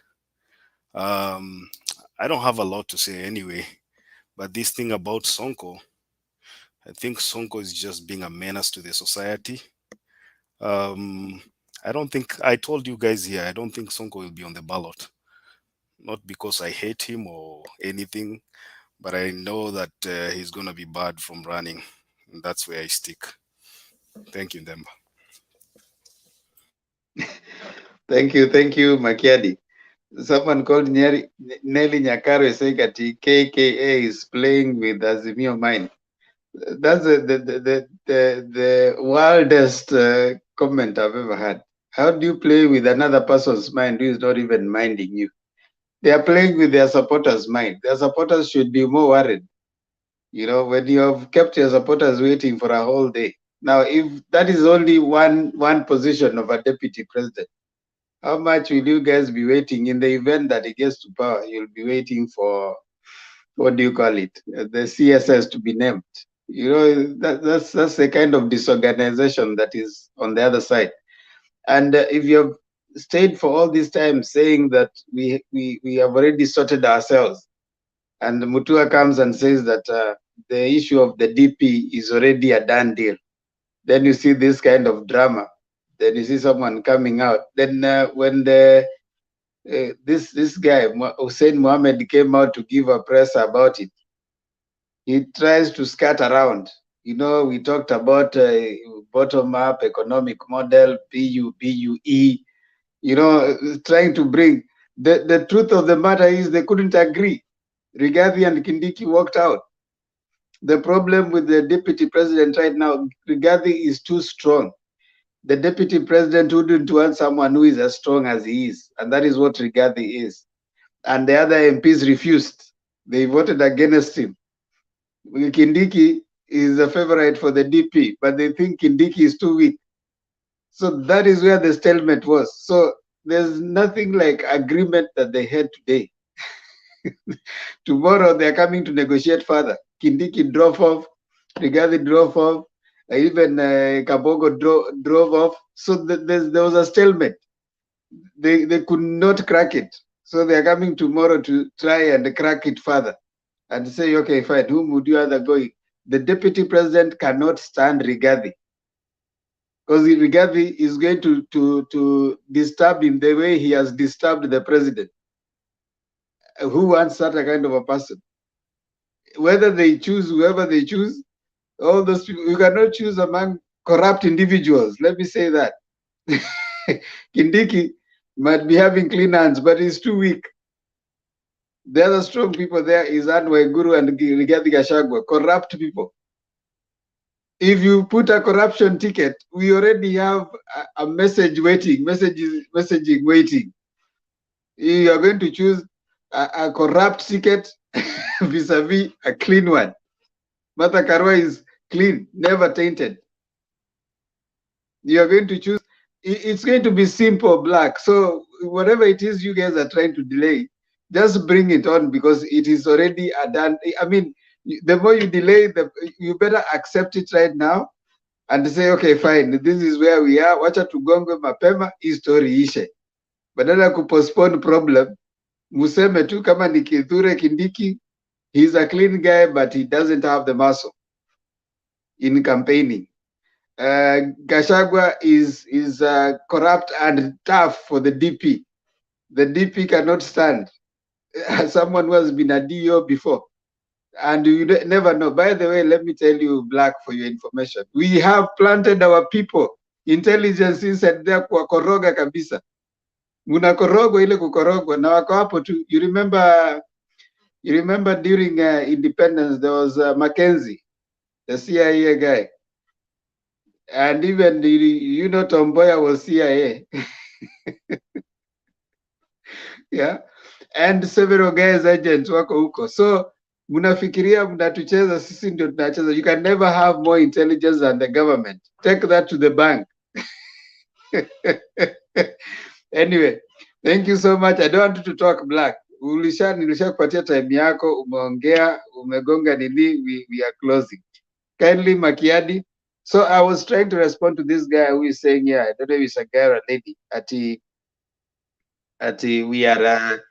we are confusing Azimio. You are the ones being confused. We have planted the intelligence huko ndani, mnakorogwa. Kesho mnafikiria mnakorogana, lakini nyinyi ndio mnakorogwa. So tunaendelea, tumeinfiltrate hiyo Kenya Kwanza. Confusion ile tunaweka huko ndani, tunaiweka tu vizuri, yeah? Huyo Mutua huyo ni wetu huyo, sasa anatuchotea huko, anatuambia hivi, anatuambia hapa walisema hivi, hapa ashatuambia hakuna kuamua, mliamua. There's nothing that you guys arrived at. So msitudanganye hapa ati we have already decided. There's no decision that was arrived at. So let me go back to Makiadi to read for us the Constitution.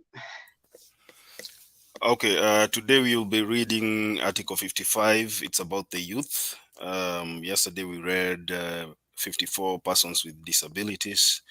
And so it says the state shall take measures including affirmative action programs to ensure that the youth A, access relevant education and training, B, have opportunities to associate, be represented and participate in political, social, economic and other spheres of life, C, access employment, and D, are protected from harmful cultural practices and exploitation. Thank you so much. Let me acknowledge some people down there. George Maganga. Nelly, that surprise will be in UDA supporters. Yeah, UDA supporters. Ninawahurumia sana UDA supporters. But Temba Azimio is bleeding votes, like I always mention here. You are bleeding votes. Azimio is bleeding votes right now, left, right, and center. I keep saying that every day. Sisi tumewatumia checkmate. Unaona huyo mtu wako hapo, tulimtuma, huyo ni intelligence. You guys better start believing tumemtuma hapo as intelligence. King ni intelligent. They just don't. Tumawekea hapo, unajua tulituma Mutua kama apige box huyu jamaa asitoke, na hatuta announce running mate kesho. Tunai announce Monday saa 8. Saa 8. Believe me, ni tactics tu. Nani ya mwisho, unajua baba na mkanga mwisho kabisa, mkienda rally baba anafika huko saa 8, watu wengine wanaongea, baba ataamka kitu saa 10, 11 huko. Sasa hizo ndio baba ana announce. Aki announce hivi, hakuna kitu huyu jamaa anaweza fanya. The only thing anaweza fanya ni kukampeinia mtu mwingine. Hivyo tu. Hizo stories zingine kuisha. He cannot vie, he cannot do anything. Uzuri wa UDA na wakina Black tumejua already mwenye watachagua either Kindiki ama Gachagua. So unaona sisi they still like who is going to be to be chosen? Is it Munya, Karua, or Kalonzo? We still have 3 people. So no, we know one, but Mamegi wacha. We know one person that we won't choose. Kalonzo will not be chosen. Kalonzo, so whatever it is that they have to do, wafanye mapema. Nelly Nyakaro, George Maganga, Lusweti Nancy, Evans Nyatuka, yeah, SK, tumeka Mutua huko ku confuse SKM, huyo mtu wa hivi na kule. Huyo ni intelligence Buddha, tumemweka hapo, yeye anatupatia Gigi man, asante. Karua will face off with Waiguru. I mean, you can't face off with Waiguru. I mean, Waiguru Ruto ticket tunaishinda asubuhi. We simply bring NYS na Westo. Gachagua na washinda. Kikwetu Ventures, asante. David Olo. Mount Kenya has been left empty-handed. Yes, wanawekewa DP, alafu hiyo DP wanaongezewa Mudavadi hapo achukue hizo kazi zake zote. Sasa hiyo pesa ni Mudavadi anaenda kukula. Naona sasa hata hamna nini. Naenda kubeba bag tu Mount Kenya. DP atakuwa ni mtu wa kubeba bag na kuambiwa enda attend hii mkutano, president hayuko.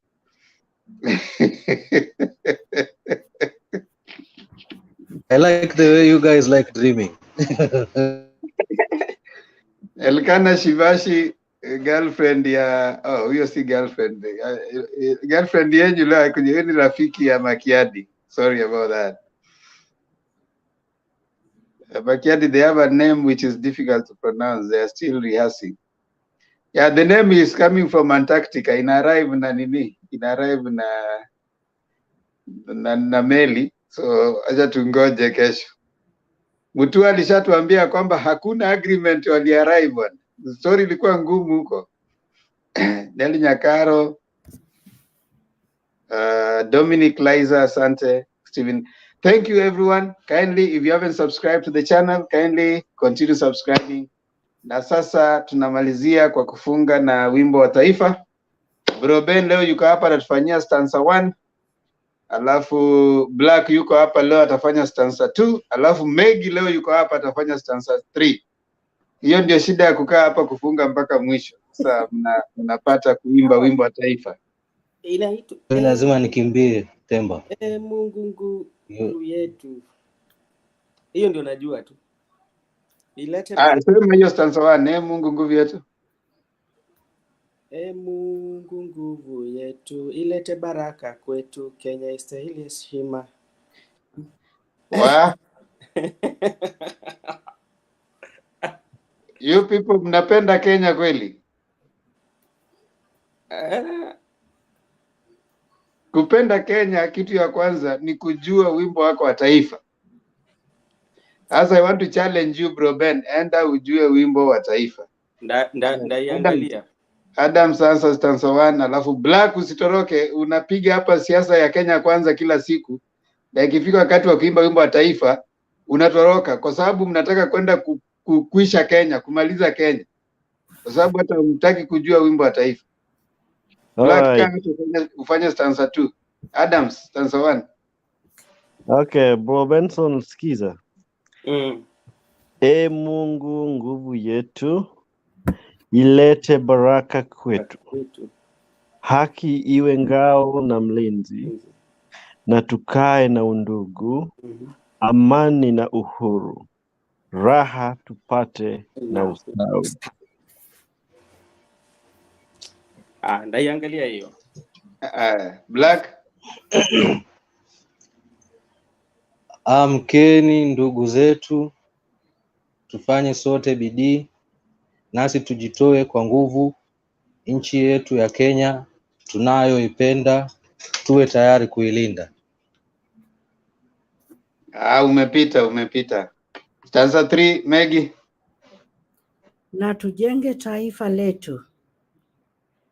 Ndiyo wajibu wetu. Kenya istahili heshima.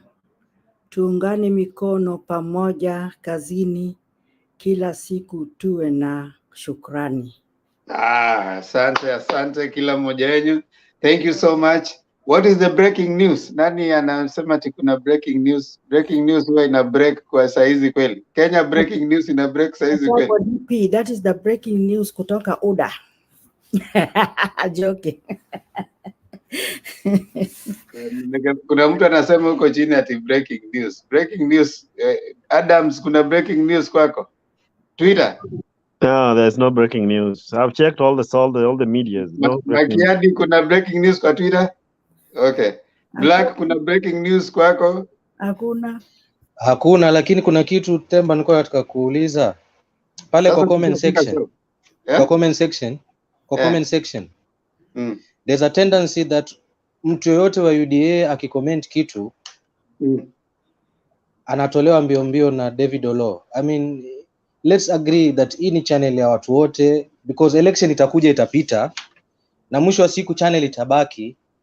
So I mean, let's be tolerant. I mean, try to speak to David Olo to be tolerant of opinions of others. Black, Megi nyamaza. Megi ni nini? Relax. I mean, zote ni watu wamoja. Hii we are all one. No, hakuna chuki, tunapendana. Ati anapelekwa mbio. I mean, anapeleka watu mbio. I mean, we are wote ni watu wamoja. Mr. Black, how do you know that somebody is a UDA supporter? When they write down there, how do you differentiate that because you can read when ukiona mtu kwa mfano, Just go to the comments right now because I think you can see there. Uh-huh. Naona Olo anatishia mtu anaitwa Nelly Nyakoro. I think amesema I cannot wait to visit this tomorrow. Naona pale Mount Kenya tuko sawa. You can take from the way wanaongea, you can tell mtu ni wa Azimio. But Black. I've been in the comment section. Nimekuwa pale. Olo can say anything he Hold wants. on, Black. Olo ameandika hapo ati Nelly Nyakero, be careful, I will block you. He cannot block anyone.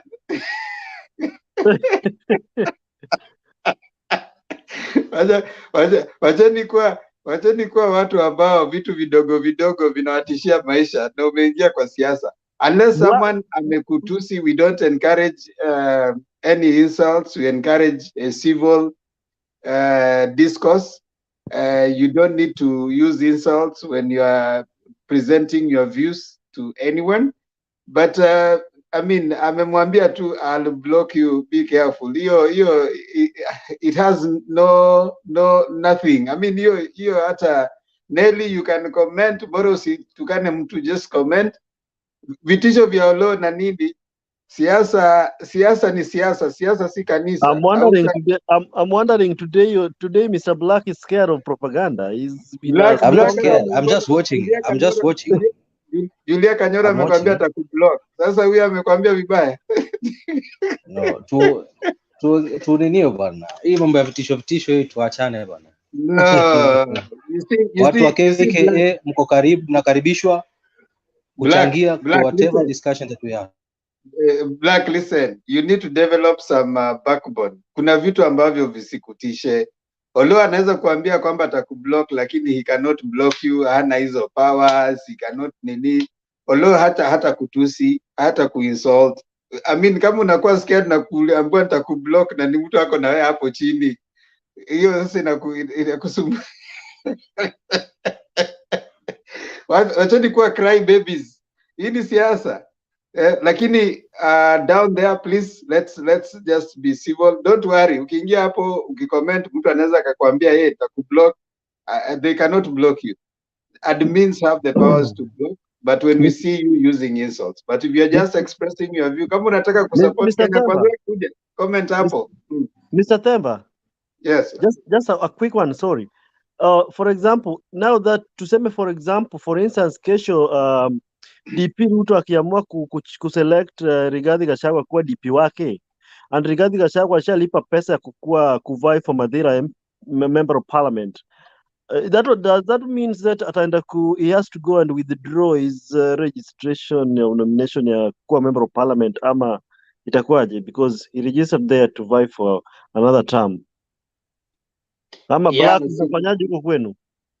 Yeah, itabidi withdraw. Black inafanyika huko kwenu hivyo ama? Itabidi pambana na shida zenu. Maisha ni yetu. Adams, itabidi withdraw alafu wa support mtu mwingine wa Kenya Kwanza ambaye yuko huko. So that is what they'll do. But wacha hiyo ni shida ya kina Black. Tafadhali endeni msoti hiyo huko peke yenu. Mimi na shida zaidi kutuliko bana.